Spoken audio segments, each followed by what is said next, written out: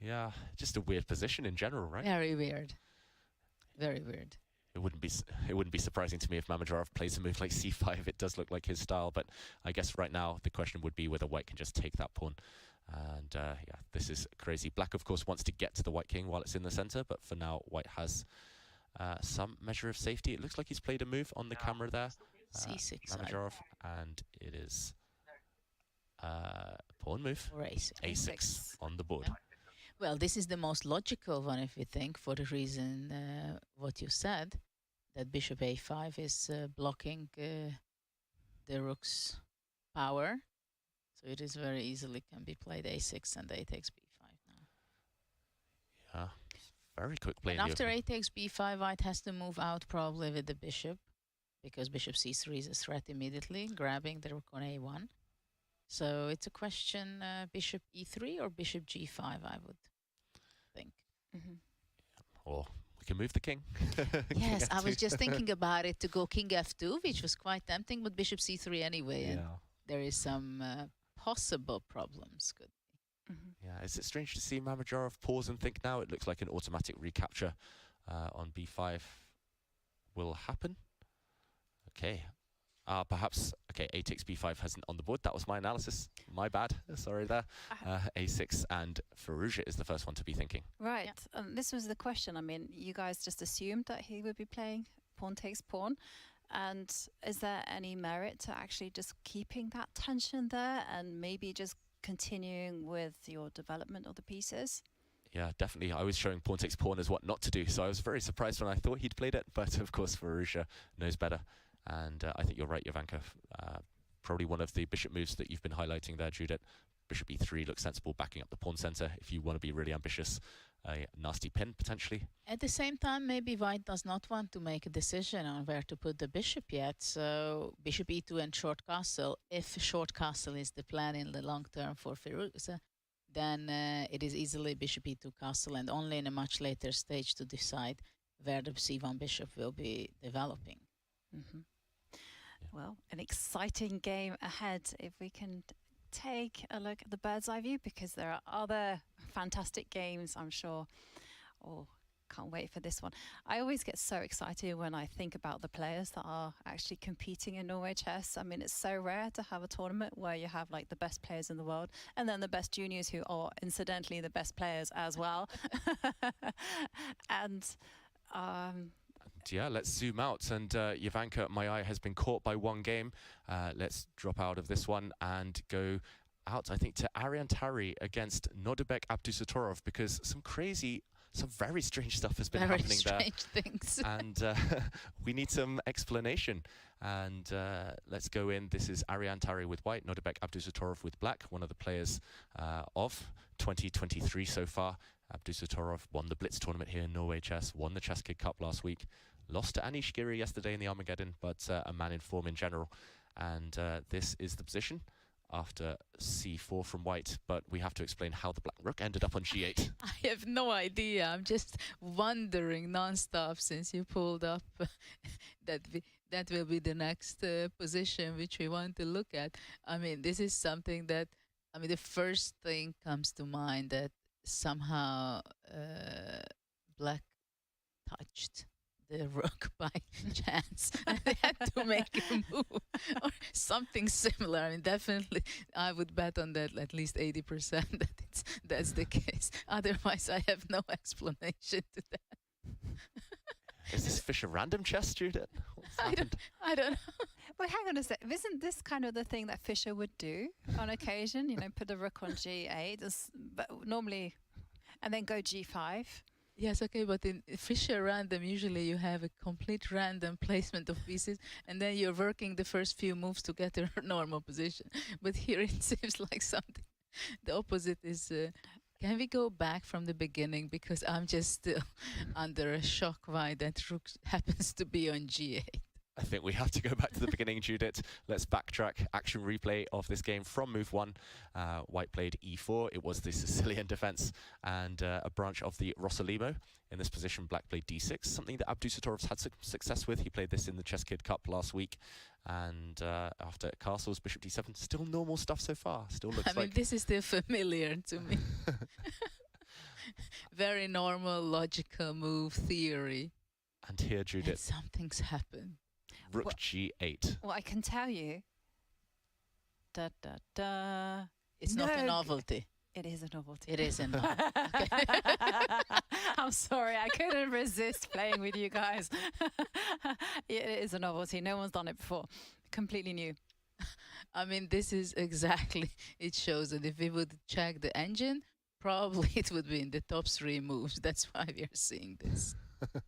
I don't know. Maybe you have to go further down. I mean, such a weird move. We should explain. I mean, definitely don't try this to anyone at home.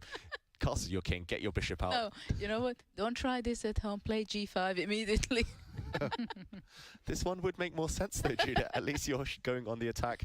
And That comes in the Armageddon, I think. exactly. I think I've actually seen this in an Armageddon between Magnus Carlsen and Hikaru Nakamura.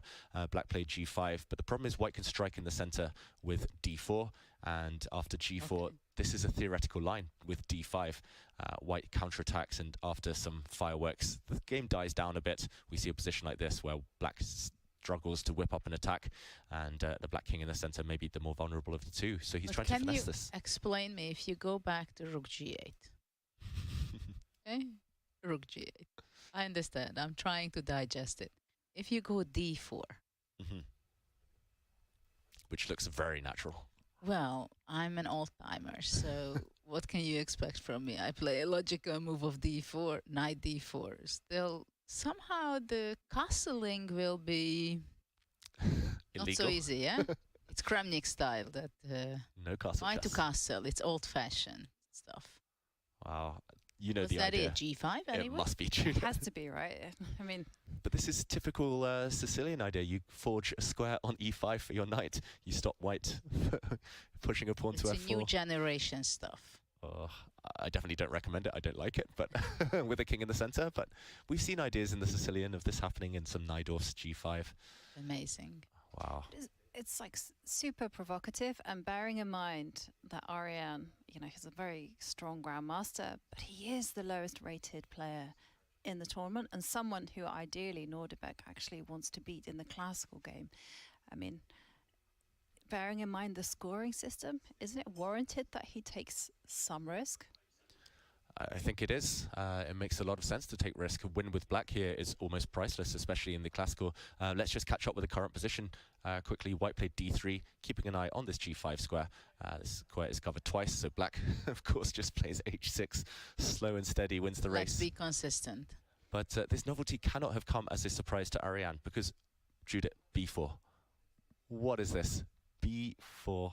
He must have prepared this Tari. This must have been on his radar. These guys incredible come from chess. another planet, I see. Yeah, pawn sacrifice here. If you take this pawn with your knight, I guess the idea is to build a very strong pawn center. c3 gains a bit of time. Now you build a center with your pawns, and this does look slightly scary for black. Still, it is a pawn. Instead, Abdusattorov took it in the other direction, and after a3, it's very much like a Benko gambit. White just trying to open lines on the flank for his pieces. And black says, okay, no, I don't want to take your pawn. I don't want to be a pawn up. Please take me back. And white says, no, I insist on being a pawn down. Pawn to c4. Yeah, but this is kind of a psychological battle. I'm not sure b takes a3 grabbing the pawn was not better, or just leaving it there. But this must be opening preparation. They've used about 10 minutes each, or close enough to 10 minutes each. So it means rook g8 has to be a top 3 computer move It must be. or engine. That's the only reason why you just flash out b4. I've been playing this opening for years with white Judah. I've never once bothered to check with the computer. Hang on, wait 1 second. I'm going to put it there on the computer, and I'm going to see. I am going to see. Is it a top engine move? Let's have a look. Let's have a look. I would be shocked now if g5 doesn't happen. It just feels like you've kind of committed. You have massive commitment issues if you play rook g8 and then don't play g5, essentially. And you play h6. And you play h6, wasting all the time in the world. No, but this b4 idea is definitely a computer suggestion. It has been seen before. But black was the first to kind of launch the novelty. But you're right. Both of you are right. Rook g8, top move of the No computer. question about it. Wow. Wow. Amazing stuff. Yeah, these guys, they're so well kind of booked up. They've studied everything under the sun. I don't know how they have free time. I don't know when they ever relax. They're just studying openings all the time. Rook G8, impressive. And imagine new computers just happy to keep kings in the center like this, going against all conventional chess wisdom. It's all about the attack, all about the opponent's king. But if you think about it, I mean, imagine what kind of recognition and respect engines went through in the last 15 years, let's say. Yeah. I remember when I was in like 2002 or whatever year, and still when you were seeing suggestion like Rook G8, you were like, I mean, really? I mean, you had to be in a good mood to take it seriously. Must be a glitch in the matrix. And nowadays, okay, Rook G8, and within a second they start looking, analyzing. Maybe there is something interesting around it. Let's check it a little bit, right? And of course, the next move is B4. What else to analyze? There is nothing to analyze other than that, right? So chess really became and went in a very different way of playing it. It's simply the player's mind go on a very different roads. Yeah, I miss the days of Fritz 3 when you didn't need to trust it. Stockfish 15 has ruined everything.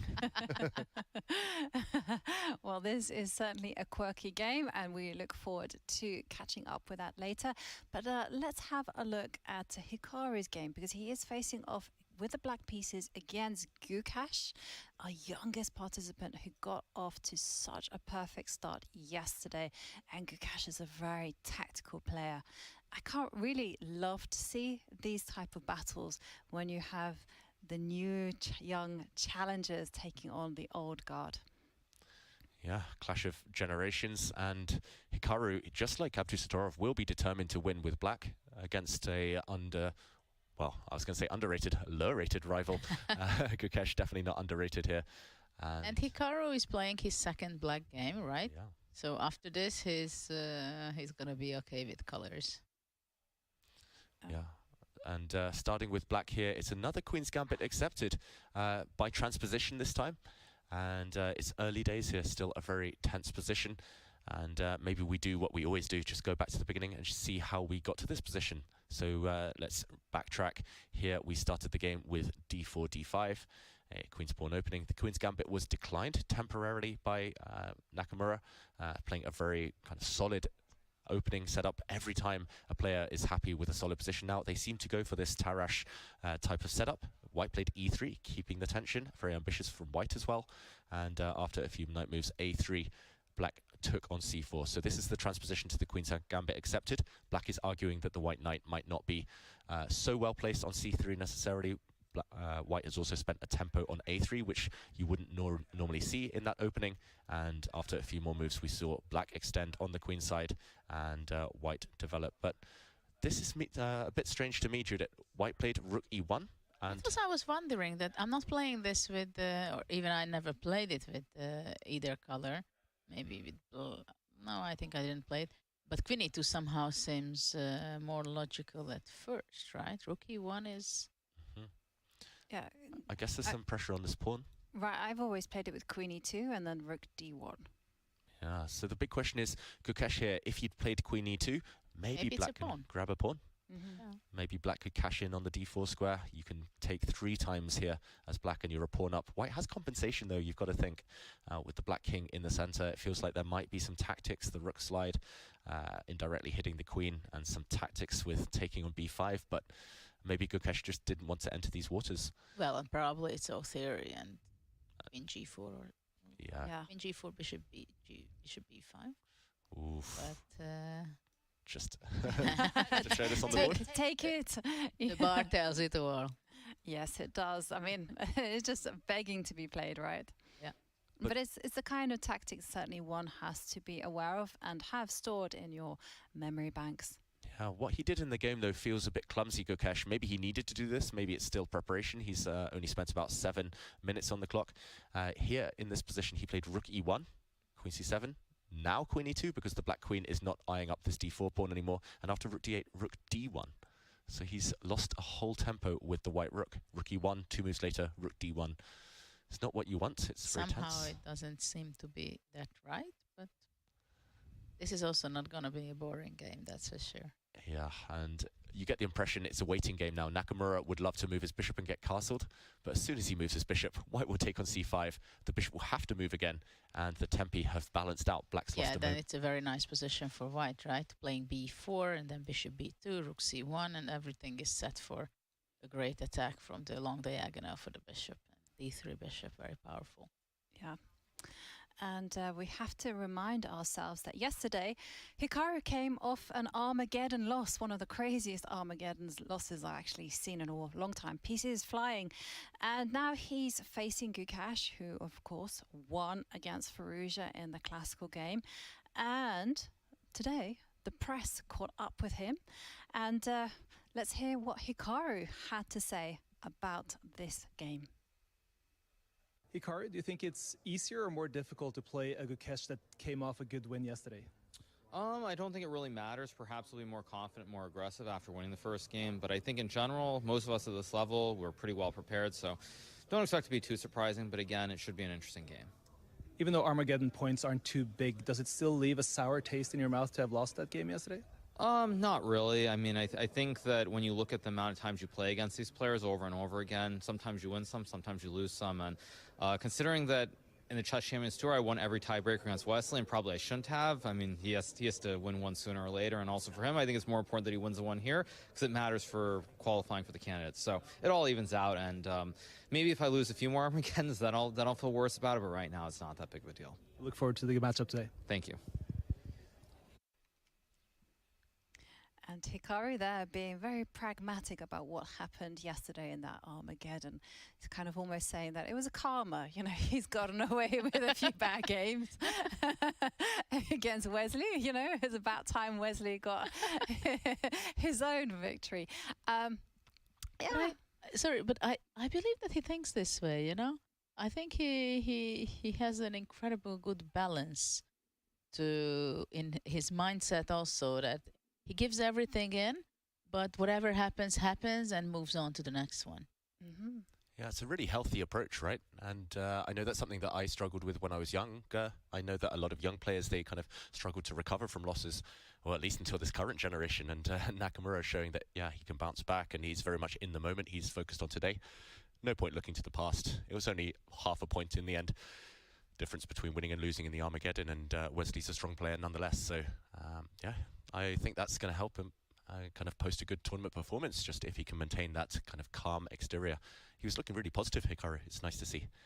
And, okay, a couple of moves. He has traded on d4 in the center and bishop e7, getting ready to castle. Yeah, Nakamura. Actually, I thought maybe before the tournament he'd be one of the favorites. Magnus, of course, one of the favorites, and day one has changed everything. I would say the opening blitz really set the tone, because I think in one of his streams Hikaru was saying, you know, I'm probably not going to play Magnus Carlsen very early on in the tournament, because, you know, we'll both finish in the top half in the opening blitz, and then, you know, we'll meet each other towards the end. And then we had a situation where Hikaru finished 6th and Magnus finished 7th. Yeah. Now they play each other tomorrow. Yeah, no easy games in this tournament. And Nakamura's away from the board, showing really kind of positive body language. Until this last pawn capture, I was having a bit of deja vu, and I was thinking, where have I seen this before? And then I thought, okay, Hikaru had this exact opening against Ding in the final game of the candidates, when Ding beat Nakamura to overtake him, finish second, and later qualify for the World Championship match. So up until this change of pawn structure. Game.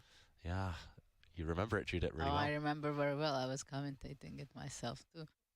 That was quite a game, I think. Yeah, that one the queens came off, but it was a symmetrical pawn structure, and he outplayed Nakamura later in the game. What do you think about this position? I mean, it seems like great for Black. Great development. Yeah, putting pressure on d4 in lots of positions. B4 coming sometimes. For the moment, I just want to castle control over the d5 square. D8 rook is greatly placed. Knight on c6, attacking on d4. b7 bishop is already there. I mean, usually an isolated pawn, your 3 tempi is back compared to this one. I know one of the tempi disappeared, Judith. Disappeared yeah. with this white rook. You're right. if you get one more move, I think Nakamura will be loving life. But how does Gukesh strike in the meantime? One move before Black Castles. Yeah, it's difficult to suggest any aggressive move other than just developing your pieces and say like you just do the normal stuff, develop the dark square bishop, line the rook onto c1. I mean, it looks like a great IQP as we say, but is it anything more than just kind of like maintaining the balance? Is Black actually better? It's too early to say, I guess, whether Black's better, but Black's happy. Yeah. At least. And that's the first step when you're Black in any opening. The first step is to equalize and only later try to kind of claim an advantage, outplay the opponent. And here there's sufficient imbalances. If White doesn't get an attack, maybe using those moves that you suggested, Jovanka, then long-term big weakness. We mentioned it yesterday in the game between Abdusattorov and Giri. Giri had the upper hand for most of their classical battle because White had this isolated pawn and wasn't able to generate any direct attack. So yeah, it does look like an opening success for Hikaru Nakamura, and slightly strange because it feels like Gukesh must have prepared this position, or must have prepared this line with kind of that strange rook dance on e1 and d1, but yet to make anything of it.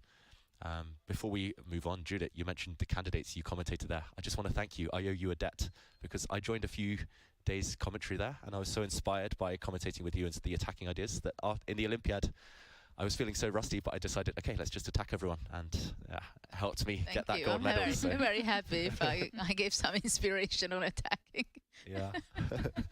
I was going in thinking, oh, what to do, and I thought, oh, I was just commentating with Judith. I might as well just attack everyone, and Very kind of you. it worked out well. So good memories from that tournament. Yeah. Have you ever had any moments of inspiration, just like David highlighted, where you've seen a game or you've just been inspired by a film or whatever? Well, some games, yeah, of course. I liked some very artistic games, like Spar of Topalov, for example, when Topalov's Kings was going down. I don't remember exactly when I was inspired and something I was really able to get out of it, as profit out of that inspiration. But generally, I always like to be inspired by beautiful games, beautiful ideas, unexpected solutions on the board. So those are good. Oh, cool. Yeah, no, you certainly are an inspiration to us all. I've also looked at your attacks and thought, whoa, you should be playing. I must say that now, next year, it's going to be 10 years that I retired. And sometimes I give coaching and mentoring Hungarian youngsters or others. And sometimes I wonder, wow, this was really a good game. Do you ever feel the call of the board just saying, Judith, get back there and start playing? Not really, but when I was, for example, playing badly in some event and I got lost in my resources of ideas, or I got down, and there were time to time occasions when I picked up my own game, just to boost myself and understand that, no, you're a great player. So I picked some nice games of mine, or what I was very proud of, to give some energy and self-confidence. Yeah, that's a great tip, actually. You know, you could just think back to your positive moments. I think it works actually with most of the people. If you go down, it's just important to gain back the basic self-confidence. Yeah, and just while we wait for Gukesh to come up with an answer here, to come up with a move, let's zoom out. And there's only one game that we haven't touched upon so far. Let's, just for the sake of completeness, go there. And that is the game between Anish Giri and Fabiano Caruana, two players who did win their matches yesterday, Caruana in the Classical and Giri in the Armageddon. And that one is interesting to me for multiple reasons. I'll explain in a minute, and let's just check in on that position and maybe do a quick recap of the opening. Still early days there. We're at move 13 in their game, but a very theoretical battle in the Nimzo Indian defense. And it is this position. Let's go back to move 1 and see how we got here. This position, White is a pawn up, but doubled c-pawns, of course. And it started with the Nimzo, as mentioned, and now the f3 variation. And this is interesting to me because Fabi's played this multiple times himself, but also because the first time I ever studied this opening was using a Chess 24 video course by Sopiko Guramishvili. Anish Giri's wife, and I remember basing a lot of my opening notes off her videos there, and I thought, oh, Anish must have approved them as well. And now, curiously enough, he gets pretty much the exact same position that I was studying in that course maybe, what was it, 5-6 years ago. And so black played d5 here, fighting for the center. a3, one of the main lines. Black parts with a bishop pair. And here, have you had this opening before, this variation, Judith? Actually, I played this with black, and I was very happy to play this with black. It's a very interesting system, because white is first whatever number of moves is pawn moves, right? And actually in the next move he even takes an extra pawn. Yeah. And it was, I always found it very interesting, but I was kind of happy to play it with black, because the double pawn on the c5, c3 and c5 is like, it's there, and you cannot really take on c3, because then you regret it, because the diagonals open up so much, queen d2, bishop b2, and that's definitely something that you prefer to play it from the white side. So black does not take on c3 at all, but goes back with the knight to e7. Yeah. And later on, black is just having a good compensation with having this weird pawn structure for white with the bishop pair. I mean, okay, you have a bishop pair, but what is this bishop on e3 doing so much, right? Or bishop on b5. It's not clear how you can take a real power out of your bishop pair. And later on, black, in some way or another, plans to play b6, knight d7, b6 or something. Black tries to exchange the white square bishop, and many times one of the black knight gets to c4 or something, controls very important white squares, and then there is a great compensation for black. So this is the question, whether black can really get out with his pieces and simplify it with b6.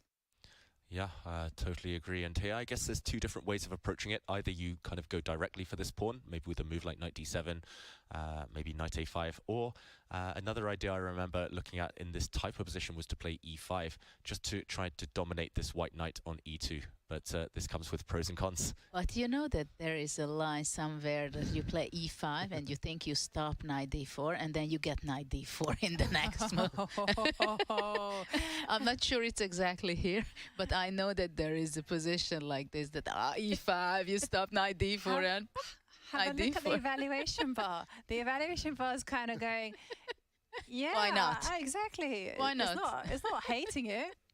Yeah, just to show, look how powerful these pawns are. I think it was it Anand who came up with this idea? I don't remember, but I remember that it's so frustrating if you play it with black and you think you stop your opponent from something and then they just put your knight. Suddenly, white's pawn structure is the most beautiful thing you'll ever see. It was in ruins a moment ago. At the cost of a knight, you've got the best pawns in the world, and Yeah.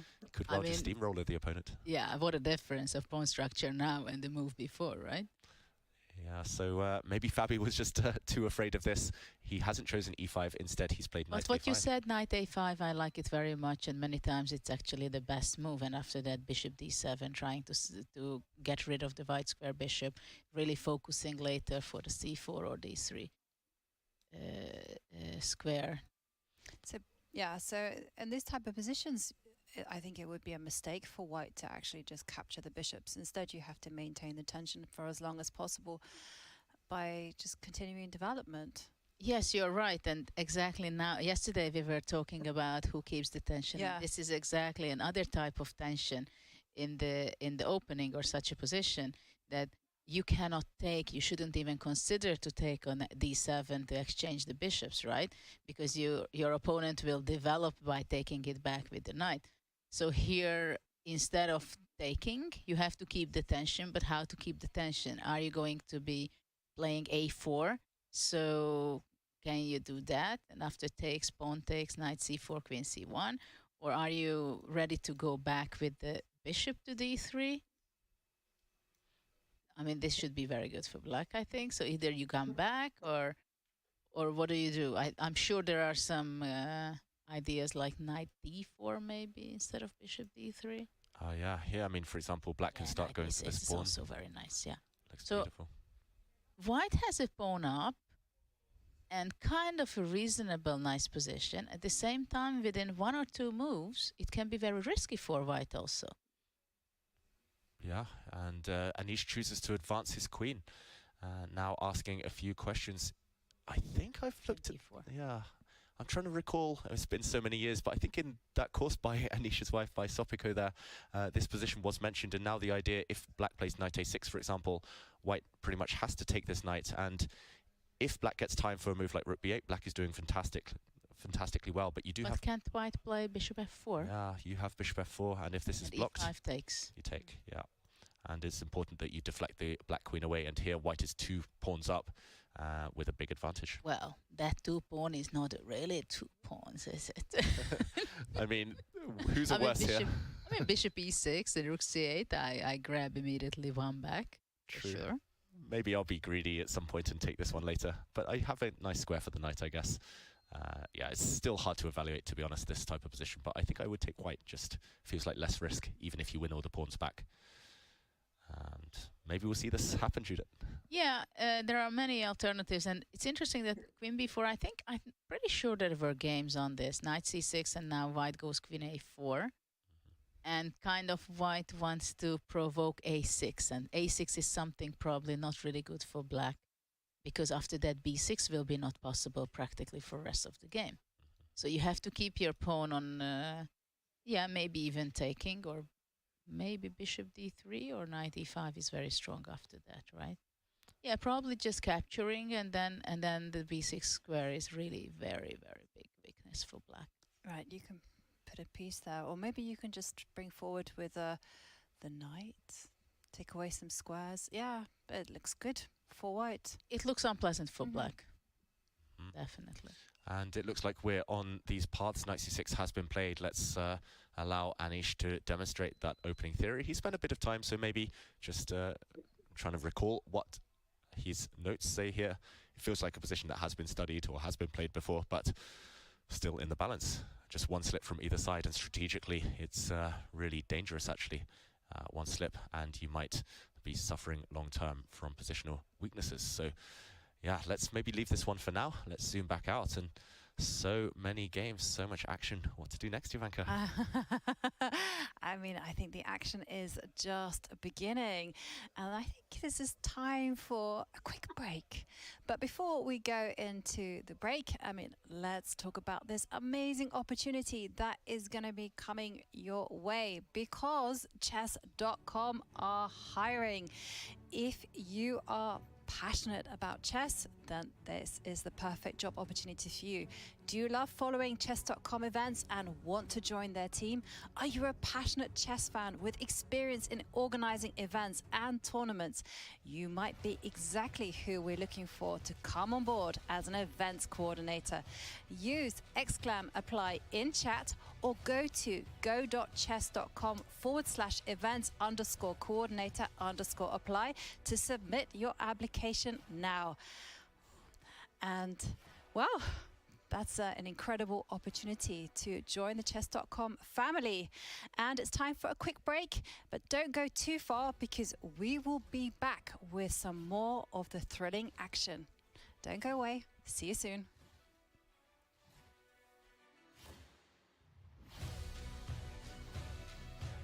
This right here is how I use Chessable and why. I've been using it for a long time. I mean, if you look up here, I actually have my streak. It says 1,231 days, right? You're gonna forget a lot of the things that are in the book. Chessable came around. When I got on Chessable, it's literally, I was already doing that. So this is now a game changer because I can do it faster. It's online, it's in front of me. All of my books are here.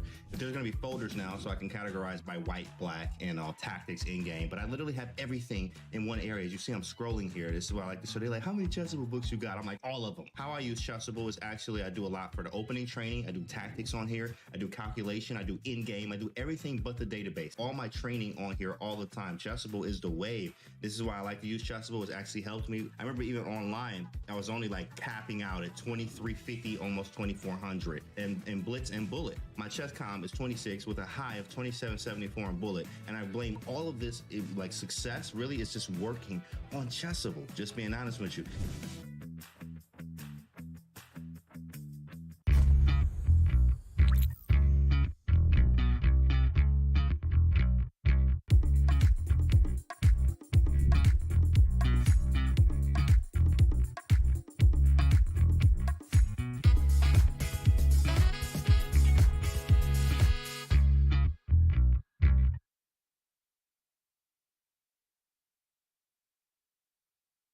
What's the best way to follow any chess event from the Champions Chess Tour to the Candidates, Speed Chess Championship, Title Tuesday, FIDE World Championship, and so much more? Chess.com/events has all of the top chess tournaments played both over the board and online. Analyze and review games from the world's greatest players with live commentary, cloud analysis, Opening Explorer, and table bases. Find all the key event information, including schedules, prizes, results, news reports, player bios, tie breaks, and more. Even compete by voting for your predicted results. Explore chess.com/events today on web or with our iOS and Android apps and experience chess like never before.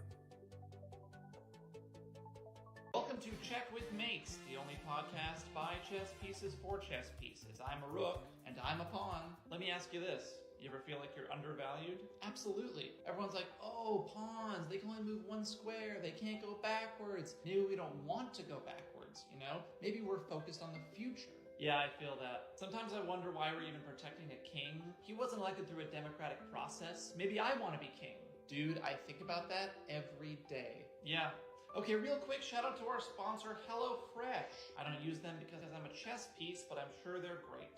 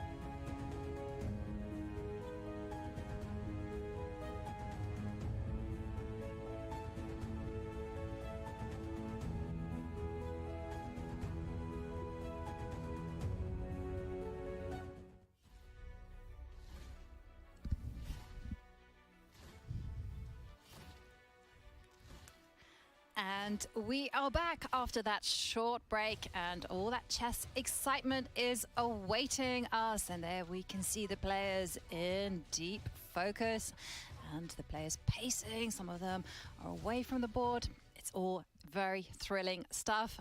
I'm International Master Ivanka Hauska, and I'm here with everyone's favorite Judith Polgar and everyone's other favorite Grandmaster and commentator, David Howell. Yeah, it's good to be back, and the players, they're deep in thought. It's that phase of the game, Judith, where, you know, they finally slowed down after the opening, finally coming to terms, getting to grips with the positions. Well, basically now is the moment when you have to deal with the position you got. Whether you like it or not, you either want to recover from that, or you're ready to fight it out the way it is, and you're happy and content with that position. Because I think it probably depends and varies on the different players who can be happy with their position, or what was a surprise for them. Okay, well, on that subject, should we go through the bird's eye view and guess who's happy and who is unhappy? And by that, basically, I just mean who got the kind of position that they want. You know, it's in accordance with their style. Yeah, I think in the first game we see there on the left, we see Magnus Carlsen with white against Wesley. So I think neither player's really happy. It's a bit of a maneuvering game, but at the same time, they might be happy later on if they are the one initiating the action. I believe that Magnus must be happy. Basically, things went the way he decided to go, right? Mm-hmm. He was expecting e5.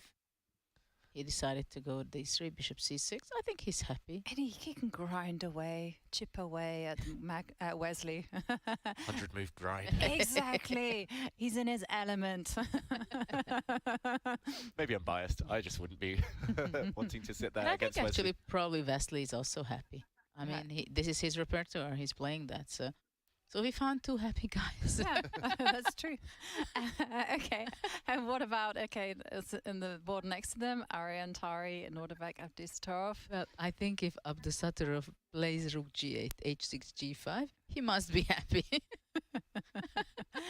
And what about, let's put ourselves in Arian's shoes.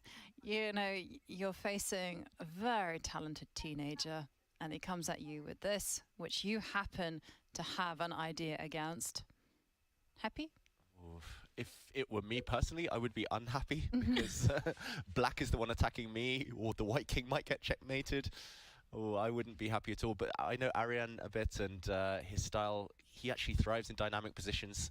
He doesn't get them as often as he likes because often people try to shut him down, kind of when he's playing open tournaments, for example. But a different challenge against these bigger guys, and he'll be relishing that challenge. Oh, okay.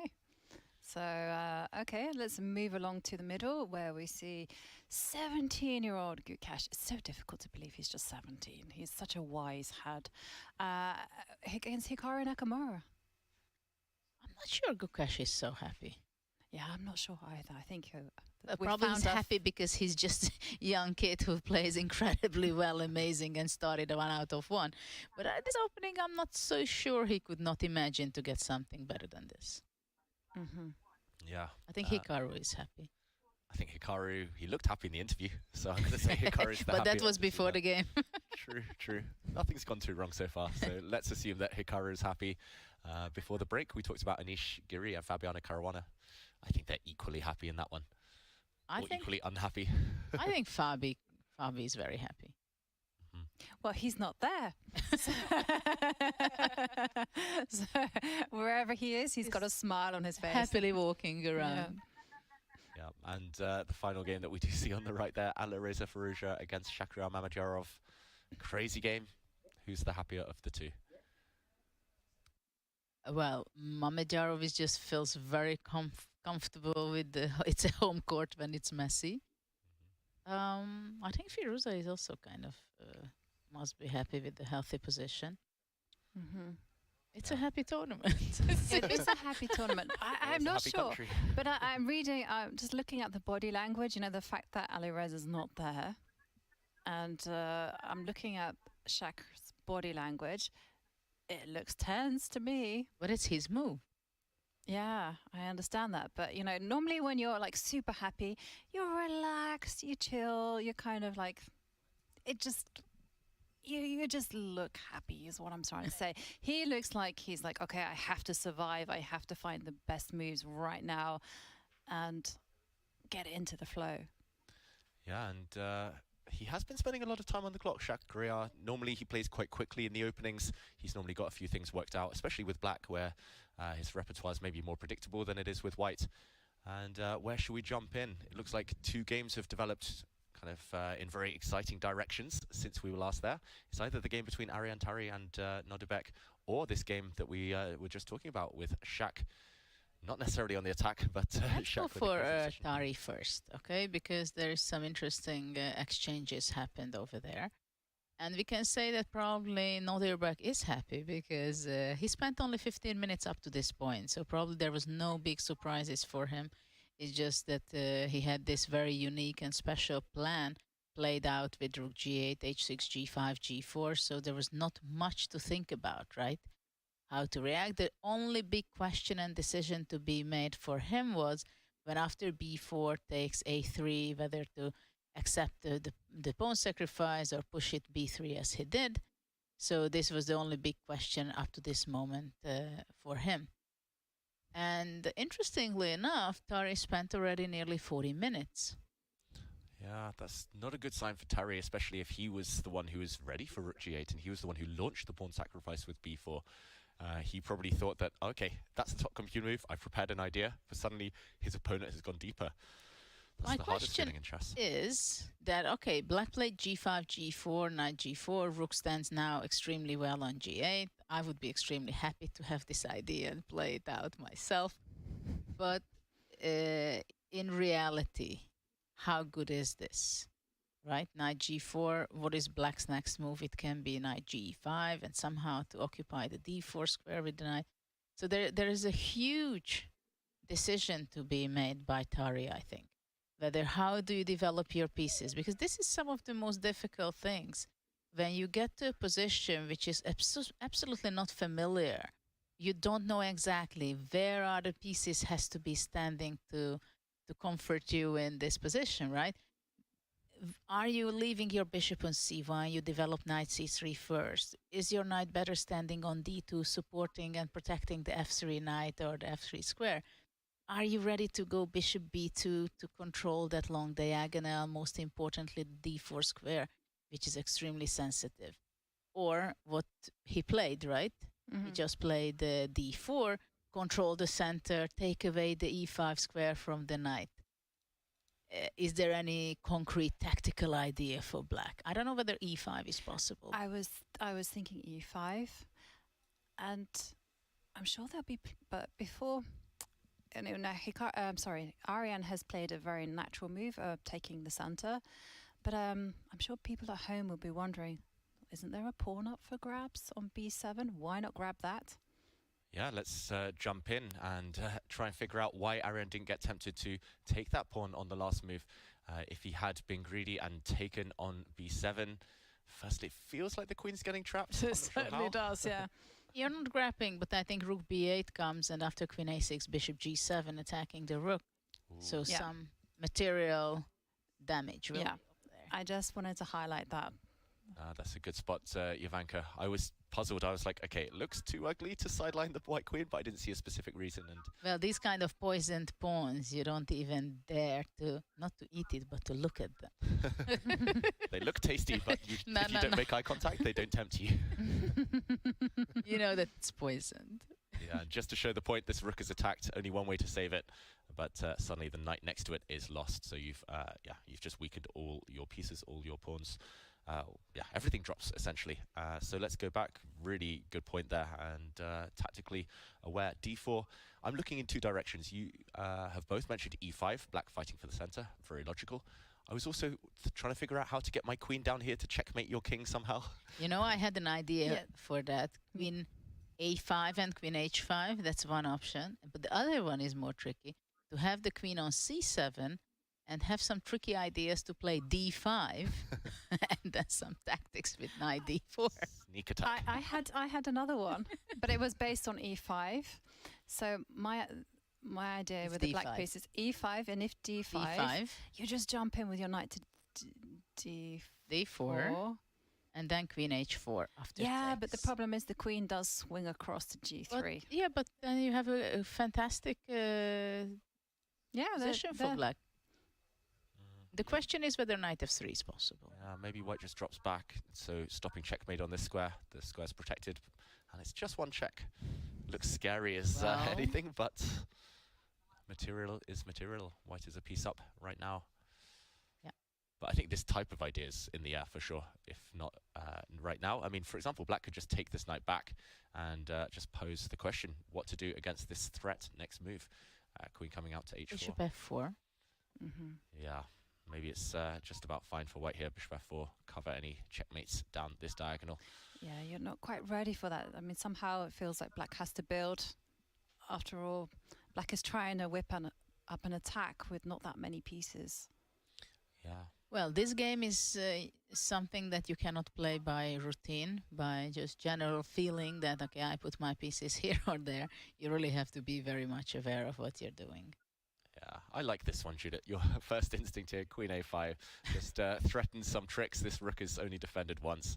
Try and pretend you're taking on this square, and in blitz I would play this without hesitation. Yeah, but I'm not sure. Even after queen h5, you don't have exactly immediately an attack. So, but there are plenty of ideas, I believe, for black, and it has to be considered by Abdusattorov. Either way, Ariane, I like his last move, d4, very principled, and just gaining some space. He's not afraid of being attacked with white. That's my worst nightmare, being attacked when I have the white pieces.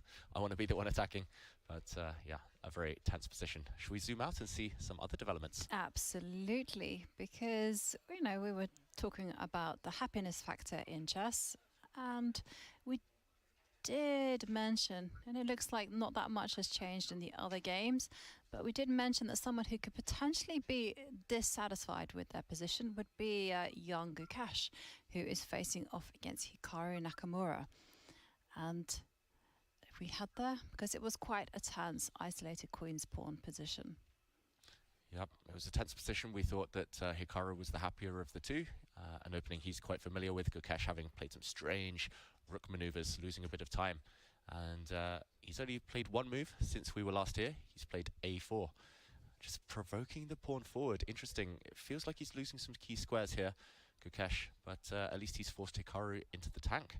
Big decision now. Yeah, and one thing about Hikaru is that, actually about Norway and chess in general, is that there is something called the confessional booth, where the players can go in and they can confess their thoughts. And one of these players actually went into that booth. Wow. And told us, revealed to us all what they were thinking. In fact, it was the man himself, Hikaru. So we should have that up shortly where we can listen to his thoughts. But in the meantime, let's have a look at this game, take a deep dive. Yep, so a4 on the board, and black has to decide how to deal with this tension. Either you push forward or you capture this pawn on a4, and Hikaru needs to decide. He wants that square ideally for the black knight. I think that's why Gukesh is trying to provoke the black pawn forward, in which case he'll happily jump into the center and the tension continues. To be honest, Judith, I think black has a variety of very tempting and very pleasant options right now. Yeah, and do you want to hear what Hikaru thinks? Yes. Because we have it ready. Before Martha. Well, I decided to come back, everyone, and the reason I did is because my opponent is still thinking, so I'm feeling pretty good about the situation because clearly both of us, I think, are out of preparation. Now, I was also thinking about these isolated pawn structures, and there were a couple other games that come to mind because I remember when I was much younger, I used to dislike isolated pawn positions, specifically where I had it. I remember there was this game I played in the U.S. Championship, and I think it was 2000, it was the year before I won, so it probably would have been the 2003 U.S. Championship against Nick DeFermi, and I had the white piece. It was a Nimzo Indian with this whole, I played E3, Knight Ge2, I believe it was. And I got this isolated pawn on D4, and I remember after playing that game, I just didn't really like the isolated pawn positions for white. Now, in more recent times, I mean, I've gotten used to playing with it, but I think, you know, it can cut both ways. And that's also why I'm pretty happy, even if perhaps according to computers, my position might be a little bit shaky. I mean, the fact that Gukesh is thinking sort of tells me that he's out of his preparation. Probably it's not the top computer line in terms of what I played, but with the isolated pawn, it can get double-edged, and if there is a perfect play, then I might get some chances potentially to even win the game or put some pressure on him down the road. So that's what I was thinking about a little bit more. And so I think it's just pretty normal. I was looking at some of the other games actually, and it's kind of crazy to see Noterbeck going all in against Tari actually, because in that game, I mean, Noterbeck lost this difficult match yesterday to Anish, specifically in the Armageddon game where he had the C5 move, which would have probably won him the game. So he's on one point, he's trying to go all in with the black pieces. So there's some interesting stuff. Most games look pretty standard so far. All the players are pretty much doing what you would expect. Magnus trying to grind down Wesley in this Berlin with bishop takes c6. Now, I don't really like Magnus' position, and Wesley, having played him so many times, knowing the way that Wesley likes to play, he's got the bishop pair. If Magnus doesn't get something pretty quickly going on, I think there's some chances that Wesley might actually end up being better in that game, so that's definitely one to watch. What else is there? There's Fabiano's game against somebody. Who is Fabiano playing? He is... Fabiano's game, oh right, it's against Anish in that F3 Nimzo, which looks like some theoretical battle. As we know, Fabiano, the only way that he wins games of chess is when it's preparation. Without prep, I mean, Fabiano's just never winning. Of course, everybody knows what I'm alluding to when I say that. So nothing too crazy. But I guess so far it's pretty standard. We're in this period, I think, where most of the games are going to hit this lull. Maybe Noterbeck's game against Tari will be different, but most games, like next 20, 30 minutes, you should probably go out, do something useful, and then come back and watch games once things heat up. So I think next 20, 30 minutes in most games is going to be very stable, very dry. Maybe Ali Reza's game could get interesting, but again, probably players are going to use a lot of time before blitzing out moves. So now's a good time to take your station break, go do other things, and then come back when the action really heats up. Well, there you have it. Hikaru giving us thoughts on his game, but also commenting on the other players' games as well. He wants our jobs. We might as well just go home, let Hikaru commentate while he plays. I must admit that took me by surprise. I wasn't expecting that. It's so nice to see, though. Thank you, Hikaru, for providing that entertainment to us. Not just looking at all the other games today, but also commentating on all the games yesterday as well. Judith, you were loving it. Yeah, I was absolutely amazed how much Hikaru is taking care of the audience and just makes sure that if anybody is hesitating to stay with us or not, he's suggesting that the games are going to be boring for now, so do other things. I believe from my point of view, don't leave us because the games are very interesting and great fun. He did backtrack a little bit, and he says, "Oh well, maybe hang around for Fallujah."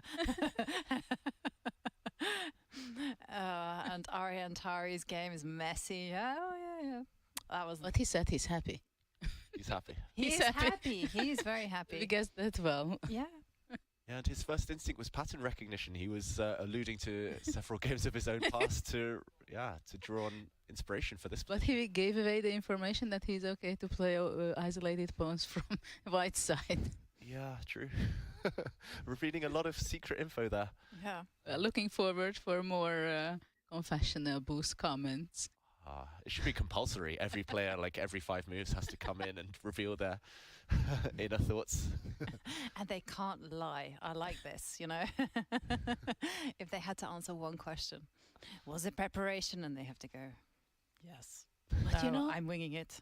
You know, I was wondering that is it for some players, it's a relief that they go into the confessional boost, so they give out their energy, which they have too much at the game.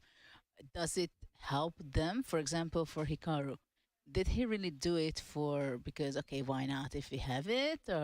Or I really want to share it with my audience or with the audience that, yeah, I'm happy to say that this or that, my own opinion about my game or others. Or it just gives more energy that, okay, I go there, I talk, I go out of the game a little bit, and then I go back and focus. I think it reflects on the character, right? Because, I mean, there's some people like Hikaru, Magnus, they're entertainers at heart. You know, they want to tell us their thoughts. And there are other people who I would count myself. If I went and did a confessional, and then I'd be thinking to myself, oh, my goodness me. What did I say? So I couldn't do it. That would be a big distraction for me.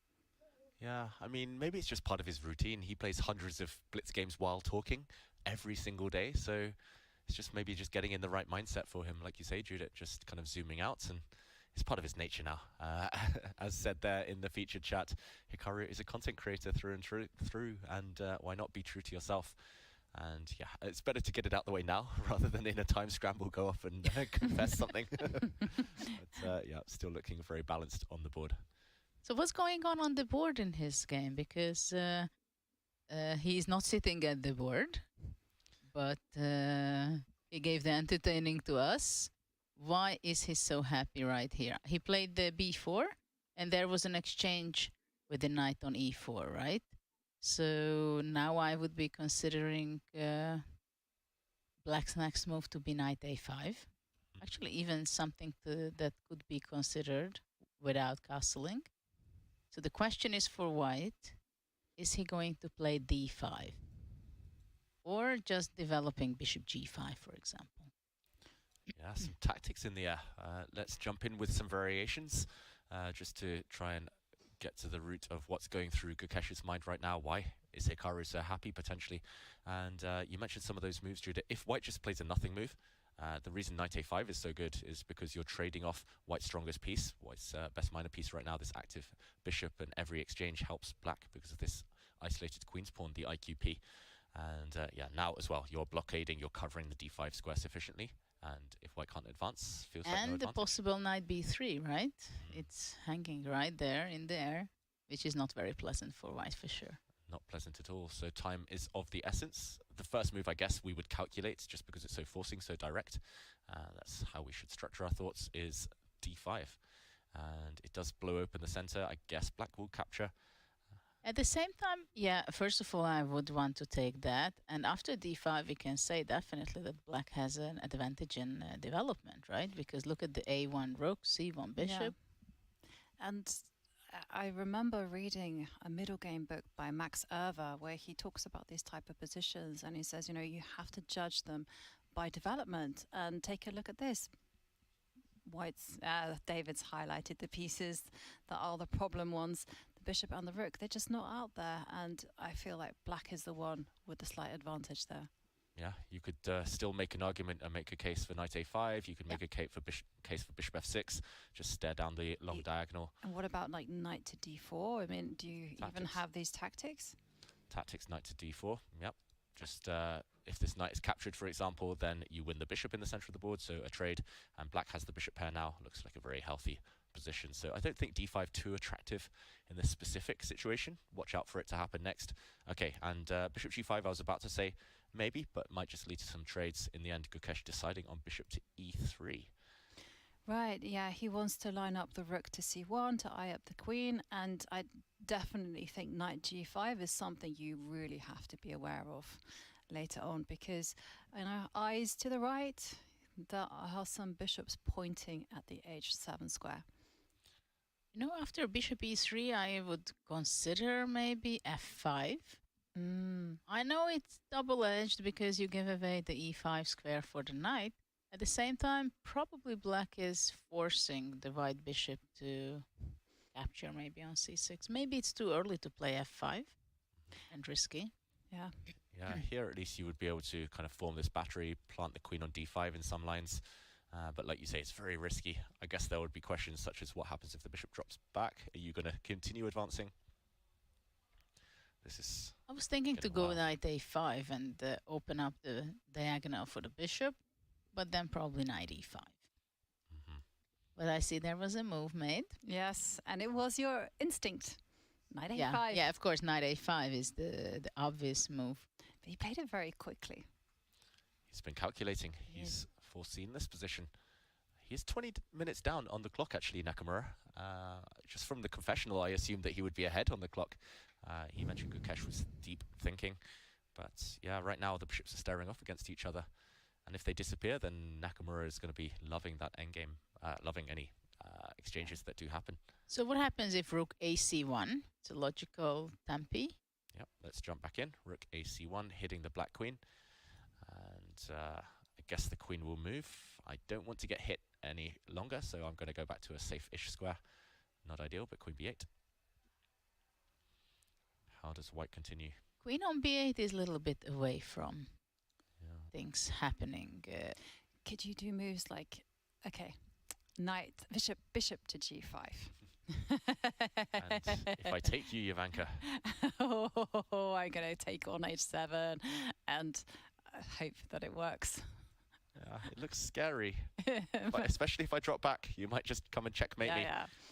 And you will win here. But the problem might be if I march forward. I know. Not sure to which King square. g6, I King think. g6 and unfortunately. Oh, sorry, not that square. King g6. G6, yeah. Maybe h6 is better, I don't know. But king g6 King and after G6. queen g4, f5. Yes. Now this queen does a job from afar. You can't step back to g3. Yeah. And Greek gift sacrifice, not quite working, but definitely on the radar. It's certainly on the radar. But okay. I mean, these are the kind of ideas that both sides will have to be calculating. And yeah, it makes sense to throw in this move, Judah. I think you're right. It just has to happen. Rook c1. And it feels like you gain a move for free, forcing the black queen back. But the question is, what next? I mean, could you just drop this bishop back? Feels a bit awkward, feels a bit clumsy, but... Let's come back to b1. Come back to b1. At least you've lined up stuff for later along this diagonal, maybe. Well, and for now, you cannot play knight b3 because of queen d3, right? The double attack. Yep. Hit this pawn, hit this knight. Game over. But, yeah, at the same time, if Hikaru... in that type of position, let's put it on the board one last time. If he just, I don't know, plants a bishop on d5. I've just realized I'm dropping this pawn. I'll pretend I saw that one. But let's say I play a move like this one. Is white really checkmating the black king? If not, then black is maybe a bit better. Got this idea coming in. Just going to swap rooks at the right moment. Trade off those rooks. Well, at first I would pick black. It feels easier, at least. I mean, I'm saying if you don't get checkmated, that's a big, that's a big if. But Yeah, stability. Hikaru's quite good in these types of positions traditionally. He's a great defender. I mean, we've seen that time and time again. He gets himself into a very difficult position and he manages to wriggle out like no other. I think I would say that he's one of the world's best defenders. Yep, I totally agree, especially in speed chess, but in general. He used to be one of the world's best attackers when he was a kid. Right, you know, he had the Changed. nickname, you know, the H-bomb or whatever, and, you know, he was so aggressive. And then he actually said that he made a big leap from being, like, a very strong grandmaster to super grandmaster just by honing his defensive skills. We have rook c1 and queen b8 on the B8 board. on the board. I do like this bishop b1. I do think that that is a good decision. Keep all the pieces on the board. And that was quite an exciting game. I think it's about time to take a breather, take a few minutes just to, you know, refill our cups of tea, our cups of coffee, or cups of solo.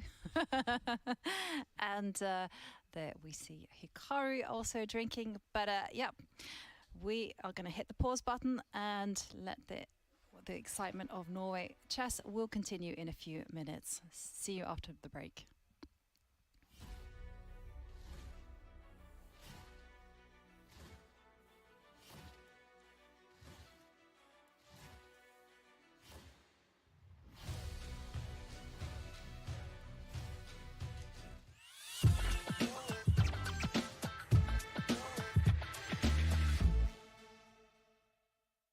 I understand. Ooh, 18 seconds for black, so not too much time there either. Rook c7, a7's falling.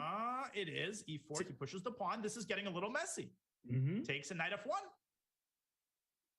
Knight I don't f3, like that F3. king e4, 91. Move. Oh my gosh, 0.9 seconds when that move was Check played. on b1. Move the rook. I was going to say king c2 and run the king. King Knight e2, g3. knight d4. Takes it. Was it? Takes an a7. White's winning. Oh my gosh. Takes it right. Danya, Knight c2 was Danya, winning. But there was checkmate in 1 for black after knight takes g3. Oh my god, that was made. And instead he played here and he's now losing on Oh time when my knight c2 gosh. and a7 wins for white. Oh my gosh.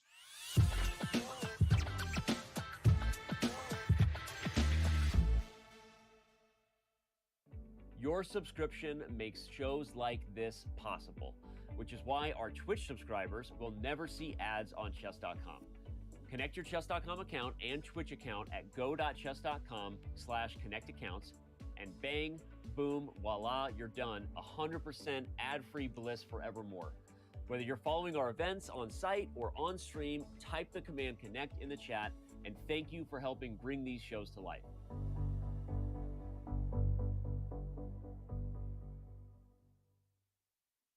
Chess grandmasters can lose 10 pounds and burn 6,000 calories just by sitting. Yeah, so I've actually been spending a lot of time getting in shape. Wow, that's great. What are you doing? Mostly like rook lifts. Oh, I've never heard of that. It's a thing, don't look it up.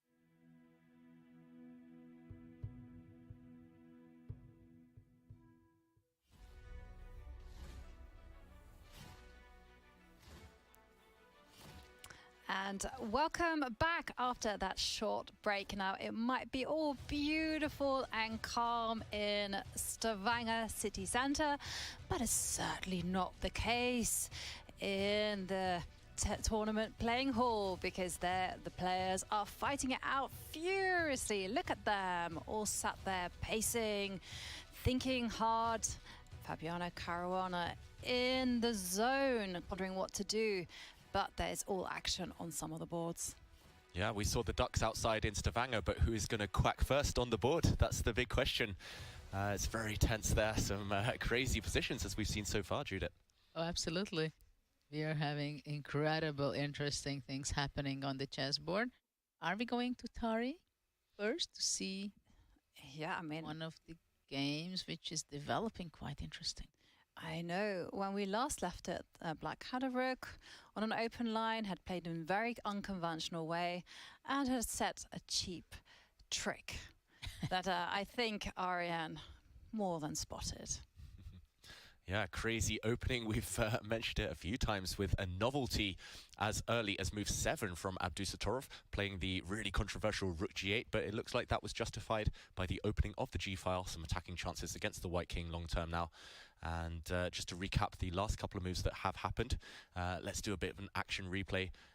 It was in this position that we last left it after the move d4.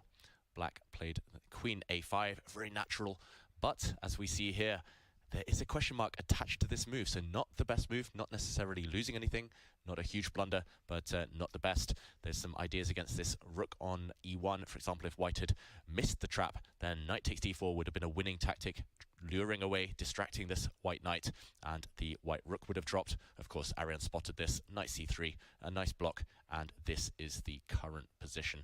I'm expecting the tricks to continue, a move like queen to h5, and again, threatening the deflection tactic, knight takes d4, and if white misses it again, just to show, queen h2 would end up in a nasty checkmate. But of course, white is going to spot this. Ariane, he's on high alert right now, very vigilant, and queen h5 can be met with a variety of responses as long as you protect this pawn or cover the h2 square. Judith, you mentioned in the break there to me that maybe the white bishop being on this diagonal could be important. Well, I guess, yeah, what I had in mind, that bishop f4 can be something important to cover the h2 square.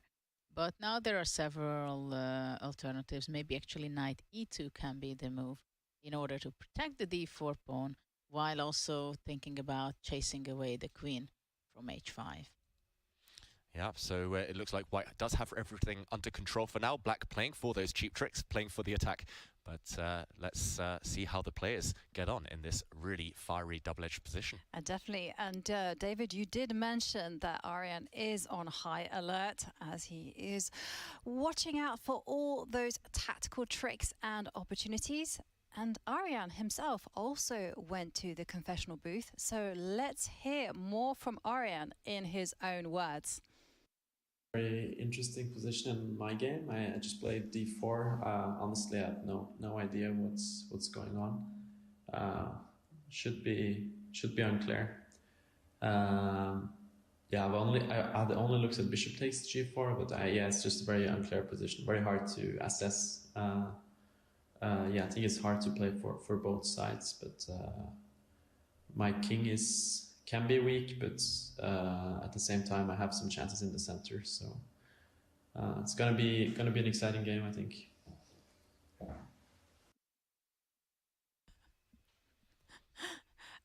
What I love about that interview, or that not even an interview, a confessional booth, is just like he seems so chill. Yeah, you know, unclear.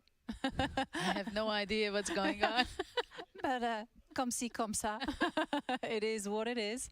I think we can all relate to that, right? I mean, every time I sit down at the chessboard, I have no idea what's going on, especially positions like this one. And also, I mean, it was just this one fleeting comment. He said, oh, I've only looked at bishop takes g4. So only 2 moves ago, he was still in his preparation. And actually, until just 2 moves ago, he hadn't spent any time at all. Now he's spent, 55 minutes on the clock just in his last couple of moves. So interesting. Just novelty on move 7, but he looked deeper. And yeah, really tense kind of resulting position we have now.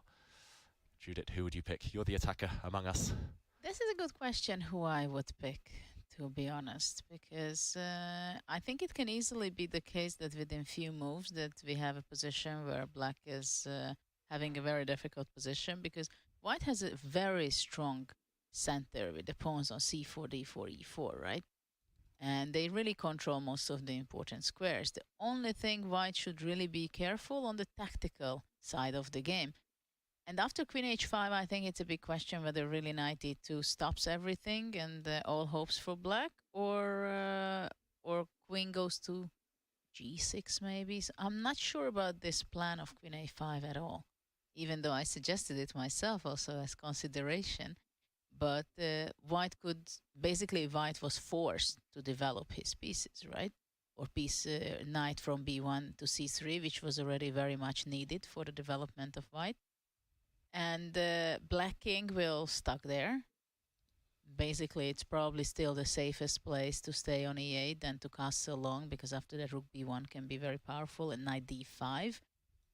So black has to decide how to move on, to play e5 possibly, forcing matters in the center, but then the d5 square is very vulnerable.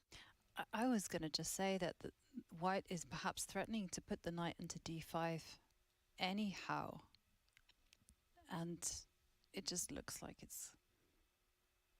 it's action time for black.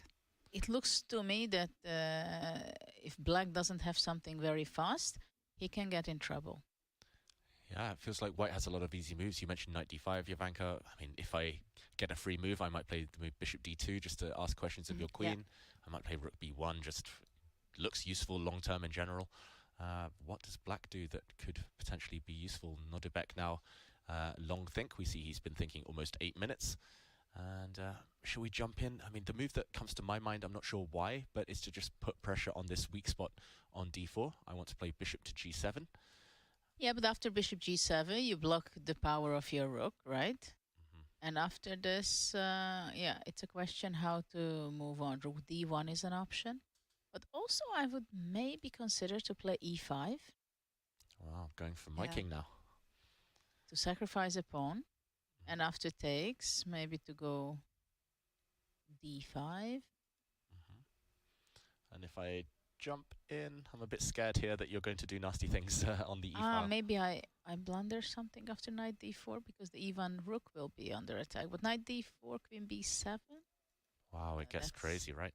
Yeah, something is messy here. Let's ignore the evaluation bar. It's hating our analysis, but it's a crazy position. It's wild right now. And even the eval bar there, yet to decide what's really happening. The black king under huge pressure. I just saw a comment there from chat which recommended knight takes pawn as being the move for black. Wow. And I was like, hello? What kind of move is that? And I did turn on the engine, and okay, top choice according to this engine is just to go bishop g7, and then after rook, and then the second choice is knight takes pawn. Wow. I don't get it. Well, the idea, I guess, knight d4 takes and queen c5. Mm-hmm. Right? But even if I... Is there something else? Bishop e3. Bishop e3. Yeah, I can defend here. But this is the weird thing. It says the idea is actually just to develop the pieces. It makes no sense to me. Yeah, this is crazy stuff. Maybe the idea is, like you say, develop the pieces. Bishop g7, you've got a few targets. But it's not only developing the pieces. The idea is that rook d1 is not possible because takes on d4 and queen e5 double attack, right? So there is some concrete element. Oh, black wins. And just like that, everything is revealed. This is the beauty of computers. This is the beauty of these young modern talents as well. They're so concrete. And bishop g7. We are just looking for kind of developing moves, improving moves. They're just looking tactics, calculation. If he plays knight takes d4, that will be incredible. And let's actually try and find a way for white to survive there, because in that variation we showed black was the one winning. This knight is under fire. How do we defend it? Well, this is where it says, again, you counterattack. Well, no, you give away pieces. You just go e5. I mean, it's just crazy, this. And if I take on e5, is the idea to take this bishop? Yes. Yeah, it must be. This is crazy. Giving up the white rook, but you've eliminated a strong black attacker, and now white is able to slide back with the knight, guard against the checkmate threat on h2, and the material balance here is 2 pieces for a rook and 2 pawns. So roughly level, but white does have more pieces. And if there's no attack, maybe white's minor pieces will decide the game later. Actually, I can imagine easily that Norway will take on d4. But it's tricky. And back it up with bishop g7? Well, you have what I mentioned before, that if you just play moves with black and white consolidates himself, develops the pieces, rook b1, defending the d4 pawn, he has such a strong power in the center that what is black going to do with the king? I mean, you don't really know what to play for, right? So black has to be alert and to think of something concrete. Yeah, it's a cliche, but it might be now or never in terms of action, like you say, Judith. But I have a question. What do you play on bishop g7 now? Very good question. Because now... if rook d1, you cannot take on d4, because the e4 pawn will be an extra. Yeah. Because you take with the rook, right? Take with the rook. And the difference, yeah, exactly as you say, same position, but white has this one to spare compared to the previous variation. So... yeah, move orders, it's so tricky. They say tactics, if they don't work in one order, like bishop g7 doesn't work there, then you flip the order, and sometimes they do work that way. But to spot knight takes d4 first takes, I mean, incredible imagination. It takes discipline to sit there and calculate. And yeah, it also takes great judgment. I think it's the second move. I think knight takes pawn is easy to find because you are looking naturally at those kind of decoy sacrifices. But then just to calmly follow that up with bishop g7, that's something special.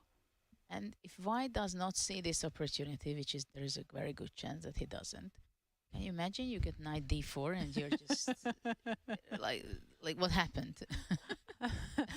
I would like it if it happened. I'm playing another game or what? What's going on? I would just love it if it happened whilst Ariane was taking a drink. I was like, woo!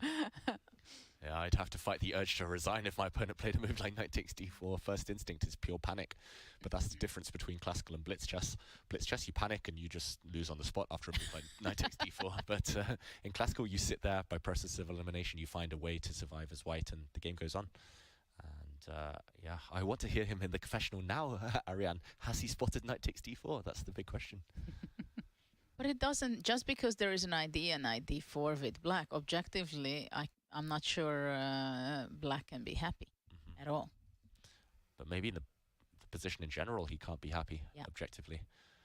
And I guess it's then just a question of kind of picking your poison, picking among several evils. Do you suffer slowly with no kind of tricks, no tactics, or do you kind of gamble that your opponent gets kind of tricked and gets confused in the tactical minefield? Yeah. Probably if Hikaru is, let's say, passing by. If you see a move like this, you definitely want to go to the confessional booth and share it with everybody. Knight d4 opportunity and bishop g7. What's going on? Tell the world. And yeah, well, we're going to leave everyone on a cliffhanger here because Norway in deep thought working out how to continue. And let's revisit the bird's eye view because we need to show some attention to some of the other games. And you know, Hikaru actually passed judgment on quite a few. Well, he gave us a nice little roundup of every single game in his confessional. And he also mentioned that Wesley should be feeling happy with his position. Yeah, maybe we go to that game. We haven't been there since the opening of the clash between former world champion Magnus and Wesley So. And yeah, that one is still very slow in terms of maneuvering. There's a nice pretty pawn structure that I want to point out in a moment, but just very tense. Only that one piece trade, the white light squared bishop in the Spanish trading itself off on c6, and after that just pure maneuvering for the last 15 moves. Really, really tense stuff. And who do we prefer here? Judith, you mentioned you tend to be biased towards keeping the light squared bishop, but now Magnus has made this decision. Do you think it's paid off? I don't know. Eventually, for sure, I want to push f4. This would be my real plan for white and activate the pieces. But it is a very interesting pawn structure. What we see, all the white pawns are on white squares, beautifully shaped, right? Like a nice mountain, or I don't know how to call it. But definitely d4 or f4 will come in the next within 2-3 moves. I'm pretty sure about that. I don't know if black will ever play b5 and try to make something out there on the queen side. Yeah, his last move was b6, however, so Well, for the b5. moment, yes, that's for a later stage, I believe. If black plays b5, maybe only in an endgame, let's say, if they ever get there. Yeah, that's true. Just to create an outside pass pawn potentially, or at least create something for the bishops to bite on. And that tends to be the classical wisdom normally against bishop pairs. You try to accelerate the play. Magnus has played extremely slowly, but at some point he has to go for d4 or f4 because otherwise white is just cramped.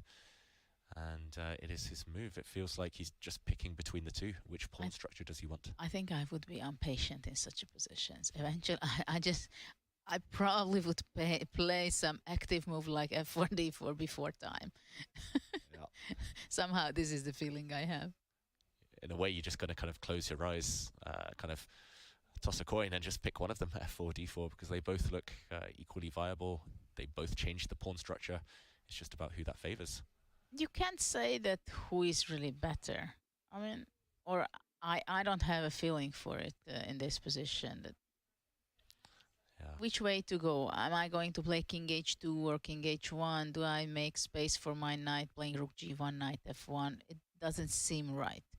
Somehow I have too many pieces on the D, E, and F file, having my pawns on D3 and F3. So I just simply don't have space. Yeah. And that's the thing, it's double-edged here. You want to break forward to give your pieces space, but at the same time your opponent has bishops. If you open it too much, could backfire long-term. So, yeah, difficult position. When I was looking at the board in front of me, I accidentally peeked at the computer. And it's not a flashy line, but I thought, Judith, you might appreciate its second choice. G4. G4. I mean, just lock it down. Yeah, F4 I think is quite natural. I also, like you, would be tempted by that move.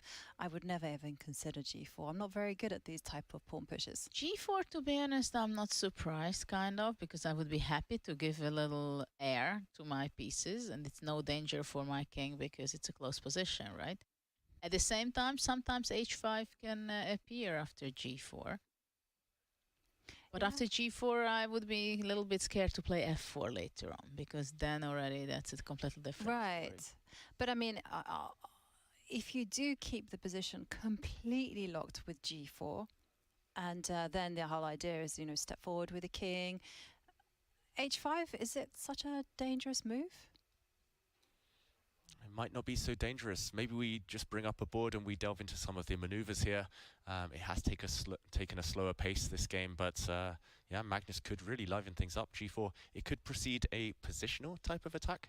G4, as you say, Judith, firstly, you have to weigh up H5, and potentially after the move knight to G3, you have to kind of figure out who this will favor, potential opening of the H file. Maybe it favors white if you can get the rook there, or maybe it favors black if black does the same, king F7, rook H8. Yeah, but the thing is, I'm not sure that white is happy to have knight on G3, because after that knight F4 can be unpleasant, right?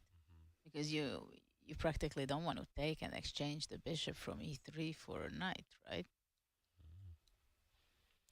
Yeah, some danger here tactically as well. A lot of challenges for white, especially after bishop. So maybe this is also a reason why B6 is a nice move, right? Bishop C5 can show up. Yeah, knowing Wesley, he spotted this type of thing already, his sense of danger, very alert. But yeah, I guess the question is, if white doesn't want to go for knight G3, knight F5 ideas, because you give away the square, then do you really kind of slow play it? Do you have time, the luxury to play king H2, rook G1? I don't know what next.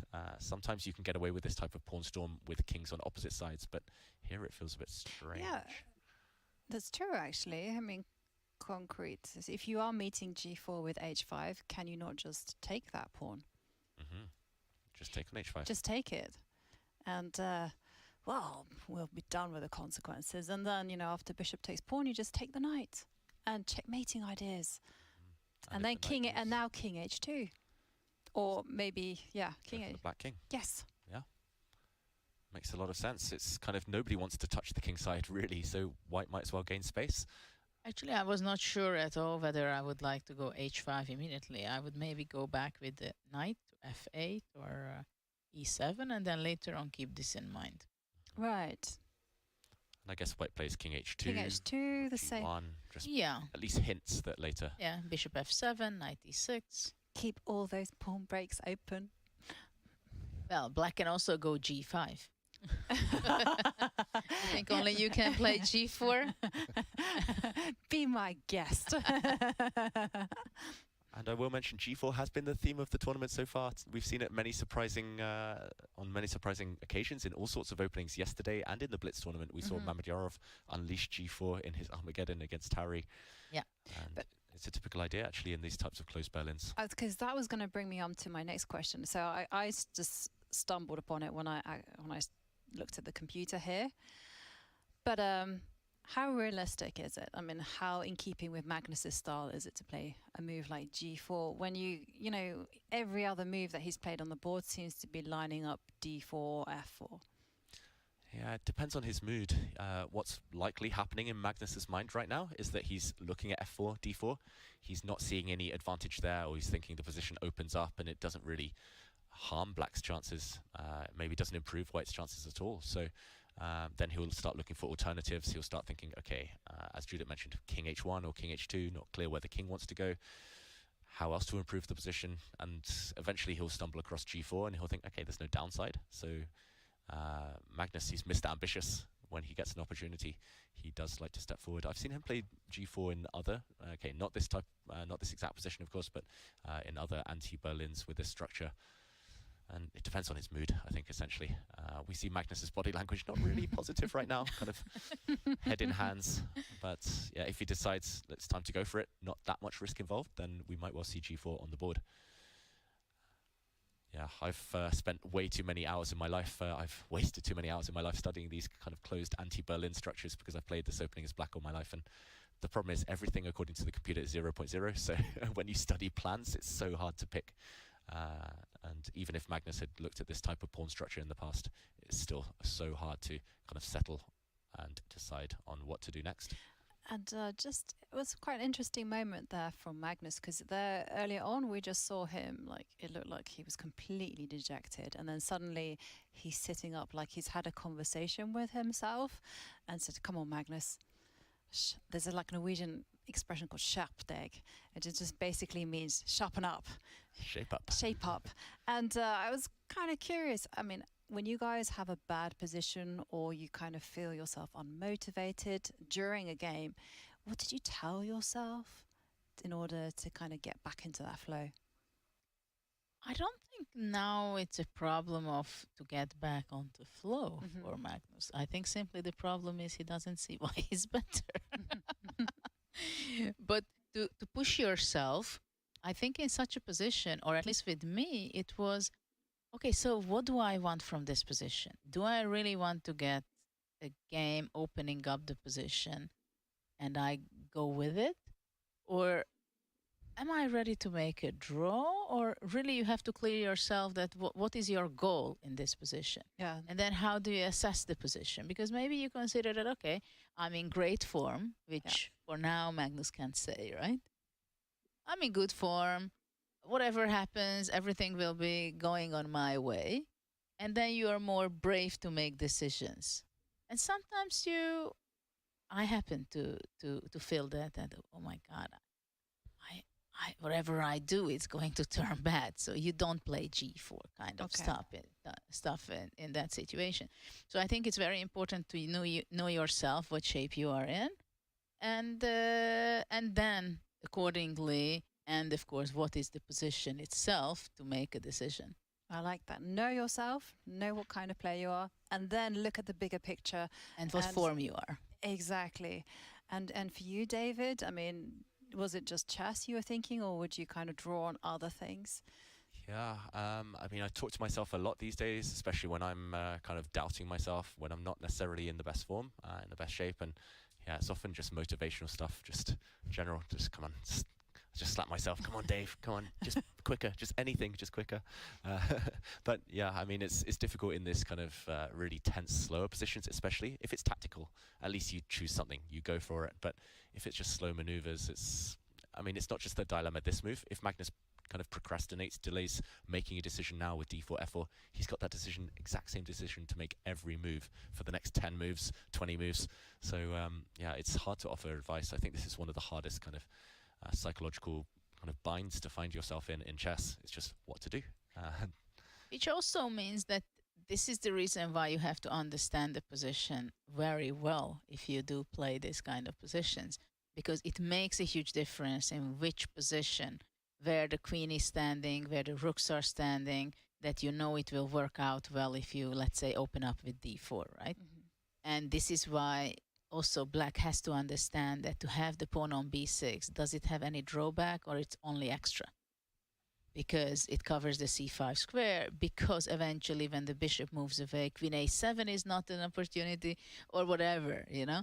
So this is why it's very important. And Karpov was incredible in this, that when he was playing different kind of openings and you thought that tempos are not important, still he was maneuvering the way that once he's going to open up the position, like in this position d4, f4, he made sure that when it happens, all the pieces are serving that idea and has its best places, you know.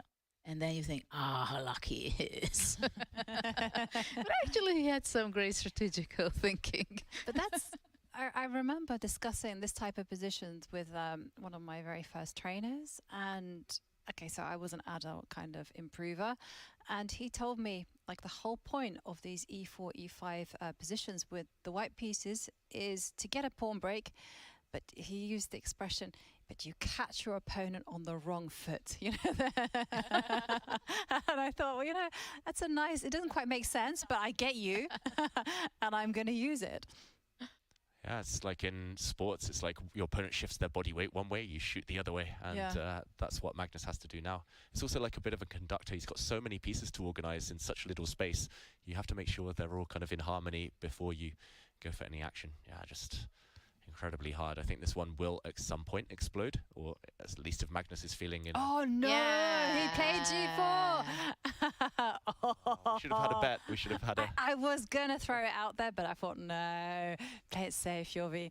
g4 for the score. Yeah, he's ambitious, an ambitious man, ambitious mood. It's a good sign that we see g4 on the board. Yeah, we love to see it. Yeah, and now Wesley focused. Maybe coming as a surprise to Wesley. Yeah, I think Wesley might have known it was an option. He would just have kind of written it off, thinking, oh, okay, Magnus isn't in the mood to play that type of loose move. And no immediate response, just adjusting his pieces. Okay. Long think here, I think, incoming from Wesley. So I think he's not happy to see g4 on the board. Well, it's a sign, right, from Magnus, as clear as daylight, you know. We are in it for the long run, and I'm going to put you under pressure. Yeah, I would be fearful here as well as black, that at least Magnus will start building up slowly towards a kingside attack. And these positions can be unpleasant for black. There's no pawn breaks necessarily. You're just maneuvering with pieces, and especially if you have bishops, it's hard to know how to maneuver them. Knights are so nice at kind of hopping around and kind of planting themselves on good squares in these blocked central structures. Magnus power move just coming back to the board already. Yep, and there you can see Magnus happy. Shall we take a look at some of the other games? Because for sure Wesley is going to start thinking, as you mentioned. Let's go back. Any excitement elsewhere? Yeah, we've seen developments on a lot of the boards, and I'm not sure which one has changed the most. Well, we see Abdusattorov did not play knight d4, but played bishop g7. But before to go that game, I would love to see the Ali Reza game, because we haven't been there for some time, and there are quite a few things happened since. Yeah, breaking news, Abdusattorov doesn't initiate chaos, but it will, of course, be chaotic later in that game. And as you mentioned, Judith, this one has opened up. White's beautiful pawn center has been eroded, and we still have this strange structure imbalanced all over the board. And at first glance, I have no idea how to evaluate this one. So here we see the current position. Maybe we just do a action replay since we last left it, just about 4 or 5 moves ago. So we saw a bit earlier the Queen's Gambit accepted, and we left it after a6. White just simply developed bishop e2, very sensible move, and knight f to d7. I wasn't expecting this one, I must admit, but White's knight was extremely strong in the center, and it was soon traded off after bishop e3, c6. White decided to trade those knights. Castles, bishop b7, just developing, not necessarily a great square, but hoping the position opens up later, and f5 from Mamedyarov. He's not one to sit still and just wait.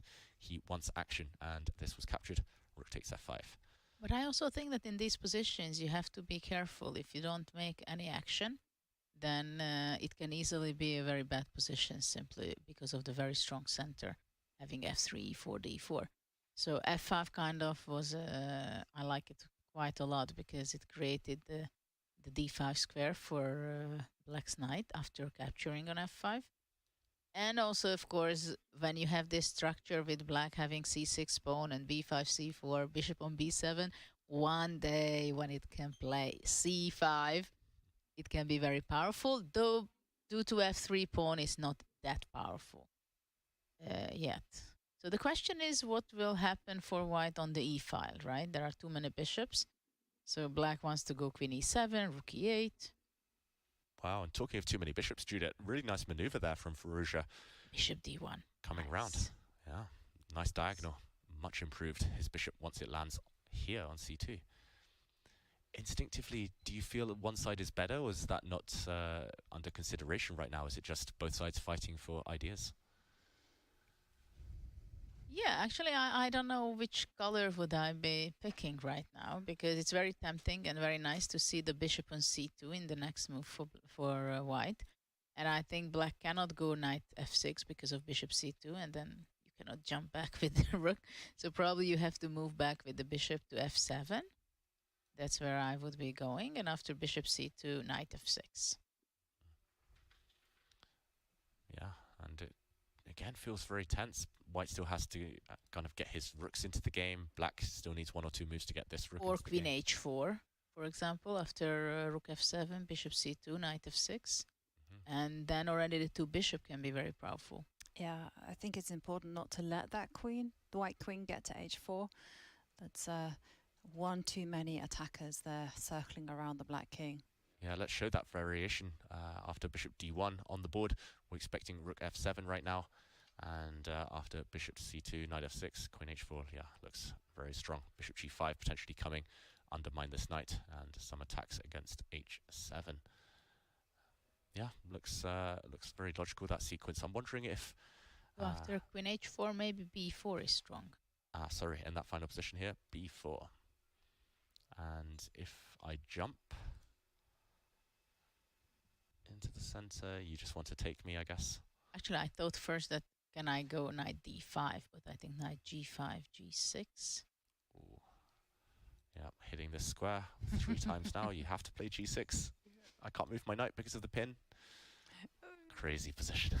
Yeah, but it looks so scary Looks for Black. scary, yeah. I mean, so many pieces are hanging. Defend my queen, so Yeah, I'm hitting your rook. Exactly.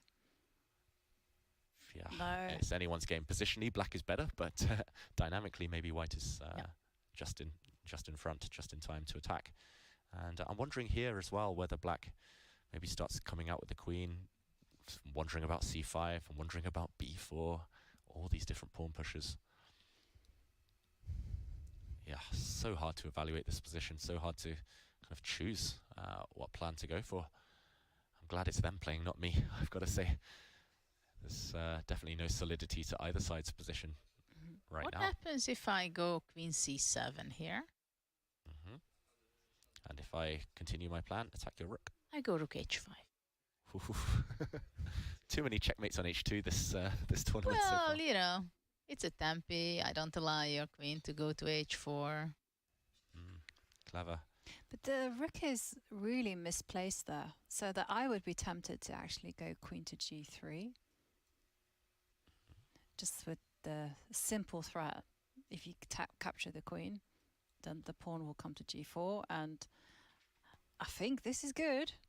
Yeah, almost trapped. Black has to be really resourceful now just to extricate this rook from danger on the edge of the board.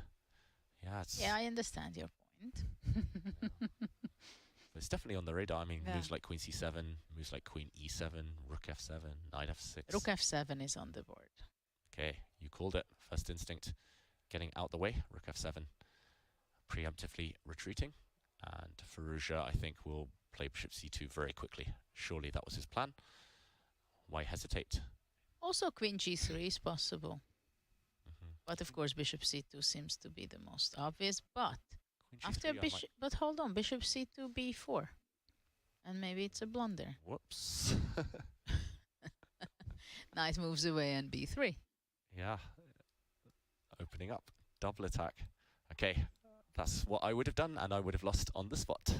Okay, so rook f7 is not only good to go out from bishop c2, but it's a very good prophylactical move, it seems. Yeah, these players are so good at spotting the details. And Queen g3. Queen g3 on the board. Okay. Yeah, if the bishop hits the white queen, I guess you just slide, right? Just queen h3. Makes a lot of sense. Still some ideas of bishop c2. Yeah, still looking very much in the balance right now. Who would you pick if I had to force you here, Jovanka, Judith? White. Just because I feel that Black's position is on the shaky side, and I feel it's so much easier for White to play. I mean, White has a very clear goal: attack the king, and Black's pieces are all tangled up, and there's no clear breakthroughs, and you're simply just hoping to survive and reach the endgame. So, yeah. What about you, Judith? I don't know. I'm wondering which color I would pick. I would be tempted to take black because it's interesting with the pawn majority on the queen side. If white does not have a huge attack, very serious attack with the bishops and knight and queen, then I think it can easily go wrong for white as well, because of the queen side. Yeah. So if I can develop, for example, queen f8 can be a very interesting move, for example, to make space for the rook on e8. Cool. And, you know, we're kind of all being very honest about what our weaknesses and our strengths are. And I have to interrupt you, Judith, because Hikaru went in the confessional again. Okay. And this time he's really been very honest about his strengths and his weaknesses and his feelings as well. So, well, long live the very open Hikaru. I'm feeling pretty good about it all. And time finally is evening out. You know, one thing, again, since I tend to stream more than I play these days, you know, is I can be very cognizant or very open about what I feel like the weaknesses are in my game. And I think that whether it's like I'm just getting old or what's going on, I think my reactions in critical moments with limited time have been very questionable in this tournament. And the Blitz particularly, I mean, the game against Fabiano, I was incapable of making a move and I lost on time. Of course, yesterday against Wesley, very similar, where I got very low on time and then all my decisions were just like someone who's completely lost his head and running around like a chicken. So I think when I've gotten really low, my decisions haven't been great. So I'm actually quite optimistic because now the position I think is somewhat stabilized. I'm not in a situation where there are a lot of potential moves that I have to consider. For example, in the current position, I can look for knight b3, I can look for knight 6, queen b7 is a move, maybe I go f5 or g6 or rook c8, but that's the extent. And it's not a situation where I have to look at a lot of possible moves. And so I should be able to make my next like 20 moves relatively quickly. Now, of course, you don't get any extra time, just an increment, but nonetheless, I feel like the time is evening out and things are definitely going in the right direction. Unless, of course, I've missed something obvious here and I'm completely lost. That is the other option. If I'm not completely lost here, I think I'm probably completely fine. So there's no in between here. Either it's very, very bad for me or I'm probably just completely equal at this point. Maybe even better, although it's probably way too optimistic objectively. So, you know, we just wait and see and find out how it goes. But I'm sure everybody at home is probably laughing or they're thinking I'm a genius. Because, you know, after the game, when I look at it, I do feel like there was something. I feel like bishop b1 wasn't right. I don't know if it was bishop g5. I don't know if it was d5. But it feels like there was something. So, you know, obviously, well, everyone at home knows now, and I'll find out in a couple of hours. And either I'll feel like a genius or I'll be absolutely horrified. But we'll see. And Hikaru actually being very relatable there, especially when he talks about how age is dampening his instincts. You know, how he's saying that when he's in time travel, he just feels like he's panicking. That's some things I certainly can understand. What do you guys think about that? Those thoughts?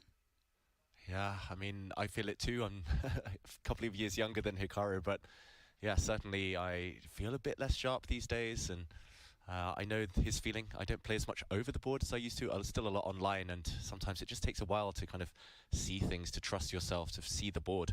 And I think he's being harsh. He's still playing extremely well, extremely high level, but he has high standards. And it was also interesting to know kind of how he sees the position here. He was kind of spitballing 4 or 5 different moves, and it's only he'll work out the details when the time comes, and depending on his opponent's reactions there. So I think that might suit him actually in the classical portion of this tournament. Judith. I'm not sure at all that it is because of his age that he feels this way, that in critical moments his reaction is not the way as it was. I think it's his lifestyle influences it a lot, that he's a streamer and he is around chess in many different ways. Like in streaming, he's playing with amateur players, right, and commentating, and sometimes he's there for so many hours. So I think those things can also shift your reaction time or how you're dealing with the critical moments. And yeah, indeed, it was very interesting what he said about his position, and it's either very bad or he's doing extremely fine. But what was interesting to me was that it seemed to me he was talking almost intuitively, like he just felt. And that kind of brings me to a kind of a nice question, like, which was more important, intuition or calculation? Well, intuition is something very important. Intuition is based on knowledge and experience, right? So, of course, we chess players, we do most of the things by pattern recognition. Right. How much we've seen something similar. So basically, most of the patterns, most of the ideas and things we've seen before. The only question is in this concrete way. What do we think about the weakness of the b3 square? What do we think about the b1 diagonal of the bishop? We know all these things. If the rook goes away from f8 to a8, then you have bishop h7, queen h5, right? But actually nowadays, I think this intuition we question many times, because when the players are working with engines, many times, occasions, you tend to think that something is wrong, and actually your intuition cheats you. Because Right. by concrete manners, you see that maybe in principle it should be good or should be bad, but actually exactly in this position, there is nothing really going on from white end. So it looks tempting to play it with white, but if you really don't have some bishop h7 or bishop h6 or rook d3 comes to g3, bishop f4, because exactly the queen on b8 is still standing bad, you know? So intuition is tricky, because in this position, maybe if the queen on b7, everything is perfect, because actually that's the best place for the queen, right? And that's what he just played. But maybe only one move makes a huge difference. And but I think I have the feeling, my intuition says that black is fine, because white's rook is not on g3 and it cannot get there so fast. And can I finally put you on the spot and say you have to pick one? Train on your intuition or train on your calculation? Which one? Calculation. Calculation. Calculation. Over everything. Yes, because actually calculation will push you to better intuition. So I take 2-in-1. Yeah, the more you calculate, the more you see things without even knowing you're seeing things in a way.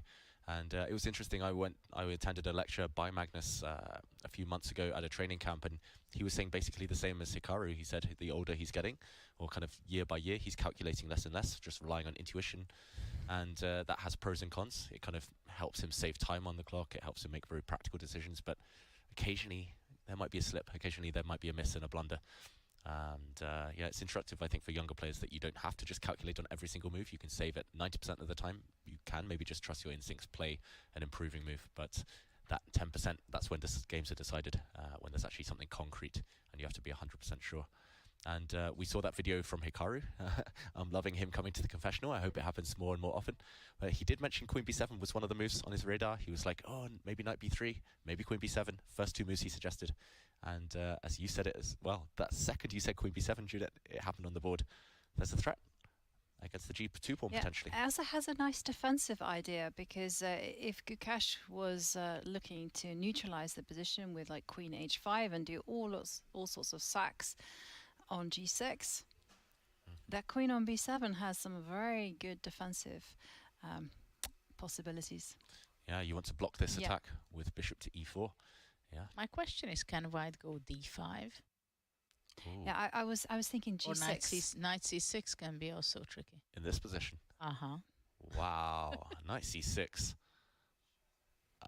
That's incredible awareness, Judith, just cutting everything apart in Black's position. You're cutting the kind of coordination between the queen and bishop. You're hitting everything here. Of course, I can't move my bishop off the diagonal because of checkmates on H7. Well, Knight C6 is a tricky move, that's for sure. Yeah, and I don't know if it's winning. It seems pretty convincing. Seems good. If I take this bishop, then you take on this square. Or maybe A5. I'm not sure which one. You hit my queen, and next move you win. I think the bishop. D8. Yeah, because after Knight A5, Queen D5. Yeah. So, wow. Okay. Queen H5 then. What is the answer there? Does Black have to play F5? I thought you could go G6. Whisper quietly.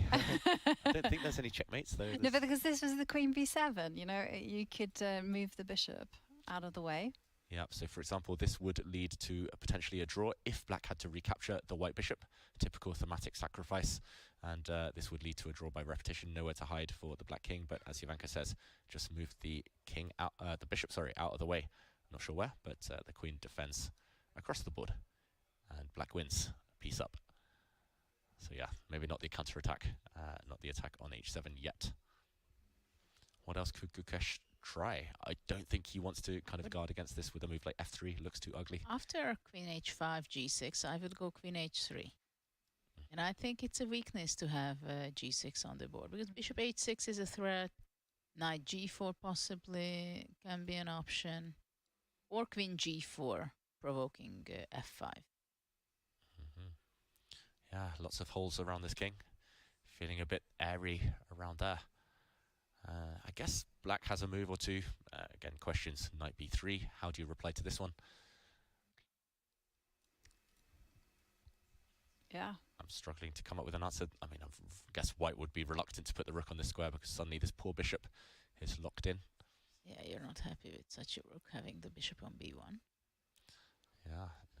At the same time, if we go back to Queen B7, the pawn on G2 is hanging, right? So White has to make a move Queen G4, Queen H5, Queen F1. Queen F1 is... Or F3, which is... reluctant. I'm not so happy, yeah. F3 does blunt this bishop, but yeah, it's not the move we want to play. At least Gukesh, he does have one target if he can get his bishop to D3 and hit the A6 pawn at some point, but exactly, it might be a matter of time. This is what I had in mind. Maybe immediately bishop D3, what do you think? Wow, bishop D3. Trying to trick me. If I take this pawn, I don't think I'm getting trapped. Not yet, at least. I guess do you take on A6? Do you play F3? You could take here. I can keep my queen in line with my bishop. But it does feel... I wasn't sure about bishop takes A6, primarily because I was inspired by one of those old games from the past, you know, when they tempt Black to actually capture material in order to initiate an attack. Yeah. Maybe bishop Queen G4 is possible. Right. And bishop H6. Wow. Yeah. Attacking my bishop. And we have bishop D3 on the board. Wow. Okay. We predicted right. Prediction game on point. This is getting complicated here. I guess Black would have to defend. Maybe I give up the exchange, maybe with a move like bishop F6. But yeah, bishop D3 is on the board. So after this move, key question, can Black grab on G2?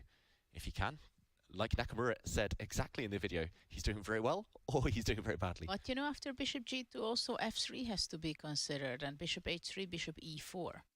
Because your queen is not clear where it can be standing well. Lacking happy squares here. Yeah, if you go back, then white can start getting greedy, maybe take this pawn. And yeah, if you slide across, then you have to be really careful of another hit. If you go queen a7. Yeah, d5. Scary stuff. Queen b8, knight c6. Yeah, maybe. Queen b8 hits the knight, knight c6. And we're forced to give white this really scary pawn, pass pawn here. Wow. Nakamura, it's time for no more intuition, it's pure calculations taking on g2. That's for sure. I don't know if I'd be brave enough, I've got to say, unless I had an hour to calculate this one. Well, especially if your opponent invites you to capture that pawn. Well, And they've played it after great thought, and their 17-year-old Gukash, one of the best players in the world.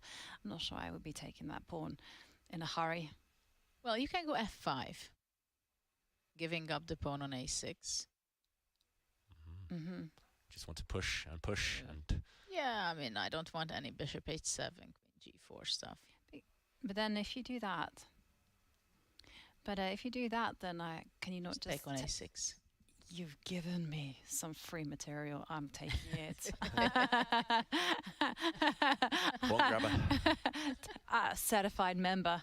I know. Hello, fellow members. If I ever play with you, I know that you're gonna grab every opportunity, any pawn or something out there. That's the trick, you just tempt them. Poisoned pawn, and yeah, here it just looks like free material though. And nice move from Gukesh. Whether it works or not, it's going to send Nakamura into a deep, deep think. Also another move, what about f6? Ooh, brave. Asking me I'm provoking a little bit. Asking me to go for checkmate. Yeah, to which I say, absolutely. I'm going to put the queen on h5. Or bishop h7. Wow. Yes. That was also but on the bishop radar. h7 is not going to be a win by any means. Right? Yeah, I mean, it could backfire very badly on white if there's no checkmate. The maximum white will have is a draw. So if after f6, my idea is that after f6 you have to move your knight. And so what do you do? Or you have to play queen h5, but already after queen h5 I might play already bishop e4. Or just simply f5, and I'm not hanging on a6. Yeah. But you came up with this wonderful resource after bishop e4. And is it not the same idea again? It's the same, but it's not the same. I don't know, or that's the feeling I have. It might be not the same. Or did you forget about it? I didn't forget about it. Because that happened to me. Like David literally explained yesterday a tactic, and I was like, yeah, good, nice one. And then the move that I suggested actually fell for it, hook, line, and sinker. And I was like, oh, you can lead a horse to water, but you can't make it drink. Better to blunder these things in analysis than over the board, at least. Let's allow Nakamura to make this critical decision. He needs a bit of time to work it out. Okay, you convinced me. f6, in h5, I go f5. Anyway, I wanted to have my pawn on f5. Okay, and well, Hikaru will certainly be thinking after that surprising move from Gukesh, and it's the ideal time to take a pause. So we'll be back with more of the heart-pounding action in a few minutes. See you after the break.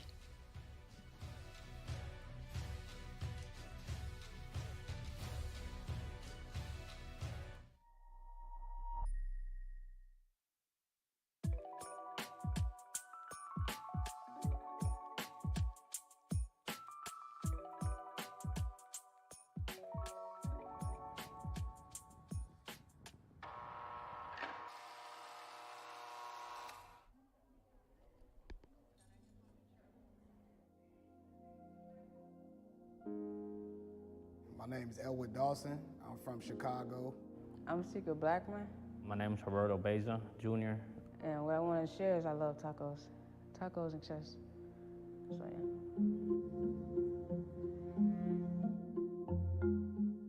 With the chess program, really, even chess in general, like on the deck, you kind of lose yourself. You don't really think about your case.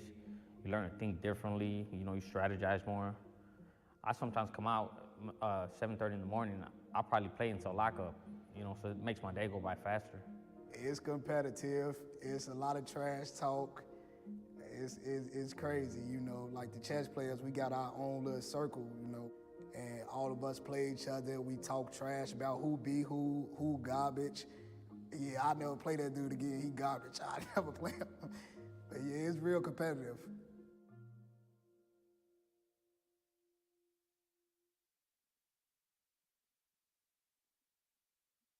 I remember that day. It was unreal. I definitely felt like I was walking on air. Yeah, it was like such a beautiful feeling because I won the first championship that was actually combining women and men into the same section.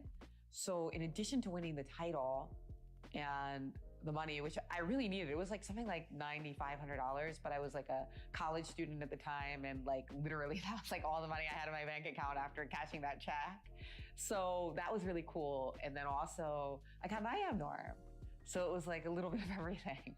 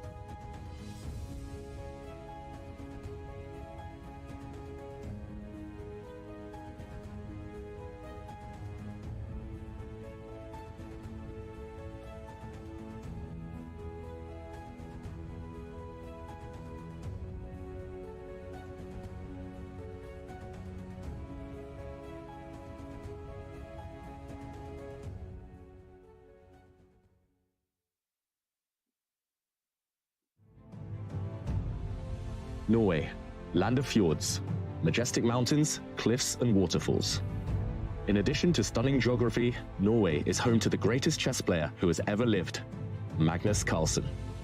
Since 2013, Norway has also hosted one of the strongest chess super tournaments in the world. And it is one for which Magnus has claimed the top prize in the last 4 years. Can anyone stop him? This time, he'll meet one of his toughest challengers ever at his home tournament, with 9 rivals all hungry to beat the best. From Carlsen's fiercest online rival today, in their first classical over-the-board battle in nearly 4 years, Hikaru Nakamura, to the young star Carlsen once handpicked as his most worthy championship opponent, Alireza Firouzja. 2 more young stars are trying to follow in his footsteps, Nodibek Abdusatorov and Gukesh Domaraju. 2 established stars have already won a super tournament in 2023, Anish Giri and Fabiano Caruana. 2 more long-time headliners seek to take their next turn atop a major tournament, Wesley So and Shakhriyar Mamedyarov. Finally, Carlsen's countryman and friend, Arian Tari, rounds out the field. Who will come out on top? Will Carlsen run the table yet again, or will someone else usurp the throne? This is Norway Chess.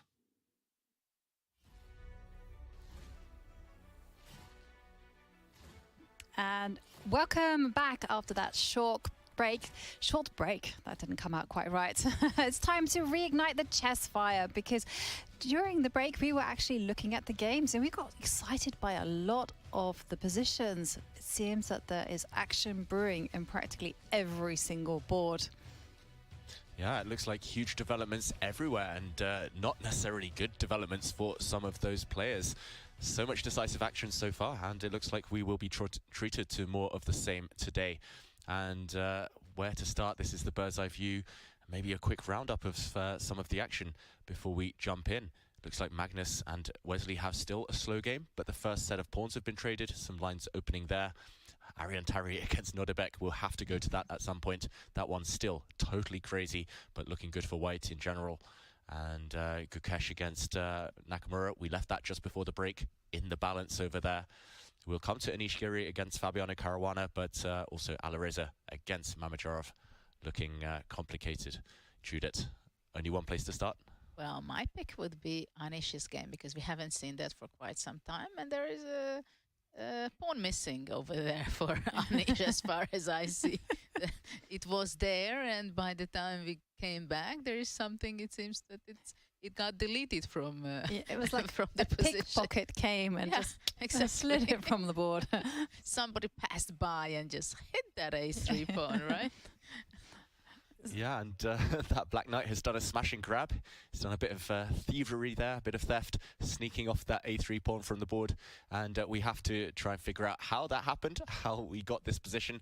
Let's backtrack just 3 or 4 moves to see how Fabiano won a pawn and maybe seized the advantage as Black.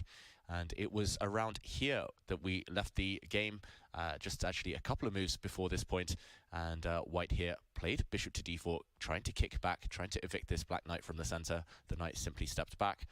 White castled. Black gained time against the white bishop. And it was this move which has been brandished with a question mark, queen to c2. The engine really not liking that retreating move. Understandable.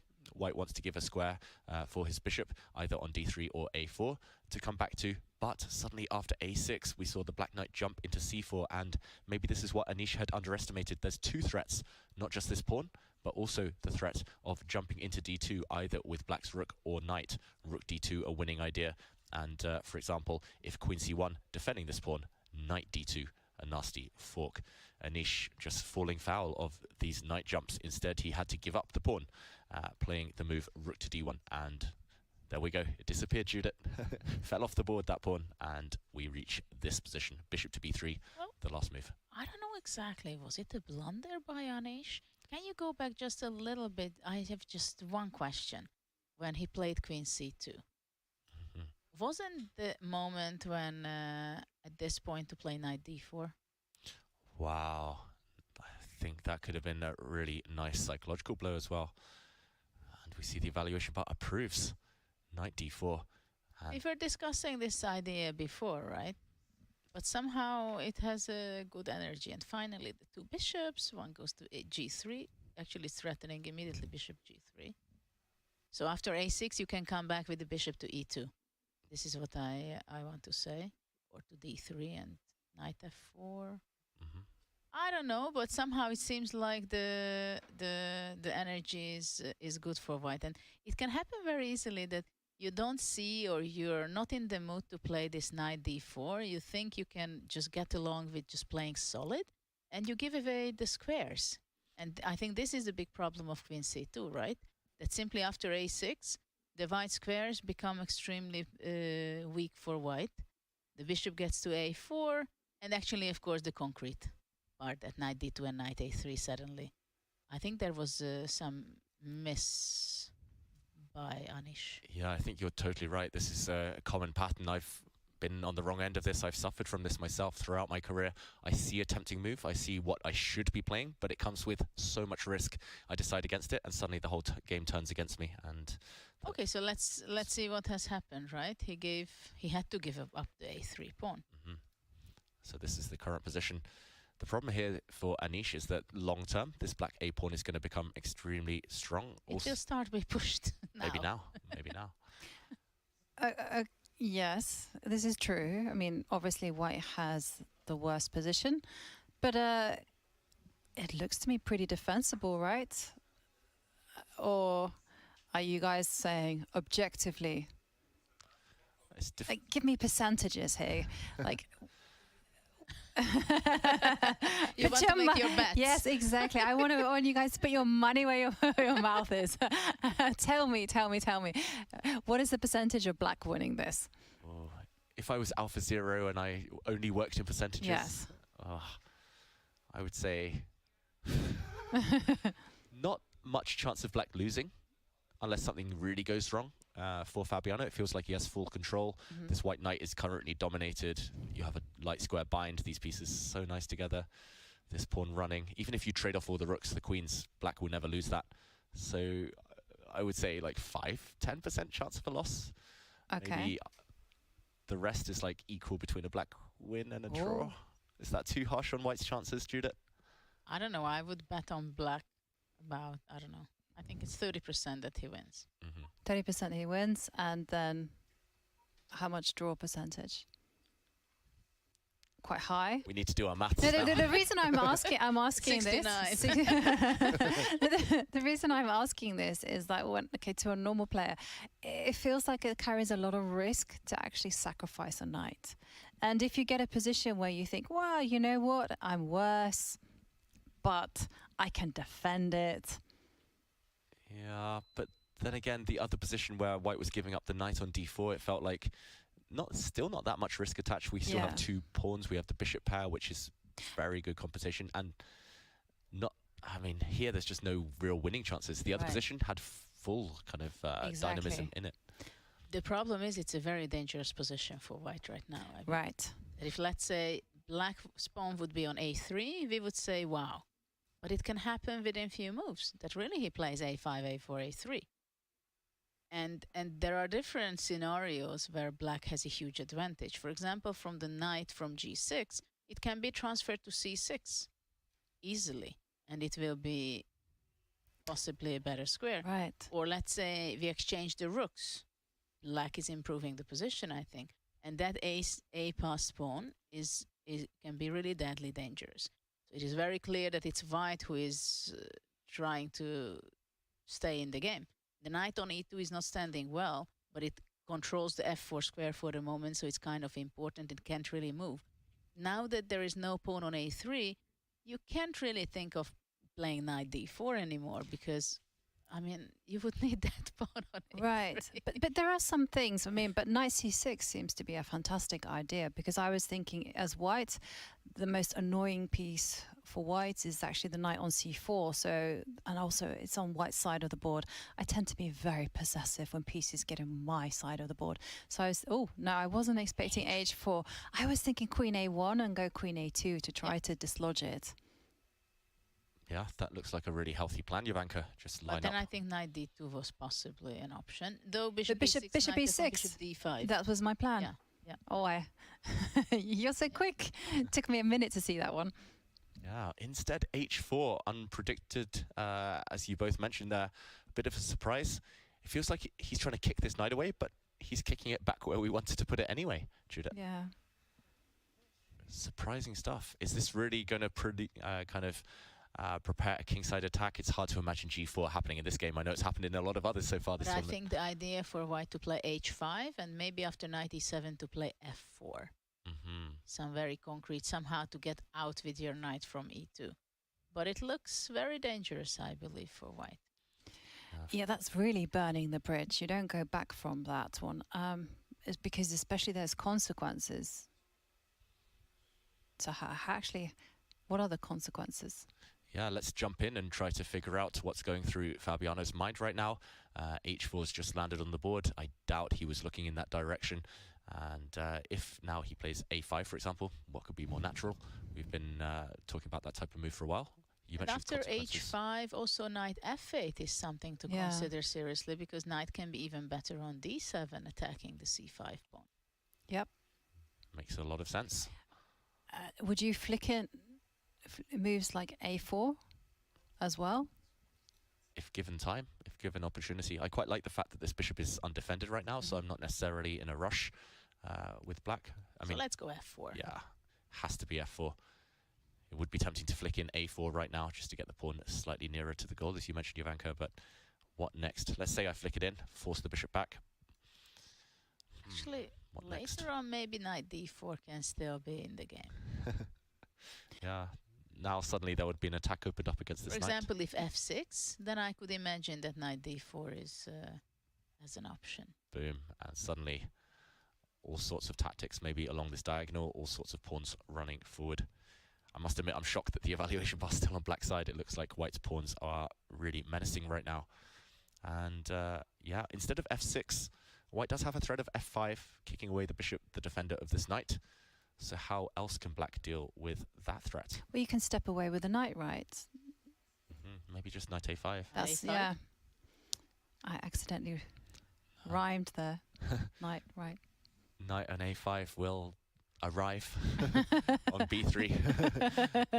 Yeah, and now we see the reason why we flick in the a4 move. But We bishop vacated the square. d5, let's say. Okay, let's jump. Getting messy. Jump, Knight jump, jump. b3, queen Yes. a3 or queen e3. You need to defend this pawn, I guess. Yeah. If you go to a3, I might take f4. this one. If you And go, d takes. you yeah. want to. Yeah, maybe it's I can't afford that. But if you go the other way, there's a chance this might just run through. Your pawn. Yeah. You're dreaming about queening the a pawn. Absolutely. Those pawns must be pushed. Well, it's also an idea. I don't know if black after h4, if we go back to the exact position of the game, can black go h5? I know it's a weakness, but let's say the h4 can also be a weakness later. Yeah, which pawn is weaker? That's the Because question. white cannot go queen g5, can he? Queen g5. Why not? This is the question. Yeah, it feels like there's some tactics in the air, but I don't really see it yet. I'm tempted to, for example, just push though, and if you take my pawn, I'll just continue, and then I might try and render your queen kind of trapped offside. I might play a move like queen e7, so if you ever want to come back, it will come at the cost of trading off that queen. Yes, it's cost a pawn, but your queen's temporarily offside on h5. Oh, this is too complex. I'm not sure whether Yeah, but black's I think losing control h5 here. is also something to consider for sure. It's instructive just to kill all counterplay. So black can stop white's plans with h5, or black can continue his own plans with a5. You're predicting one of these two moves, Judith. h5, a5 for a different... Yeah, I think both are good alternatives. But also, black has a lot of options, you know. This is maybe the biggest problem of Fabi right now. Because even rook d1, rook d1, rook d8 is something you would consider. Yep, trade all the rooks. And you have to evaluate this, whether one rook of exchange, does it improve white or black? Both rooks of exchange, who does it favor? Do I have time to play a5 and allow h5, or shouldn't I allow h5, right? So there's so many things to consider with black, and all of them are probably pretty good and very tempting. Of course, one of the most tempting thing is to push the pawn. Yeah, and in terms of clock times, at least Fabiano has a 20-minute advantage, so he has the guarantee that he will be able to mull over all the options. But then again, yeah, Anish down to 30 minutes. I do fear for white's board and clock. Feels like the momentum is on black's side. Yeah, I like in the featured chat though, Anish has his fans. We believe in Anish. And yeah, I believe that Anish will entertain us in this game no matter what the result. But I think I would choose black here, for sure. I would like to change our bird eye view. Let's go back. And where would you like to go? Because this is a lot of excitement. I mean, there is a culinary going on the menu for us. We haven't been at Magnus for a long time, maybe. But can I beg you to go to the Ariane Tari? Ariane is crazy, and Norway Abdus because it's like, whoa. And it looks to me like black, just looking at the piece configuration, is in a lot of trouble. Yeah, let's jump to that game between Ariane Tari and Norway Abdus. And we'll have to do an action replay here. So much has changed. I mean, this feels random. It's like someone's just kind of picked up all the pieces, just thrown them on the board. And I mean, it's definitely Fischer random chess, this one. This definitely didn't arrive from a classical game. So this is the current position. Let's quickly do a recap of some of the moves. We last left it in a really tense position. We thought, ooh, maybe Nodebek's going to get ambitious and sacrifice a piece. He didn't go for that. Instead, just playing the calm bishop g7. e5 did happen, as you predicted, Judith. White giving up a pawn to open up lines towards the black king to gain a bit of time as well. And now bishop d2. Really clever indirect attack against the black queen. You don't want to allow that white knight to jump forward with his discovery. So the black queen retreated. Yeah, interesting. Creative. Pinpointing on the a5 queen. Yeah, d5 happened. So we looked at something similar earlier, but now white has an e-file to look at. The black king down, and knight e4, bishop e5 blocking that e-file, hinting some checks maybe, and the last couple of moves were f4. Provocation. Yeah, provocation, and this I think has provoked Arian into maybe a bit of a weakening move, maybe something he'll regret. He's pushed a pawn forward, but suddenly look at this white king, and this becomes relevant in the final position, bishop h8. This is why I think it's Fischer random. What's the bishop doing there? King f8, white's advancing, but suddenly d3, and this move, just fantastic. Suddenly huge threat. Bishop d4, hitting the white king. Who's checkmating who in this position? That's the big question. Well, bishop d4 is something you don't want to allow, right? Because the threat is bishop d4 check, and after king h1 to push the e-pawn to e5, let's say, and queen comes to h4. So... Well, there's a pawn there for the taking. Yeah, let's talk about taking that first. Exactly. But then bishop b5. Yeah, let's jump in with the board. Queen takes pawn is the most natural move for white, but would it backfire? As you mentioned, bishop b5 hitting the queen, Judith. Yeah, and the problem is that white cannot keep an eye on both the d4 square and the d5 pawn. So let's say queen b3, and let's see how black wins, because here... Check. Bishop d4, king h1. And now... Isn't it just to transfer a queen to the attack?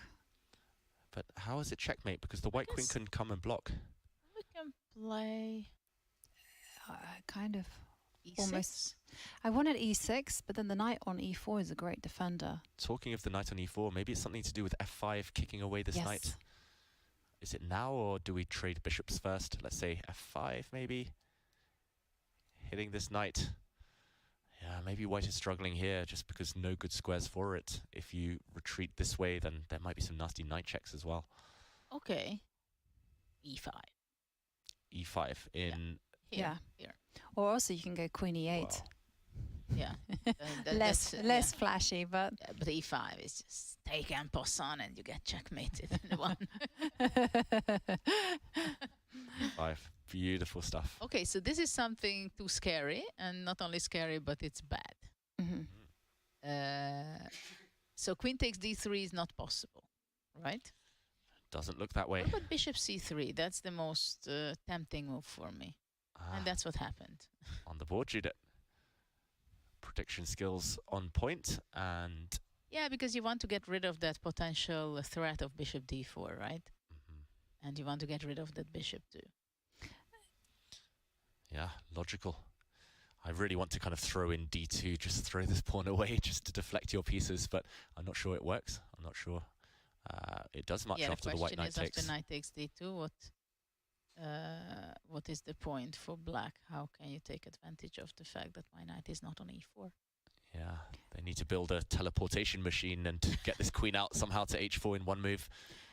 It takes too long. Can you try to do things to get... I was thinking of...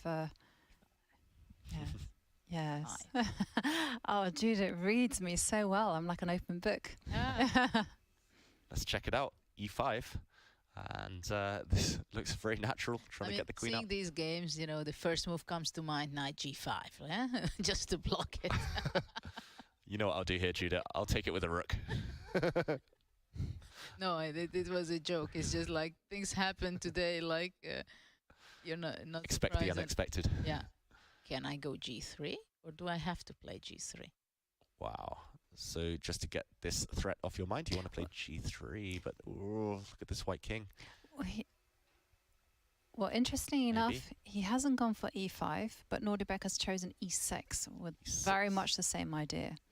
I feel like e6 is a safer version. Okay, look at the evaluation bar though. Undecided, but it's hating it. It looks like a bit I of a think mistake anyway, objectively. G3. Just to prevent this idea. Yeah, makes sense. What else? Sorry, I just don't want to get checkmated. Yeah. That's the only reason I play this ugly move. Yeah. Yeah, But maybe there was something better. But then you have pawn takes d5, and it feels like things could easily liquidate into an in-game which black is okay. You know what's possible? To play queen b2 kind of move, or queen a2. Because queen h4, g3, and to protect that way, maybe. What about queen wow. b2? Genius. Let's get that analysis board up. Queen b2. So queen h4, g3, protecting across the board here. Yeah, this looks like a good defense. But there's still, I don't know, it just feels so wild. If I were were queen b2, right? Yeah, it does, because I'm thinking, well, you can. I'm trying to run through the whole order: checks, captures, threats, and so I'm thinking pawn takes pawn is a possibility. Eventually, we will look knight g5 after. Yeah. At some point, knight g5. That move's on your mind now. Can't get it out. But yeah, right now it looks like this suits black. This favors black. Wow, the fine margins for error here. You know what's my question? I cannot take on b7, can I? Yeah, that crossed my mind too. Getting greedy, but apparently not. Ah, no. I go Queen c6. Yes. c6, sorry, I took your move. Yeah. But I think we both had the eureka moment at the same time. I was thinking c6. After e6, c6, and queen b. We do see that e6 has been given a question mark after the computer's come to a conclusion here. c6, could this be the reason? And yeah, if I take... Oops. I can block with the queen, I guess. If I move this to this square, I'm going to end up getting checkmated. This is going to be a deadly attack against the black king. That's not funny for black. Not fun at all. So I can block with the queen. What is the killer blow? Well, maybe just take and bishop b4 check. But maybe it's not enough.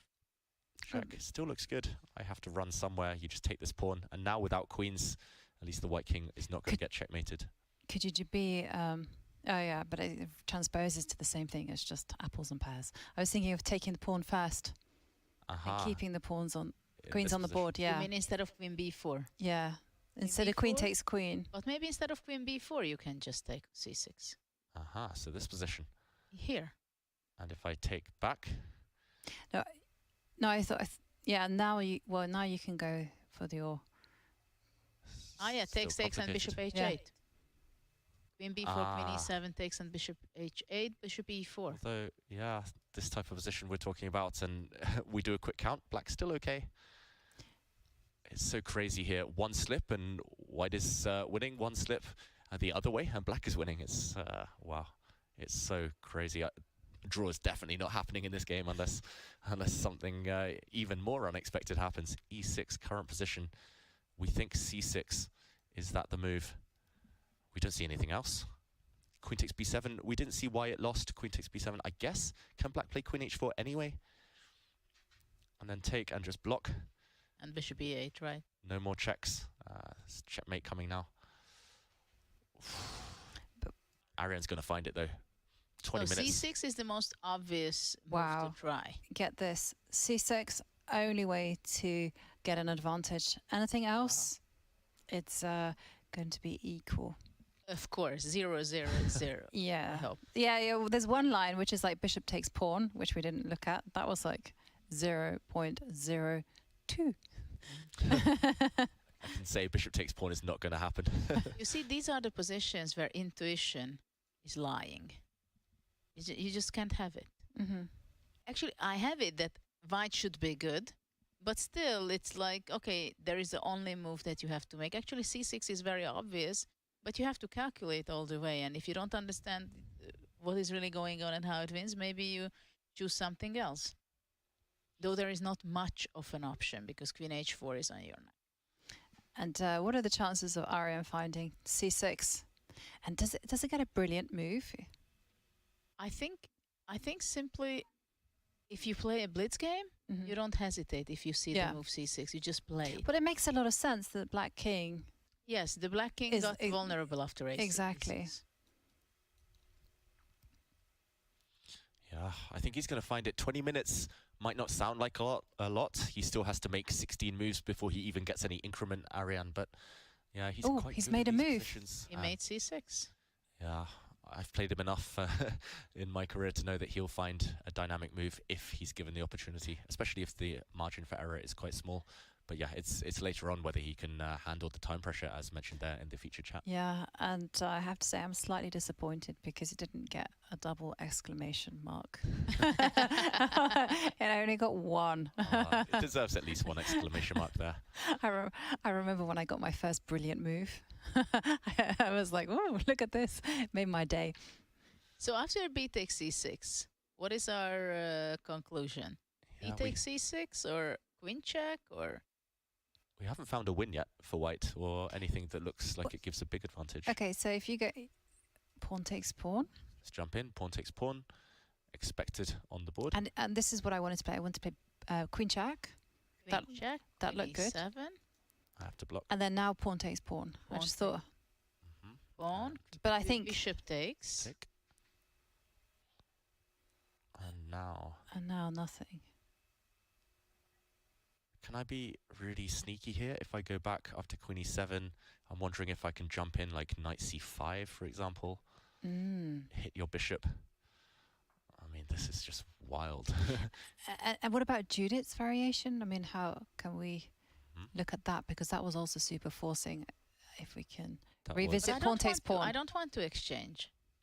So my question was if instead of queen b4 to take on c6. And if I take you back? Yeah, and here's something. It does feel like there's But something. here, do you not have a... Now, do we just take this bishop? Can you not go bishop b4 Bishop check? e4. Bishop h8, bishop e4.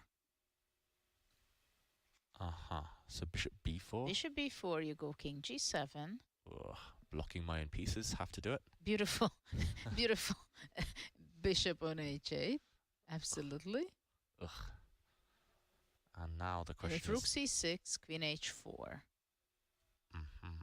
And what happens? Black wins, right? Yeah. Cool. I don't know. How does white stop this mate? Queen b2 check and g3. Oh. That's so difficult to see visually. You can cover this square in 2 moves. Give a check. I mean, that's clear that in this game, whatever is the evaluation, it does not make a big influence on the game. What will be but check it out. Bishop d4 at the end. Deflection. Check, you take me and I checkmate you. Oh my god, this game is crazy. But it's called chess. Yeah. And what about king h7, knight g5 check? Maybe that's you finally got your knight g5. Finally, I got it. Oh, I don't know which way to take. I can take with the pawn, take with the rook. Yeah. But I'm also wondering if you give a check with the bishop rather than, sorry, queen b2, because I feel that one is not working. And if I hide? Yeah, what I wanted to ask was... Do we take and run? Yes, you are on my wavelength. Oh, it's so scary, but... I know. So but bishop d4. Yeah, bishop d4, and I guess I just run for the hills. White's king is wriggling away to safety. Can you imagine that you have to calculate all this at the board? With 20 minutes and for the rest of the game? Yeah. Oh my That's gosh. scary stuff. He's got to be using the opponent's time here. 20 minutes is not enough for white to defend this one unless you're cold-blooded and you can calculate. Let's go back to the game position, c6. And this looks good. Just to show the audience as well, they might be wondering why not queen h4. Looks like white is giving checkmate, but I guess black's getting there. Black's giving checkmate, but white gets there first after queen b4 check. The king moves and... actually, maybe not knight d6. Maybe we just take this bishop. It feels like there must be a checkmate here. Surely. Oh, yeah. Well, also we saw that the white king is probably quite safe if it runs for the C's. I like my Arrested Development. Whenever they were in trouble, they were like, let's run for the C's. Yeah. What a game. We'll have to take a breather from this one, I think. Let Abdusattorov try and work his magic. It looks like black might be in trouble. Yeah, maybe we can take a look at Magnus for short. I know that that's a boring game compared to all this. But it's quite interesting in a strategic way. It is a very interesting game. Because, well, Magnus is actually making big inroads on the king side, but Wesley is pinning all his hopes on the queen side. And I love these type of battles. And let's zoom out of this game. Yeah, it's time to check out that really tense battle. Ooh. This one between Magnus Carlsen and Wesley. So, which side to pick? It's hard to make a call here. Black has some, well, pair of bishops, but maybe one of the worst bishops I've seen in a long time. That being said, Black has access to the open file, the only open file in the position, and that could be an important detail later on, Judith. Yes, it's very interesting. He did play b5, as we were talking about at some point, that it can be a playing opportunity for both sides. White reached out with the pawn structure, pawns g4, h4, h5, right? There was an exchange of knights. At first, I would like to play it. I would prefer to play it with white. I'm not sure I can tell you why. It's just intuition at this point. Maybe it's pattern recognition. You've seen a bad piece like this bishop on d6. On d6, you mean it's very bad. At the same time, the rook stands very well on b8. Rook b4 is coming there. a4 pawn is weak. a5 is not weak, right? Can you put pressure on the c5 pawn? No. Can you take advantage of my d6 bad bishop? Not really for the moment. So the question is, why really I would be so happy with white? It's a very good question. Right? That's what I'm saying. It's intuition, which I'm not sure it's not lying to me. Yeah, it's hard to see a way to just prevent this kind of caveman plan. Really primitive idea of rook b4. The question is, for example, whether is knight c4 favors white if, let's say, can black capture on c4, or that really gives a clear advantage for white? If white plants the knight on this beautiful square, let's jump in, knight c4. Let's, just for argument's sake, say capture. I don't think there's a rush. And now rook b4. Rook b4. This is a good case of beautiful bishop against a bad bishop, but more important factors potentially. Yeah, I mean the c4 and a4 is just weak. Well, you do have sneaky ideas on the D line. Oh, c3. Yes. Ooh, c3. c3 and c3. Rook a3. Rook a4 is a blunder to queen d1. Wow, such cool geometry here, hitting the rook. Rook takes rook. It's not met by a recapture. It's met by a nasty check. And the detail is... c4 was played. Yeah. c4. I like that move a lot. I nearly said it as well, knight c4 or c4. I love that trick, actually, that you just pointed out, Jovanka. So I would have been too tempted by that, but c4, he's basically saying this bishop is dead for the rest of the game. But my question is, after rook b4, are you going to play knight b1 or something to sacrifice the pawn on a4? Yes. Or first queen d1. That's... Yeah. And put the knight on b1, c3. And I was just thinking about this type of position. No, c4 is a wonderful move because actually it kills both of the bishops. Yeah, I think I was thinking, do what David suggested of holding that a4 pawn. Yeah, rook b4, maybe. Yeah, I also think and then try to trade off all the pieces and go into the endgame, which is going to be probably good for white. Yeah, it looks like any endgame is going to be really nice for white. You need a few moves though. Knight b1, you need to kind of get it to c3 to hold everything together. You might need to drop your bishop back to evict this black rook. It's a lot of ifs, and the final if would be whether black can start opening the position on the king side a bit later on. But now I go queen e8 and bishop d7. Okay. With my bad bishop, I'm going to take that. You want to take it? But now I'm in time. You're in time. Knight c3. I wanted to be in time to use my bishop to kick you out, but I wasn't in time for that one. Okay, rook a b8. You want to go knight b5? Right, provoke c6. Maybe. Looks like we've plugged all the holes I mean, the bar here is just confusing me so much it can't make up its mind. It looks beautiful for white, to be honest. How is white not better here? Yeah, so queen d1. Just holding everything, holding the pawn. Okay, rook a b8. I don't waste my time. Okay, let's drop back. Trying to come in. Rook b3. Yeah, that might be the nasty move. Killing two of my plans, killing the knight c3 maneuver and killing bishop d2. Because this pawn would then be en prise. Yeah, because, I mean, time element is very important here, whether you reach out with your knight to c3, d5 or b5. But if not... And you don't have moves like knight a3.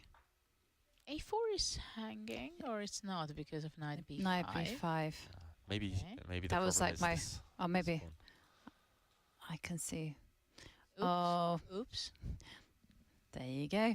Yeah, maybe white's just one move too slow, and Magnus here after rook b4, which has been played by Wesley.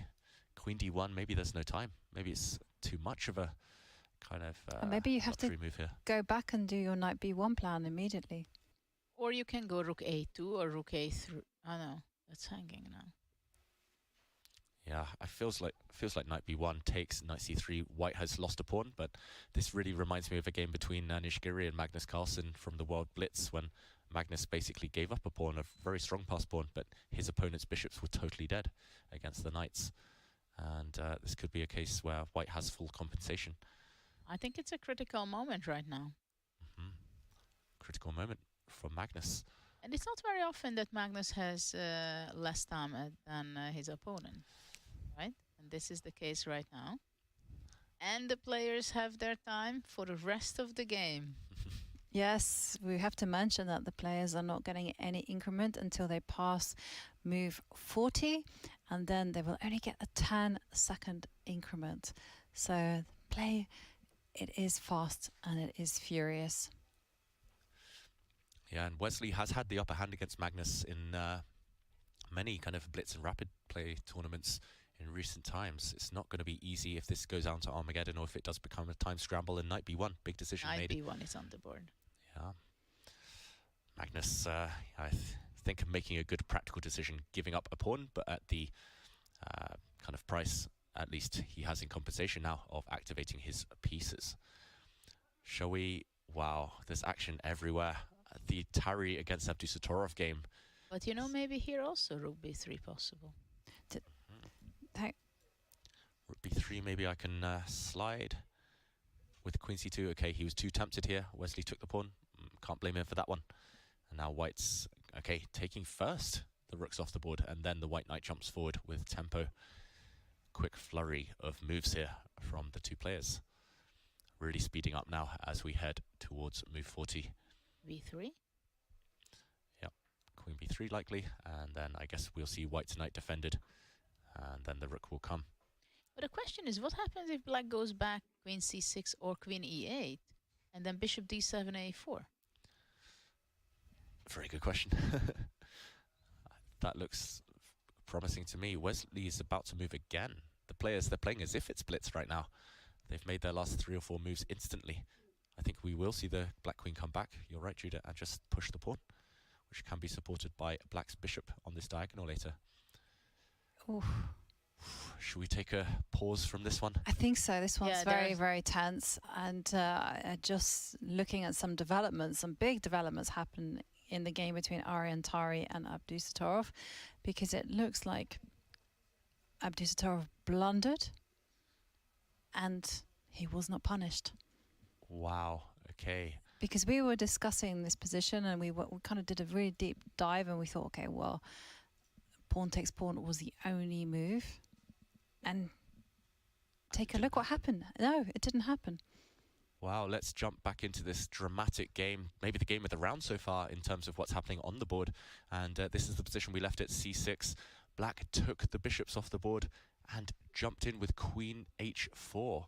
Look at this double question mark from the computer, and Tari didn't find the win here. The check g3, right?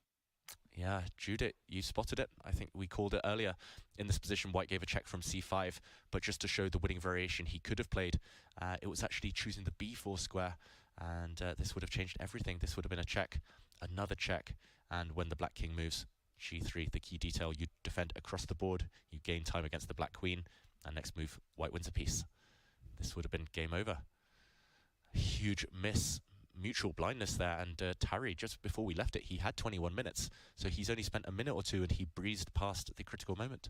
But you know, this is also one of the key skills for top players, to smell it when you have to think and spend the time, and when you really take your time because you feel that this is the moment, this is a crucial point of the game. Yeah, this would have won on the spot, just to show what Ariane did in this position. Instead of checking from this square, keeping the option of dropping back to b2 alive, he checked from c5, and this changed everything, as we see there. White is not losing, but it's a huge miss. Suddenly, more moves. King g7, the black king runs. Now we cannot get to the second rank with gain of time with white. He did indeed go for the king run. Bishop takes d3, clearing space for the white king to start escaping, and now it's anyone's game. I have no idea who's better. And you know why he played queen c5? It is kind of very tricky process if you think about it, because of course you see that there is a check on b4 and on c5. And simply probably he thought that queen c5 is great because after king f1 I can pull it back to g1. And then he was not looking further that is there something else with queen g4, other opportunity. So it's like what you start looking at first. Yeah, I'm just so curious. Like, would Abdusattorov have found this as white? Did he spot it after playing queen h4? He blundered himself as black, allowing that opportunity. And now, okay, let's pick apart the remnants of this position. As you say, Judith, queen h1 maybe met but by queen queen f4 g1. is also a check. Yeah, queen a1, queen g1, and that would be game over. This is what he blundered. Yes, and he's missed queen takes pawn. F4. And now the big question for white is, do you play king g1 or do you run? And I don't know where the king is safer, to be honest with you. Yeah, the downside with king g1, if we run back this way, is black does have minimum a draw. Black can go with a check and keep repeating moves. So if you want to play for a win, you either have to block with your knight, which feels a bit wrong somehow, or we run with the king out into the open.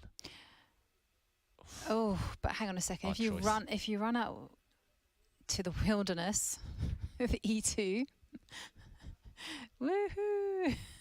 I mean, there's and simply b takes c6, I think. b takes c6. c6, bishop takes c6.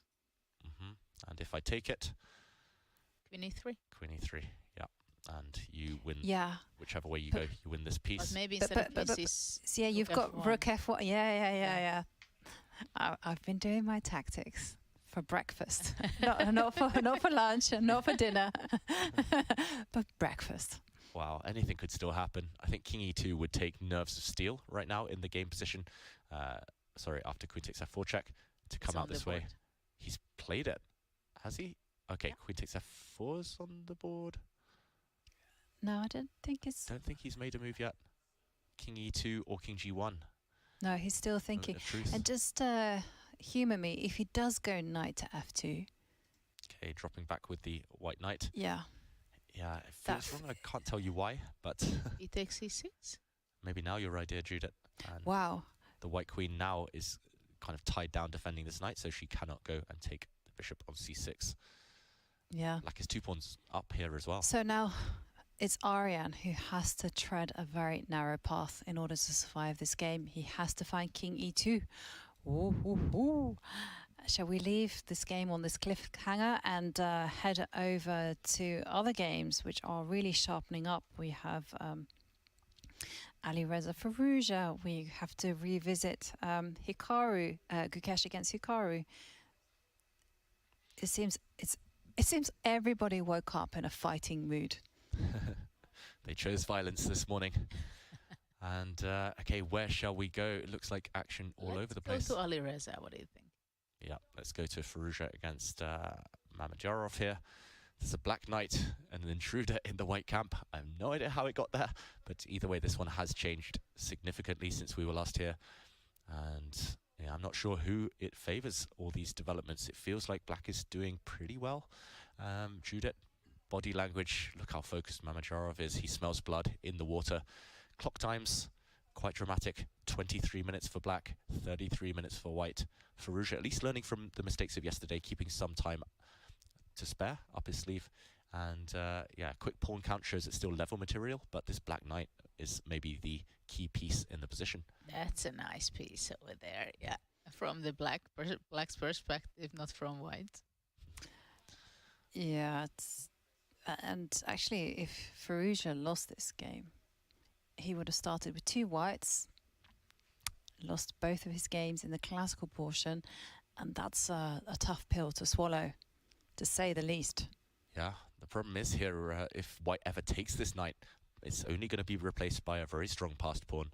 And, okay, it would be opposite color bishops there, but still far, far from safety. Well, right now, he's kind of threatening with that, right? To take on d3 and rook d1 and capturing the pawn. So black has to be prepared for that. And there are many questions how to continue it with black. So let's try and solve some of those questions. The moves that appeal to me immediately, firstly jumping in with the black rook To e2. To e2. Yeah. Yeah, that's very tempting, I agree. Another move would be something connected with b4, but I'm not 100% sure here. Breaking the black structure feels like a bit of a pity. And what about improving the worst placed piece? Bishop c8. Oh, that's a classy one, Jovanka. Really sophisticated, getting ready to defend a passed pawn if it does land on the d3 square. I would also consider to play a5 with an idea to b4 to strengthen the passed pawn. Yeah, lots of tempting candidate moves here. But only 21 minutes for the game. 21 minutes to go. Yeah, bishop c8 also gives a great temptation. Yeah, that's the type of move Karpov would play, bishop c8. I'm not sure Mamedyarov would play it there. Somehow I would like to have my bishop on b7 or after a5, bishop a6, but I'm not sure it's the right path. Yeah, and let's zoom out. Wow, we have the first result of the day. Oh, wow. And that does mean that we are going to see an Armageddon to break the tie between Magnus Carlsen playing with the white pieces against Wesley So. And the players are actually not allowed to agree a draw before move 30. So, David, can you tell us what happened? Jovanka, I can tell you they got to move 31 and then they agreed to draw. Those sneaky players, they know all the rules, they know all the loopholes. Oh, wow. Well, okay. Well, this means in roughly 20 minutes or so that these two players will return to that table and Magnus Carlsen will have 10 minutes on the clock. Wesley So will have 7 and Magnus will be in a must-win situation. Somehow or other, there will be a decisive result between the two. But it does mean that Magnus will get off the scoring board. Yeah, and maybe we can just show that final position for the sake of completeness. Sorry, Judith. No. You're seeing action elsewhere. Action elsewhere in with Anish game. Finally, what we were expecting already for so long. It has exploded. And just to show that final position between Magnus Carlsen and Wesley So, we left it here. Black has won a pawn, but white has dominance in the center, and black's bishop's a bit stuck. White played rook a1 after the queen retreats a4, and actually on the lines you predicted, Judith, black's bishop dropped back, protecting this pawn. And after rook a2, king f7, Wesley offered the draw. Magnus accepted that offer. And I guess it's because neither side can really improve their position. This pawn is a bit stuck. If it ever advances, it will be captured, and black's piece is tied down, defending it. White's piece is tied down, attacking it. And yeah, ultimately dynamic equality, as they say. I wouldn't offer a draw. As black. As black. You'd want to play on and win. But Wesley happy, I think, with that result and confident of his chances in the Armageddon. And not wasting energy, yeah? Preserving energy. Black against the world #1. Makes sense. But you also mentioned that finally explosion happening. Let's in go another game. to Anish with Fabiano. I think there is something to talk about. Yeah, you've been highlighting this piece sacrifice. I was waiting for it for so since long. the Middle Ages, and has finally appeared on the board. Well, Anish has decided that he wants to sacrifice a piece in order to get a very impressive pawn center. And let's get that board up. And whoa, anything can happen. You know, look at that knight on c4. It's stranded. It's a loose piece. d5 is in the equation. And how is Black going to untangle themselves? Yeah, it's not easy for Black right now. It looks like Anish found the opportune moment to sacrifice the piece, improve his pawn structure, create all these threats. Right now, Black is a knight for just one pawn up. But yeah, suddenly threats in the air. Maybe we can do a quick recap of how we got here. It's only been a few moves since that big moment when White started pushing with the h-pawn, and it looks like Anish has outplayed Fabiano to a certain extent from a difficult position. Here we saw h4. Black didn't go for any of the plans we highlighted. Instead, a bit of a mysterious move, queen c6. I don't really get the point behind that one, I've got to say. He dropped the knight back now, and after a rook trade, rook d1, we saw rook d7. And queen a1, hoping to maybe get to the a2 square. Or bishop a4 also. Oh, nice. Bishop a4, big threat on the board potentially in some lines. Queen c8 and knight d4 landed finally before it's too late, before Black gets ready. And after that knight was captured, b5 has just been played. Yeah. Okay, so Fabiano hoping for en passant here. He wants this pawn to be captured potentially. But yeah, what is his plan? After knight takes, can White not step forward in the center, hitting this knight, hitting this bishop? He has to give the piece back. Looks like Black has to give back the material. Will this game fizzle out towards a draw if Black gives back the piece on d5? Well, maybe that's the case. Yeah. This is the feeling I have. A position like this, White is a pawn down, but with the bishop pair, feels like it should be full compensation. Maybe the white bishop will at some point land absolutely. on d4. It can land on d4 right now. And also, I don't know if queen e5 is possible first, and then give the threat of bishop d4. Yeah, suddenly a bit scary. Everything still possible. So this is one line if Anish wants something relatively safe, where he's just a pawn down and looks like he's got great compensation. What else could White consider? Pushing d5 now feels slightly less intuitive, because Black can give back the piece under more favorable circumstances. Here, you're still a pawn down, but Black has these two connected passed pawns. Feels like more risk for White, and not necessarily more reward. Yeah, I don't see too much here for White in terms of counter-attacking, while the Black pawns could potentially win the game. So what do we think? Is en passant going to happen? I believe that probably c takes b6 is the right way. At the same time, it's not the most obvious. You don't want to give up those connected passed pawns, especially that after b5 is a really passed pawn on c5, right? Before it was not a passed pawn, but after b5 it could be. But the c4 knight is just such a strong outpost that I don't think there is any time that d5 could be strong or stronger than now. And that means that Black can sacrifice back the piece and have a very strong position. Yeah, you can't play around this piece. Sometimes a strong knight, you can kind of just play around it. And yeah, he has gone for that most logical of moves. We're expecting knight takes b6 now, and then d5. White will win the piece back. And still everything to play for in that position after Black gives back the piece on d5. Yeah, Ivanka. I was just going to say, I love Boris Gelfan's line about sacrificial players. It goes, the secret goal of every gambiteer is to win back the material they sacrifice. Apart from King's Gambit players, you never want to. They just want to checkmate. But they might get checkmated in 13 moves. True. And okay, this is all happening at lightning fast speed. Body language, it's hard to tell who's most confident here. It looks like Anish is relieved, maybe. I think Anish was very happy that he could give up with knight e4, and I think they both know that they go to the Armageddon. Yeah, I think so too. And maybe now is the perfect time to actually go back to the bird's eye view and have a look at some of the games that we haven't checked in on a while. So I'm thinking Gukesh against Hikaru, because that game does look incredibly tense. Yeah, tense position. Actually, on the face of it, it looks like not too much has changed there, but there have been small and kind of big decisions, at least small decisions with big consequences having been made over the last few moves. F5 on the board. Judith, you've been predicting it for a long time. Yeah. I was waiting it for a long time to see F5 on the board, because it's blocking the D3 very powerful bishop. And the E5 square, of course, it's a huge weakness of Black's position, the only weakness. But the D5 bishop is also so extremely powerful of Black's position, right? The Black rook was forced to go back to A8 to protect the A6 pawn. But look at the bishop play by Hikaru, moving it from maneuvering from E7 through D8 to B6, attacking on D4.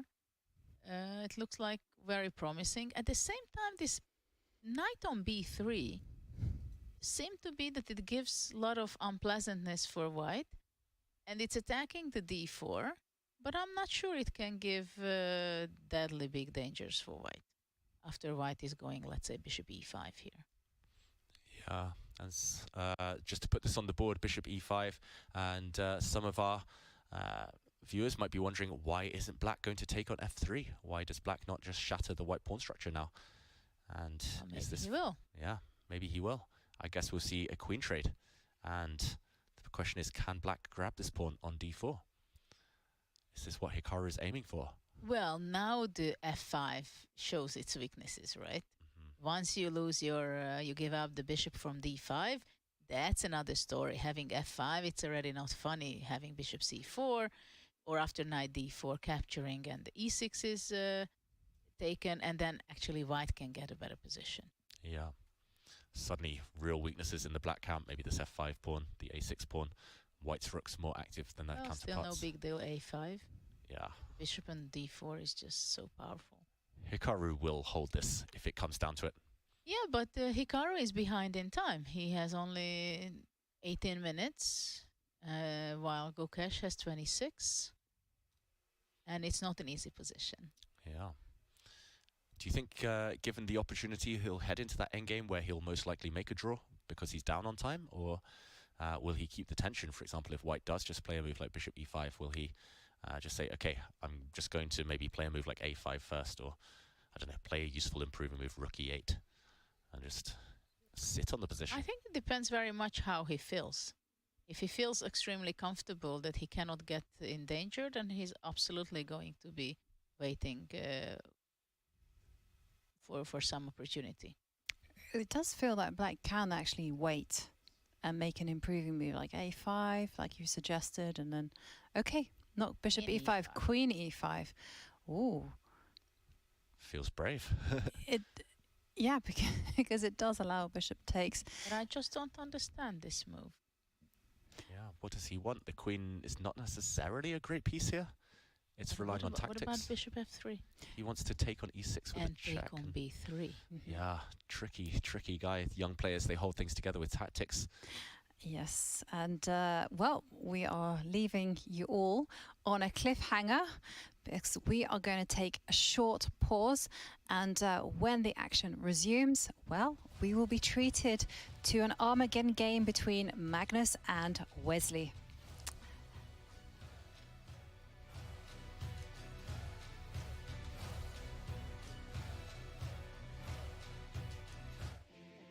Looking for a new way to learn chess? Meet Dr. Wolf, the ideal chess coach and companion. Play against Dr. Wolf as he explains everything step by step, points out strategic ideas, and alerts you to your mistakes. Train with him and go over your past mistakes until you master them. Choose from over 35 lessons created for all skill levels. No matter your level, everyone could use a coach. Download Learn Chess with Dr. Wolf for Android or iOS devices today.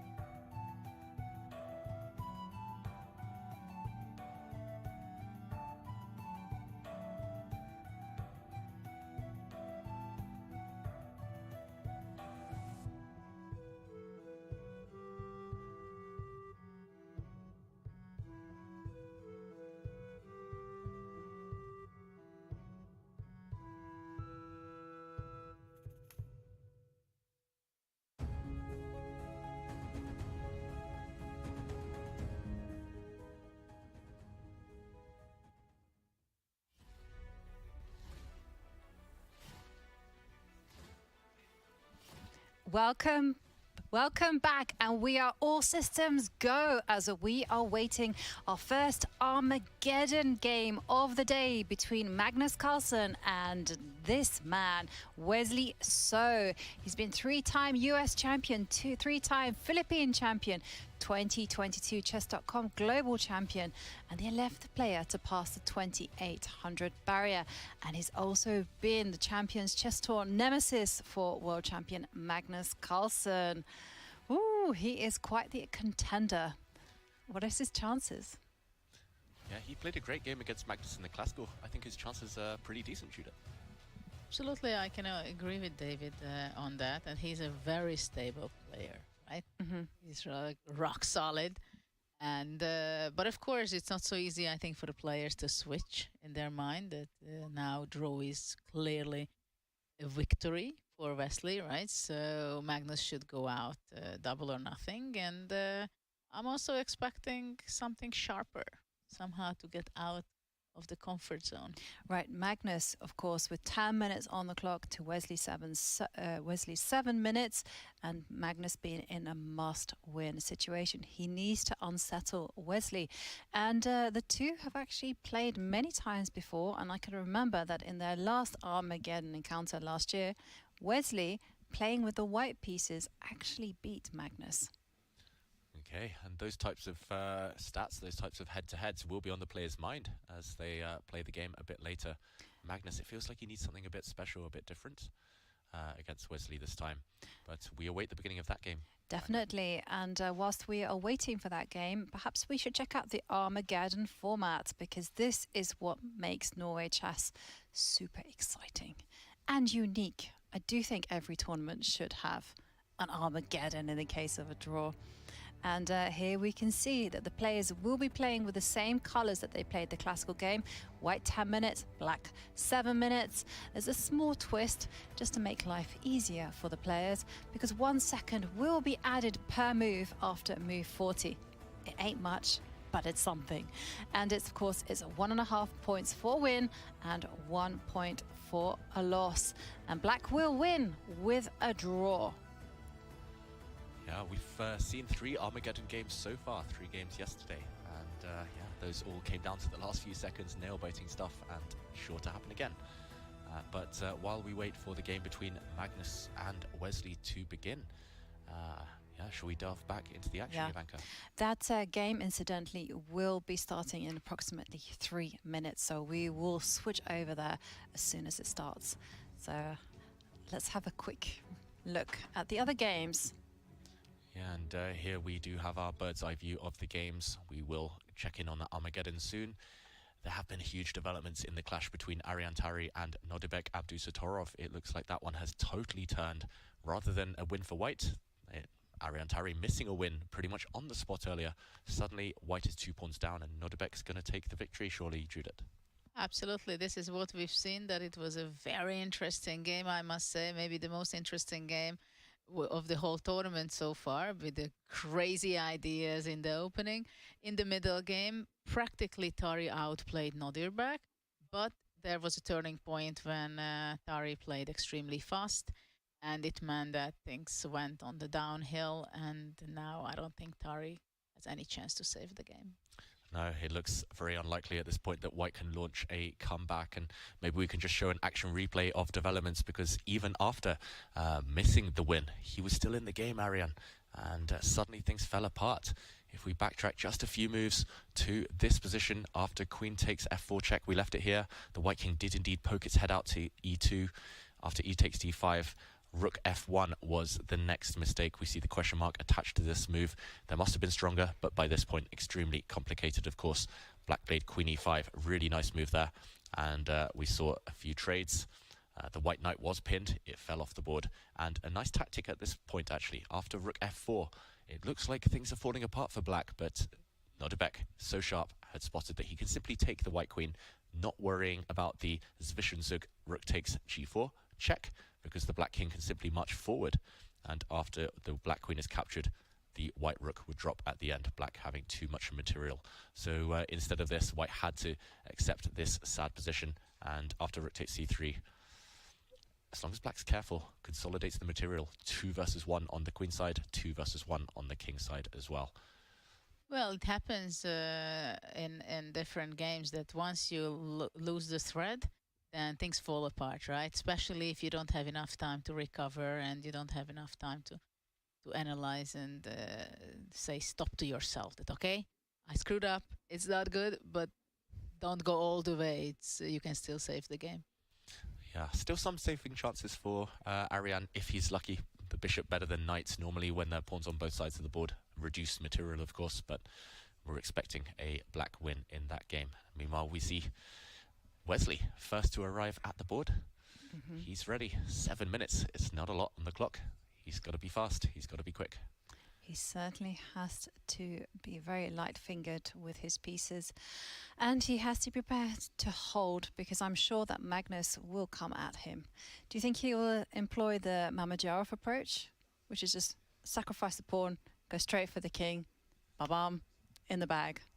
I think he has to come up with something special, because if it would be a very slow game as it was the classical, I don't think then he has so many chances. I think it's very important to unbalance your opponent when you play with the white pieces. Definitely, you have to win, and we just see what's going on the board. And so far, it's a repeat. The Berlin defense, exactly what we saw earlier. The players are going copycat style. Wow, what has Magnus got up his sleeve? Is he just going to play a 100-move game, beat Wesley on the clock? So far, okay. First deviation from that point. The white bishop comes out to g5, pinning black's knight. This is rare. Normally, the white bishop doesn't really want to necessarily give itself up for a black knight, but Magnus forcing Wesley to think. It's only move 7, and the players have only used a few seconds up to this point. We can see Wesley is surprised. I was going to say, I was just looking at the database, and I'm like, it says there are no, there has to be some games. There are some games. Not many, just one. So a rare line from Magnus. Absolutely. Well, it's a provocation. Bishop g5, bishop h4, or that's how I'm taking it. That let's go, play g5, and then we'll see. But of course, Wesley is more solid than that. Yeah, and I must admit, I'm surprised to see Magnus try and strike in the center. He's pushed the white d-pawn for a second time in this game, losing a bit of time there. And now, big moment, which way does Wesley castle? He castles queenside. I think that's a great move, and it shows Wesley is not afraid at all. Black has everything covered. And yeah, black is actually ahead in development, potentially. White is the one with a lot of ground to cover in the middle of the board. And you mentioned the provocation, Judith. The advance has begun. Wesley stepping forward, pushing pawns, kicking the white bishop away from the pin. I don't understand what Magnus is doing here, what his plan is. Well, he's attacking in the center on e5. What can Wesley do? Knight d7? Just, yeah, hold the fort, step back, brace for impact. Yeah, But then knight c4, so... But I mean, can't you go, knight, I was going to say h5 as well. Is this a pawn sacrifice? Knight h5, good move. Yeah, maybe a pawn sacrifice, but a lot of activity around the white king. Looks like one-way traffic in terms of who's playing for the initiative right now. Magnus shaking his head. Yeah, I would be shaking my head too, I've got to admit. I just don't think that this is the type of position that can be easy to play in an Armageddon, let alone creating winning chances for white. It looks like black's having all the fun, and it's far quicker, far easier, speedier to attack than it is to defend. And is black actually threatening to capture that pawn in the middle of the board? So I'm going to take bishop takes e5. Just might as well suffer for something, right, Judith? Yeah. Take a pawn and hope for the best. You but you're gonna it perfectly well. But you're going to suffer quite a bit, because after all the exchanges, there is a bishop takes f3, knight. Queen f3. But then you rook d2, queen. Yeah, so Magnus wasn't attracted by that and instead reinforces the center. Well, he has queen a4 in the pipeline, but his position doesn't look all that, if I'm being honest. Yeah, and easy moves for Wesley. So he just trades in the center, opening things up for his bishops. Isn't this a pawn, by the way? If c takes d4, bishop takes g3, and rook d4? Yeah. It looks like it's falling apart for white. Just what has Magnus got up his sleeve? He was the one who chose this opening variation. He did not surprise Wesley in the end. Clock time still looking healthy for Wesley, over 5 minutes. Magnus just under the 8-minute mark. Is it time to actually come out with the queen to a4? Counterattack, Jovanka. You want to go after this loose a7 pawn, go for the black king, at least maybe gain a tempo in the process. Looks logical, but some calculation needs to be done there. Magnus burning the clock. Yeah, I do like this comment which says, no, keep the faith, brace yourself for a brilliant move from Magnus. He needs one. He does need one. I mean, his position looks like he's losing control. Yeah, and long think now over 1 minute in an Armageddon game. This is potentially crucial. What does he do now? He does simply capture, and your question now, Judith, is going to be answered. Can black simply grab a pawn? Take this bishop, take this pawn on d4. There's a pin. This knight is pinned, so the d4 pawn is not truly protected. Maybe he's just going to gamble there, just move his queen and hope for the best. I don't see it. I think he can be greedy here, Wesley. Well, let's see if he's going to be greedy. Yeah. Other options maybe include bringing the bishop to b4, creating a double pin on this diagonal, if you want to be fancy, but He does go for that idea. there we go. I mean, you still have knight takes bishop on your pocket, and then the plan of actually opening up the h-line. Yeah, did you see Wesley looked up at the screen where he can see what move number it is? He's already thinking about getting to move 40, getting that at 1 second increment, but it's only move 15. You're miles away from that. He has a lot of moves to make. Okay, But the look, queen. there's a sacrifice. Bishop f3, exchange is gone. Wow. But if you're in a situation where a draw is equal to a win, are you going to gamble with those type of moves? Queen a4 that Magnus has just played? Yeah. Yeah, he is gambling, that's Well, for sure. yeah, exactly. But grabbing the material. Well, Wesley, he's a cool customer. He says yes, absolutely. So he's going to take that rook. And is Magnus going to meet a capture of his rook by taking this black a7 pawn? Yeah, but it is a rook. It's a true gamble. Yeah, I don't know if you have any checkmating attacks there. You just have to hope for the best. But it feels like if you don't play that, you're just material down for free. He has to take this He pawn. goes for queen a7. Yeah, and the idea is to bring the white knight forward to take away the black king's escape square. But wow, nice move from Wesley. There was some tactics there. The black queen was threatening to go back to a5. Ooh, g4. But or takes first. He trades, but now there's no back rank checkmate, at least for white. The white king has some breathing space, so the white knight can jump. Knight e5 on g4. Maybe. Yep. Has Wesley And just white wins. missed an opportunity? Big threat. Knight e5 takes away the black king's escape square. Queen a8 will be a checkmate. Wesley needs something now. Well, can you not play f3? Sorry, f6. Yeah. Classy. Control that white knight. Exactly. Then I go e5. e6. Another checkmate. Oh, nothing gets past you. Wow. I think knight g3. I'm not sure it was good. This was a great gamble. Suddenly, at least there's attacking chances, and he's forced Wesley to think. 3.5 minutes for Wesley, so he's not coming back. Only 1 second increment after move 40. White's got a decision to make now. No queen trade, surely. Maybe you can give a check to the black king. Check and come back to a4, right? There we go. He's going to play that. Queen back somewhere. And the black king is out in the open. Magnus is back in business. At least it's double-edged now. It's extremely complicated. He's got a knight and a pawn for the rook. And 3-minute time advantage. And could Wesley try to play it safe and to actually step back with the king to c8 and say, you know what? I'm going to house my king on b8. And if you want the draw, you're welcome to it. I think that was the best move, actually. Yeah. Best decision. Because f5, d5, look at that. Wow, he took a leaf out of your book, Jovanka, just controlling that white knight with f6, Wesley so, but suddenly Magnus has the time to open things up. That black king, it might be in huge trouble. He goes back. And how does Magnus continue now? And Wesley, again, looking up. He's trying to check what move number it is. He's struggling now, under 3 minutes. But it's also the tension, I think, that he's just the nerves. really tense. Now how to continue the e5, initiative. of course. Of course, e5. But, It's in the flow now, Magnus. Push forward at any cost. But can the king not hide itself on b8? safety first when you have this type of limited time. But then already you can go e takes f6, takes on d5, f7, knight d5, you protect. I mean... He does hide the black king on b8. We're expecting Magnus now to either push or take this pawn. I think take it. I think take it on f6. Yeah, open up your rook, get that past pawn. He's got to make a decision. Magnus Carlsen, he's maybe mulling over even capturing on c6 first. Though after e takes f6, maybe rook f8. Just to hunt down this pawn. Yeah. Makes a lot of sense. Will we see that variation? Wesley, head in hands. 6. He goes for it. Ooh, fumbling the pieces there, Magnus. A bit of nerves, potentially. No, his pawn has landed on f7. Of course, rook e8, knight e5. Big, big initiative for white. Great compensation for the material. Look at this.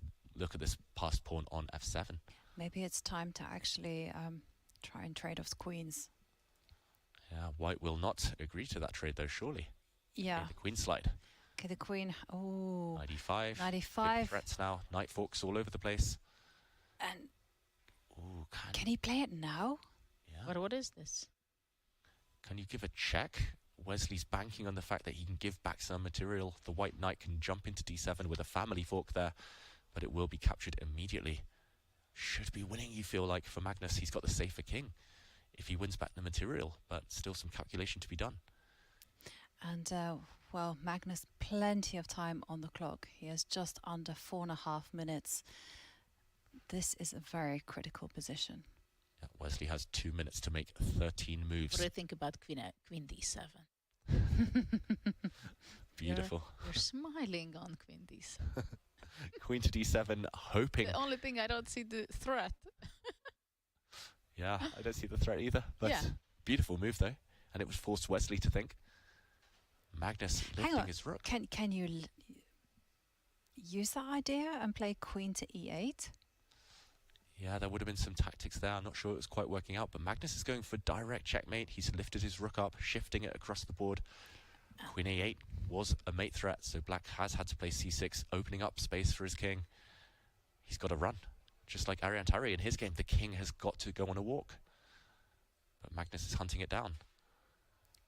Surely this is winning for white. Judith, you're the attacker here. Is this decisive? Continue. Rook b3. Rook b3 looks good. Wesley at this point looks up more in hope than expectation. He's only got 1 minute and 52 seconds, and it looks like the black king is not going to survive that long. Rook b3.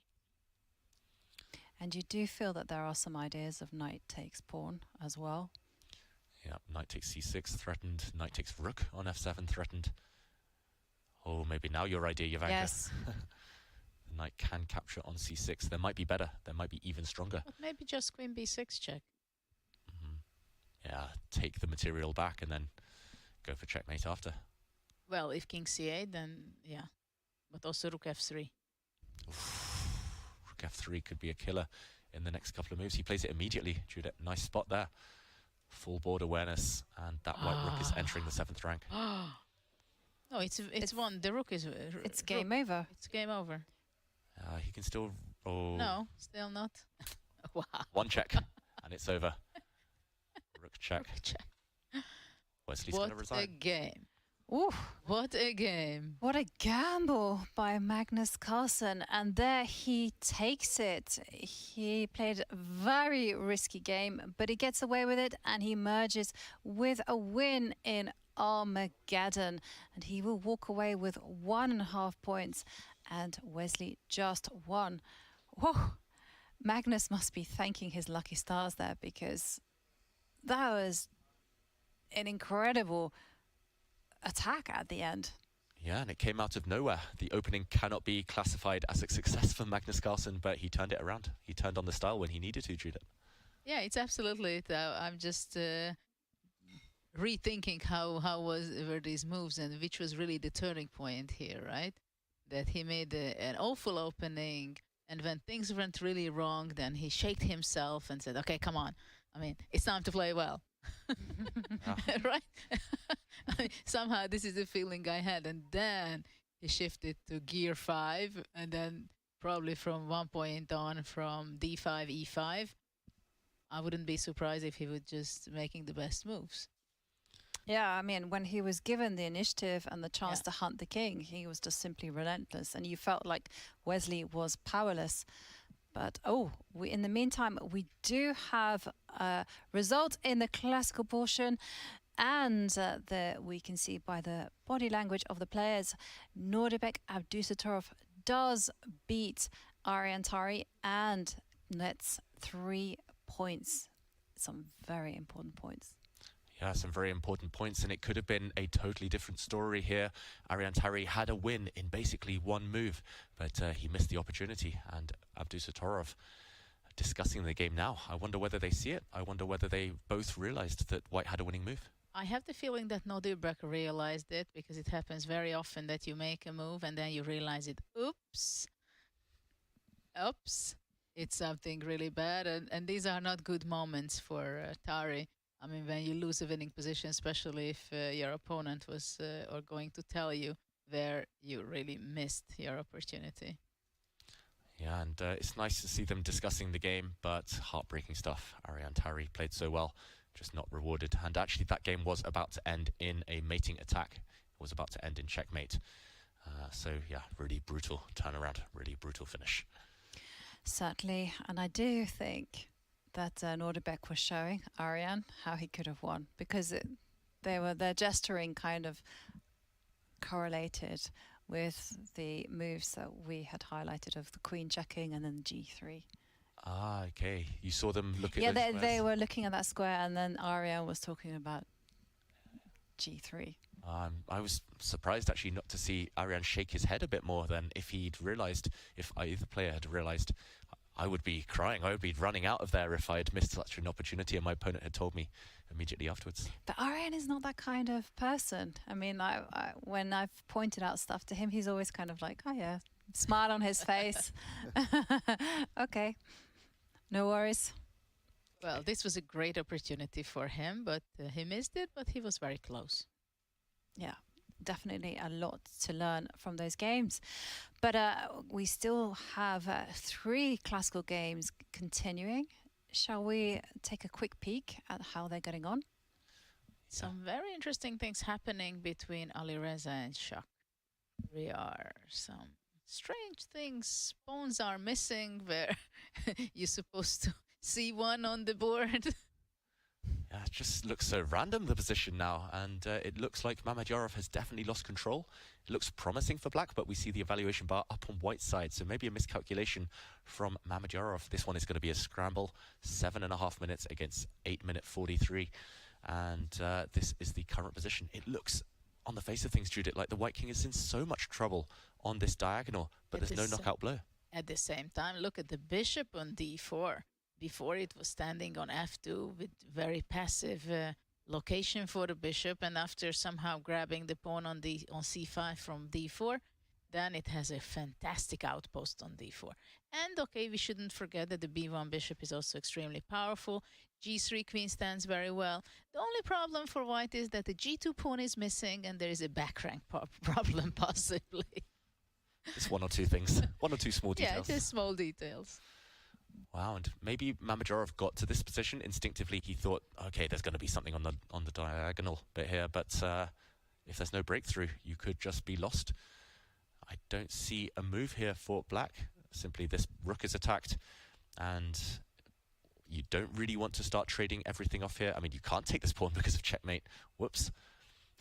On g7. Well, it's a question. Knight d1 would be something to look for, right? So what happens after knight d1? Yeah, let's jump in. Knight d1. Really tricky move there, Judith. Great practical try. Very tricky because you cannot capture on f6, right? Because of rook e1 checking, g2, knight e3, and then bishop c8, for example. Nice. And Black is winning. So that's why White has to be extremely careful. Yeah, but there are some desperado checks in the air for White. So, for instance, you could go bishop h7. That was one move. That caught my... out the way and take the knight. And take the knight. That was one. After that... I wasn't But sure. rook G6, Rook G6, I think okay. black is having a fantastic position suddenly. So it's like really it can shift from one move to another. Yeah, knight d1. What is the solution there? Is it just a rook slide? Do I just threaten checkmate maybe? Yeah, maybe just rook G2 and everything is protected by white. I cover the e1 square now, so no checks. And it's easy to blunder that all these things just work out for white. Yeah, I mean, it could be turning out that this black knight is lost. This one, I see in the featured chat that Firouzja will grind this out to a win. Maybe he'll win spectacularly. Looks like this one is going in either direction. Wow, it's on the board. Knight d1, rook g2, and g5. Mamedyarov, with white, he plays g4. With black, he plays g5. But we talked about it. If you don't play g4 or g5 nowadays, you're out of fashion. That's why I'm such an unfashionable guy. Yeah, it's a force of habit by now. G5, and I mean, how do we unpick this chaos? I mean, it's just wild, isn't it? Okay, so in these type of positions, it's very much move by move. So we have to go for the checks, the captures, and the threats. And if they fail, then simply develop. And that would be the light squared bishop. So is there anything wrong with actually capturing the knight? Sorry, the rook? The rook is what I wanted. Yeah, I guess. You know, after bishop f6, queen f3 is killer. Whoa. I think. Let's jump in. 6-minute 50 for Firouzja. We have to analyze this. Bishop takes. I mean, there are crazy lines, right? Bishop f6, queen f3. You cannot take queen f3 because rook d1 and bishop f3 mate. Oof. You've done your puzzle rush, Judith. Yeah. Well, it's just instincts at this point. Attacking and checkmating. Okay, so after queen f3... It's game over, right? Game over. Rook check is the threat. Well, and bishop queen. h7 will not help you, Okay. I guess. Because the pawn on g5, so king h7, queen c7, king g6. Oof, look at this. And you sneak out onto h4. King march, check, and no more checks, or no more good checks. You can take this, but it's not going to end in checkmate because I can drop back and block at the very end. What a long variation that is, like 10 moves, and it turns out black is fine with a king on h4. Yeah, because it goes on, takes on h5, takes on d1, but black is not taking on g2, but rook e2. Mm-hmm. Yeah. Pin and win at the very end. And after rook g1? I mean, literally. Yeah, or king h4. I wanted king h4 King myself, h4, king h3. That's more brutal. Instructive. Wait, h3? King h3, you have move. It's no stalemate. Yeah. Ah, it's my rook. Oh, wait. You have a rook on g1. It's almost stalemate. Oh, so close. I got excited there. Oh, dear. So this is all forced. We were fast losing it for Firouzja. Yeah, but... He just had a better position. Let's backtrack. In the current position, he cannot play the most obvious move on the position. He would lose on the spot. Bishop takes rook. But there are other moves that he can play, which are just attacking, which follow the rules of calculation, which is bishop e4. And the last one is bishop h7. And if those don't work, then, okay, we simply improve. But bishop e4, this one looks good. And Rook this takes one, bishop. Rook takes bishop. It might be very important that here the black... Okay, I was going to say the black rook can give a check, but the white bishop can slide back. Here, I guess, maybe black can just take this pawn, and white is all tied up. Look at this king in the corner, smothered by its own pieces. And bishop takes, rook takes e4. What, therefore, is the winning move for white? So you could now go bishop takes rook, or you could also go rook takes knight. So suddenly everything is hanging for black. The rook, the knight, the house is falling. Yeah, and you have ideas of bishop takes g5 as Exactly. well. I think that's the key point, that after rook moves back to e6 or somewhere, then bishop g5. Yeah, and tactics, but either way, it looks complicated, but in white's favor. So right now... Or not. At least until bishop takes g5. I think maybe we can just take the knight in that case, but bishop e4 looks like a killer move. Or at least it looks like a good move. And this position, yeah, I think just here we mentioned just rook takes knight. And there'll be some nasty checks for white to give as well in some Bishop positions. e4 is on the board. Yeah. Found it. Great move Yes. from Firouzja. And talking about the clock situation, it's move 34. And of course, the players will get 10-second increment per move once they pass move 40. So Firouzja not in any serious time trouble. Yeah, definition of serious. He's in time trouble, but not serious time trouble. He's had worse. Yesterday was far worse from Firouzja. The clock handling there. And look at the two bishops. What a beautiful place on the board, e4 and e4. Yeah, I was thinking of getting my first ever tattoo, and it would be two bishops. I'm not sure I'm brave enough, but the bishop pair, when they're working together in tandem like this, it's beautiful. Bishop e4, yeah, looks like a killer move. And later we want to talk about the two bishops in the Nakamura game. He has the bishop pair there, and potentially an advantage as well. Yeah, bishops dominating knights. Look at that black knight. It's gone off the board in the next couple of moves. Yeah, and I'm just looking at, I was going to check the engine just to find out. Yeah, only one move to stay in the game somewhat, and that's you have to capture that bishop as we predicted. And now, bishop takes rook. Yeah, and I think that's the only move. It's immediately played by Firouzja. Yeah, he's worked it all out. He paused for a minute or two, but a good investment on the clock. Still 5 moves to make before. But I have a question. What happens if queen f6? Wow. Okay, let's jump back in. Queen takes f6. There's 2 tempting moves there for black. Either we give a check on b8. Yes, and then I go king g7. Okay. After taking the bishop, I want to go rook e7. Aha. Do I take the bishop? Maybe I've messed it up already. Rook e7, Yeah, you've blocked. You're fine. Yeah, you've blocked and you've got some counter-attack ideas. You've got rook g1, yeah. Yeah, so in this position after queen takes f6, do I just recapture the knight instead, maybe? But what was wrong with that position for white? Oh, sorry. Let's go back there. Sorry, Back at this final position. Oh, this one is also good. What did you want to make here? Just drop the queen back to maybe to d5. Squares. Then knight e3. Yeah.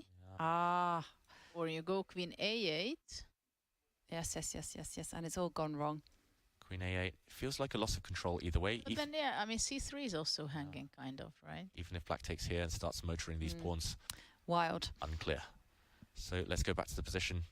Queen takes f6. I think it's a good practical try, Judith. You mentioned it. But maybe just rook takes knight. Yeah, and then I wanted to go rook f4. Nice. Block my queen I mean, out. somehow trying to survive, right? But now I can check and win your bishop. Oh, because it's a pin. No, but there's a No, queen wait, to sorry. d1 at the end of it. I'm blind. This would be a check, and black is the one winning. Yeah. Wait. Bishop takes f6, queen takes f6. This is still so crazy. I think Shakriyar should just take this piece and hope for the best. Well, probably he does not have too many other options, right? Yeah, just take this bishop right now.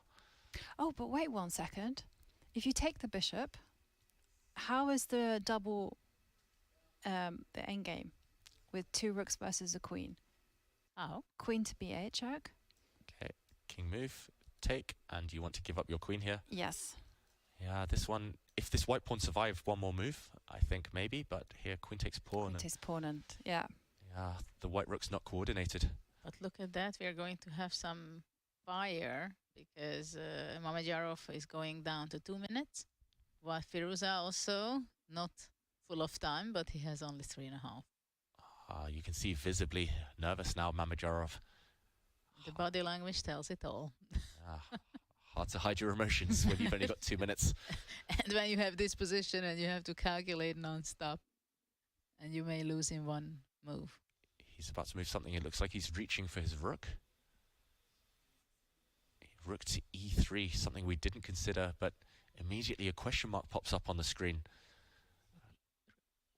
This looks natural to me, but what has he missed? Looks like there might be a king walk incoming from the black king. But what is the threat? I mean, can you not capture... Bishop g5, right? Yes, there's that. This one, there's 2 moves, 2 main moves to consider. Rook takes knight or bishop takes pawn. No, bishop takes pawn, he wants to go rook f3. That's what he wants to do. Rook takes f3 and counterattack. And if queen b8 check, just rook f8 and everything is pinned and everything is hanging. Stuff. It is crazy stuff. And Well, whilst we are going to stay on this super exciting game, the press did catch up with Magnus after his Armageddon win over Wesley. So let's see what he had to say. Magnus, you end up with a win today. How important is that for the confidence in this tournament? I'm not sure about the confidence. Like, the game that I won was pretty poor, but I mean, at least getting to attack him was fun. Did you feel you had any chances in the classical game today? That's a difficult question. Like, I felt that I was probably a little bit better, or not really better, but that my position was slightly easier to play, but real chances, probably not. You're saying it's hard to assess your real chances. There was quite a bit of a tipsy-turvy Armageddon game there when we went up and down. How would you summarize it? Well, it mostly went down, and then it went up. Good luck tomorrow, Magnus. Thank you. Thank you.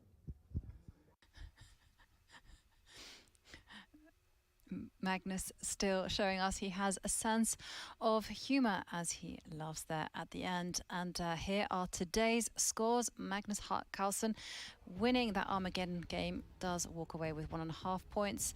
And for Nordibek Abdusattorov, he won in the classical game against Arian Tari and therefore gets 3 points. With the other games, everything is still yet to play for. And we are going to rejoin that super exciting action here in the game between Alireza Firouzja with the white pieces against Shakhriyar Mamedyarov. And the clock is ticking down and the position is completely mad. Anything can happen. All three results possible, although it does look like, according to the evaluation bar, that white is winning. Well, the reason is because Rook F1 would seem to be a very tempting move to play Queen G2 checkmate in the next, but unfortunately Rook F1 would be with the check. And the other problem for black, Rook F2 is another very important idea, but then white is going to be sacrificing the queen on B7, and after that taking with the bishop the rook. So I don't see exactly how black can survive, because well, you still can make some random moves Rook like F4. Yeah, Rook F4. But Rook G1. And then white's pieces are very much tied down, and so you can still kind of go H5. Wow, you want to play H4. slowly. Maybe. No, I want to play something. And also, don't forget, we have B4 as well in the air. And don't forget, this bishop is super important, that there is a bishop on D4 willing to come back to G1. Yeah, not right now, but in some variations, if there's a back rank check, the bishop can block. So right now we're expecting Rook G1 just defending the checkmate threat on G2. But it's interesting. What do you think after Rook G1 to go Rook G4? But then maybe Rook F1 check, and we'll see a king walk, and it's going to get crazy. Of course, a king walk. Yeah, maybe he has to go for this. He has to gamble, Mamedyarov. If we reach move 40, we're about to reach move 40 next, and he's still a rook down, then he is unlikely to save the game. 20 seconds, 15 seconds for Mamedyarov. He's got to make D2. 2 moves. 2 moves in 10 seconds. No increment yet. And queen swoops into F3. Still no threat. This bishop on D4 is an amazing defender. And now Firouzja, 30 seconds to make his final move before getting 10-second increment. Wow, this is the hardest moment to pick. I would just throw in a check and then... I would just go bishop G1, I think. But that's the thing, David. You can throw in the check, but you only get a 10-second respite. The action is still going to keep pounding. Whoa, H3, given a question mark there, we saw briefly. And, well, Mamedyarov turns away. Queen takes H3. Has he lost on time? No, he's... Or has he just resigned? I think he might have resigned. No, I think he lost. I think, judging by his body language, it does appear that time, Shakhriyar lost on time. Well, he lost the we'll game. Find out. I think he lost the game. That's very clear of the body language, and the position also proves that. Yeah, his position was losing, but it must have been the clock. He had 5 seconds to make his final move. Maybe he just wasn't in time. 0-0-0. We see on the screen confirmation. We see the clock has ticked down. He didn't execute the move in the allotted time there, and it was difficult. He was going to be a piece down anyway with the lost position, but yeah, disaster for Mamajara. Fallujah bouncing back after yesterday's loss. Yes, and whilst there are still 2 games in operation, can we pop into the Gukesh Hikaru Nakamura? Because there it looks like Hikaru is firmly in the driving seat. Yeah. Very much indeed. See it on the camera. We talked about the bishop pair, my favorite pieces in chess. Black's 2 bishops are just controlling everything. The white knight looks nice, but hitting thin air right now. Black is also a pawn up with full control. Yeah. Do you foresee any comeback here, Judith? Any chances of a swindle? Well, I think there is only a blunder option for Black to not to win the game, but it seems like it's very close to the moment where some extra more material will be gone. Don't forget, the players are playing on seconds. They will be receiving a 10-second increment per move. That's it. And the queen comes to e3, and there we see the belief that Hikaru's fans have. They will win this. Yep. And bishop coming to d4. Well, Gukesh, ooh, a blunder, and maybe missing this last move from Gukesh. Okay, the white bishop drops back, hitting the black queen. The black bishop in the center is pinned. The black queen needs to move, but yeah, Hikaru still has things under control. Queen trade will favor black. Maybe white had another move, bishop move, bishop b1 or something, right? Some tactics were in the air, but no time. Yeah. And Hikaru What playing about check very on fast. e7 and knight c6? You can do that, but the bishop takes pawn, yes. That's the difference, I think, Judith. The bishop, if it had occupied any other square for white, it would have kept the connection between white's rook on d2 and the pawn on f2. There were tactics all over the place. Yeah, keep things under control. Looks nice and healthy. Now no more checks. A rook trade. This was the killing move. Yeah. Oh, Gukesh fought so hard. He carved out a chance from nothing just as we jumped in, but Hikaru now with 30 seconds should be enough. Rook trade is not going to help. White's pawns are all dropping. All too weak. Pawn down as well. Well, maybe he will try knight e5, bishop f6, knight c4, trying to escape the different color bishop endgame. Yeah, but there's a pawn hanging on a4 as well. There's 2-pawn disadvantage. Unlikely to save him. He's fighting to the bitter end, though. He's still Hikaru's fighting. So good. Well, bishop f6, bishop c4. Exactly. At least you're eyeing up the e6 pawn. Wow, and I did just check. Gukesh would have had the advantage if he had put his bishop on a different square. A big advantage for white. Instead of bishop e2. Yeah, wow. So there was a mutual blunder. That shows how decisive the clock times can be. But in the end, too difficult. And unfortunately, his instincts led him down there, Gukesh. Okay, will Hikaru cling on here? 20 seconds against 20. Should be a win. It absolutely should be a win. Also, there is bishop f6 attacking the knight in the air. Yeah. It's looking good. Bishop pair just too strong. Gukesh fighting for his life. Okay, it's down to 1 pawn, the deficit now. Still some chances. But only seconds. Hikaru has 7 seconds. Hikaru looks nervous visibly. You see him counting there with his fingers. Bishop f6, he's allowing a simplification down to an opposite color bishop ending, but he will be down. He will be ahead, 2 pawns. And okay, a check. The black king has to move. b3. Yeah, he's fighting for his life, Gukesh. Definitely he does. Fighting admirably. And the black bishop will move out the way. Black will create a pawn, pass pawn on the queen side. Is that enough? Hikaru is shaking his head. Yeah, realizing that he should have won the game already. He should have won the game, but he's still winning if he can hold his nerve. This feels like Armageddon, even though it's the classical portion of the event still. And okay, Hikaru repeating, gaining a bit of time, or at least asking the white king to go back where it came from. He's hitting pawns on both sides of the board. That's why the bishops are so strong. And we will update you all on the other results. The classical game between Anish Giri and Fabiano Caruana is about to be drawn. So we will see more chess today, more action in Armageddon. Absolutely. And that's our favorite part of the event. It's so unique. And there we see Gukesh attack Hikaru's pawn. Actually, he's giving a good fight. Yeah, Hikaru nearly touched the piece and then he took his hand back. He was like, sorry, I'm going to play something else. He was about to push his e-pawn forward. It's getting more and more difficult for him to convert his advantage. I mean, he has an extra pawn, but now you have to put effort. Probably king f7, f6, g5. Yeah, things are disappearing from the board, so drawing chances may be increasing, but black should have enough pawns remaining.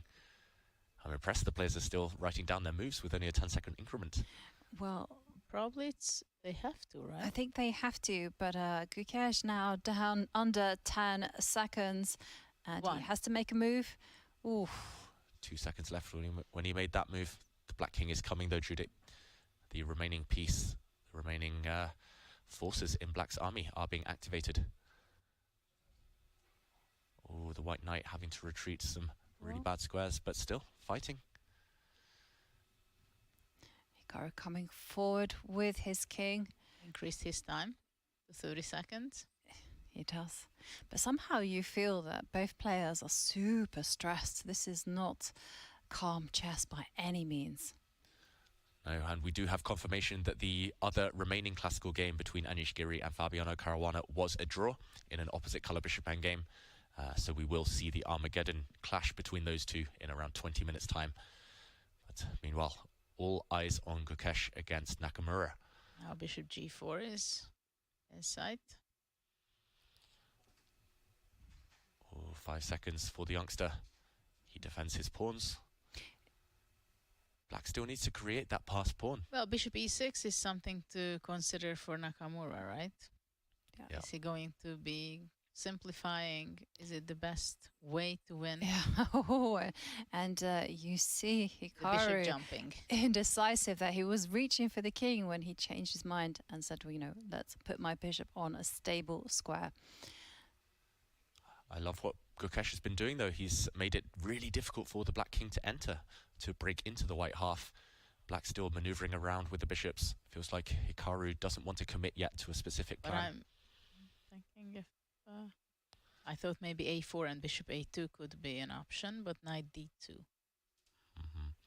I think he's going to go for the other plan you mentioned, Judith. He's going to make sure the circumstances are all perfect, and then he'll trade off maybe light squared bishops and run with the black king in one of the two directions, maybe against the kingside pawns on the side for white there that have been abandoned. Maybe he wants to go bishop c6 and a4 after all. Yeah, at the right moment makes a lot of sense. But no need to rush. I think really good practical play here from Hikaru. He's just gaining 10 seconds after every move, asking a few little questions here and there. There's no need to rush at all. Yeah, and also black is preparing, having his bishop on c3, that let's say he's going to king f6, exchanging the bishop, the white square bishop. Let's say the white king wants to go to the center to d3, e4, f5, then a4 breakthrough. Right. Can be an option. Exactly. I mean, that's what I was thinking, improve the king as much as possible. And you have an extra pawn on the queen side. Use it. Though now probably bishop e6, bishop g4, bishop f5, and the pawns will fall off. It falls off already. Yeah, and it was said there in the featured chat just a few moments ago, but Zugzwang, I think that previous position, white had to let something go, and now suddenly he's forced to push pawns, forced to weaken his own pawns, and one target became two targets. The g4 pawn now is simply dropping. I think with it, white's position falls apart. Nothing left to cling to. Really nice technique, and Gukesh does resign. He offers his hand. Hikaru takes the win. Wow. Oh, what a game. What a victory by Hikaru. Yeah, I mean, it really was a very well fought game by Hikaru. First of all, the opening choice, it was tense. It forced Gukesh to think and perhaps feel slightly uncomfortable. But I thought Gukesh actually rose to the challenge quite well, and it was a very, very balanced game. And then at the end, it was just pure stress, as both players just fighting with their instincts just to make those good moves. and Hikaru showing his class and walking away with 3 points. Yeah, that's a very important victory for Hikaru. But we could see when he arrived that he had all the self-confidence. He didn't pay too much attention what has happened yesterday in the Armageddon game. And he must have felt very comfortable and good in his comfort zone going into the confessional boost twice even. I think he did 3 times. 3 times, yeah. And now mulling over the game with his young opponent. Yeah, I'm looking forward to watching that content when Hikaru does a recap video of this really dramatic game. Let's not forget, though, that Gukesh put up a great fight and actually had one moment where he could have struck back when it looked almost hopeless. And I'm hoping we can do a recap of this at some point. It was really dramatic in the end, but great endgame technique. Yeah. Shows the power of the 2 bishops, Hikaru and Nakamura. Absolutely. I would actually love to see that moment, because it was one golden opportunity. Yeah, and let's try and jump back into that game. Just one key moment decided this one, or at least didn't give Gukesh the opportunity to fight back. It was it was a very difficult tactic. He only had 10 seconds on the clock. Hikaru was in control, so the momentum was on black's side, but it was here that white missed after bishop d4. A big mistake, actually, as we see from the question mark. Suddenly white could have struck, not by retreating to e2. We'll see why this was a mistake in a moment, but if he had retreated to f1, there's a key difference, and it's something Judah pointed out. Suddenly, if Hikaru had fought in the game, as if he had continued in the same way with queen to e4, there's simply a capture, a knight check, and when the black king moves, there's knight to c6 with a fork, a double attack, and white would achieve a winning position. The key detail is black cannot take on f2 anymore because rook takes f2. And this is of course a check, but the rook is connected with this pawn. It wouldn't have been so if the white bishop had been on e2, as in the game. So a key difference, this position is winning for black, but with the bishop on f1, it would have been winning for white. Such small details decide everything, Judah. And after bishop f1, white is winning simply? White is not winning, but I think black would have to struggle to fight on. With Wow. bishop a2 or something. I just checked. Apparently bishop takes a4 is the best move, but either way, white has a massive advantage. Wow. Well, we have to point out that bishop f1 is possible to... There is this checkmate pattern, right? Of course, bishop e2 is the same idea, what was played by Gukesh, but it was also... He thought it's important maybe that the queen is also under attack, but actually the main idea is that there is a pattern of checkmate. This is easy to miss, right? Checkmate, the king moves. Trapped. All because of that pawn on e6, and likewise if you'd gone the other way. But actually, I have the feeling that he saw the mate. He just thought that after the bishop moves, it's a pin, threatens to take on b3, but he, of course, did not have the time to calculate that bishop on e2, it blocked the road for the rook to defend the f2, right? And just a little nuance, and this is something that maybe he had already the intuition that there should be something suddenly, but this is full calculation after all, that you go all the way the calculation and then you realize that, I can't have my bishop on e2, I have to have it anywhere else.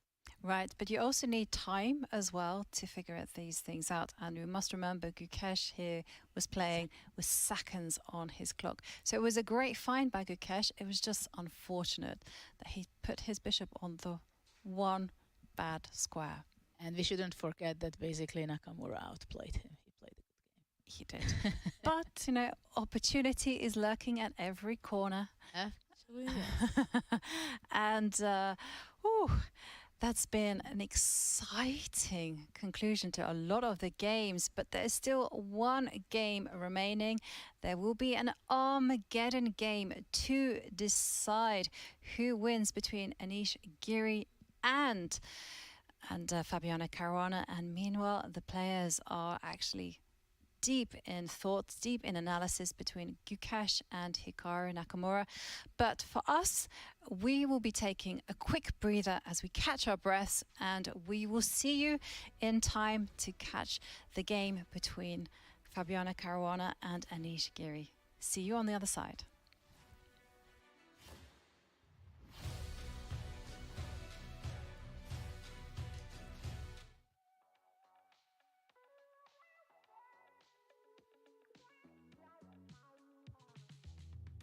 Some of you may remember when Puzzle Rush launched. It blew the chess world up, and it happened literally right in time for the World Chess Championship in 2018. And all those pieces just came together and it was just awesome to see. Of course, it was excited. It was a new feature, which we hadn't done in years, and it was a really good one. And we're like, we like grew chess. We're done. Like, how cool is that?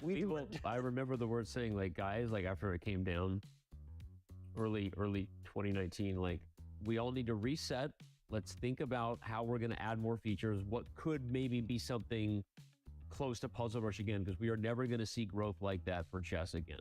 In 2018 Puzzle Rush, because the other thing that serendipitously went was the World Championship, our first feature in 3 years. God, I get anxiety. I know. It was our first feature. Like, those were the dark years that Eric and I joke about. There were tears during that time. It was hard. It was tough. But then, like, here comes Puzzle Rush. Here comes the World Championship. And here comes a fateful dinner where I had Queenies. Shout out to you, Hikaru. Take me to that small restaurant in the Isle of Man, the British Isles, because Hikaru picks it. Because Hikaru's a bit of a foodie, for those who don't know. And that was the dinner where I told Hikaru that I thought he could be the ninja of chess, and that maybe if he gave streaming a chance, he might be surprised. I spent 2.5 hours explaining what was the online content ecosystem to Hikaru and Sunil. And Hikaru embraces streaming partly because Puzzle Rush was such a fun feature to stream. Sort of not the, I don't want to say the tipping point, because there were so many incredible streamers who were committing to what would become the future of what we now know is like this incredible ecosystem online. The chess bras were like the OGs of committing to it, you know, at least as far as having a fully focused Twitch brand, right? And there were so many others, but we all knew, and Eric Hansen and I had talked a lot at the time, like we knew like the category needed a Hikaru, and we knew that it was going to be something that was going to take us to the next level. But I think partly the reason Hikaru committed is because it was so easy and fun because of Puzzle Rush. Like, that was it. And then the World Championship viewers, we were rating the chess bras and Hikaru every single day with peak viewership for the chess category. And it was like the chess world peaked. Yeah, it peaked the end of 2018. That was what you asked about, right? We're talking if that's all we're talking about. That was it. That was the high point of chess. That was it. But I do remember the first time Magnus played on our site. I remember that feeling. And I remember the goosebumps going on my arms of like, oh my goodness. That's like, yeah, okay. I mean, there's no better chess player in the world who's gonna ever play, well, maybe in the future one day, but that was like the thing. I remember the moment where I was like, oh my gosh, we have a grandmaster on our site. He's like kicking everyone's ass. He's just winning all of his games. What super strong grandmaster is this? It was not a secret. It was not. We're standing. It was somebody cheating. And we're like, oh my gosh, how are we going to deal with this? It's hard to explain the whole process, but immediately right then, we're like, this is going to be make or break for our future. We have to invest here. And immediately started hiring like statistician, built an amazing team around this, and we've invested so much time, money, and resources just to protect this game that we love. We immediately knew how dangerous this could be, and remember that very first cheater was such a painful experience to see. So it's been at the core of what we've done, and it's challenging because it's not preventable.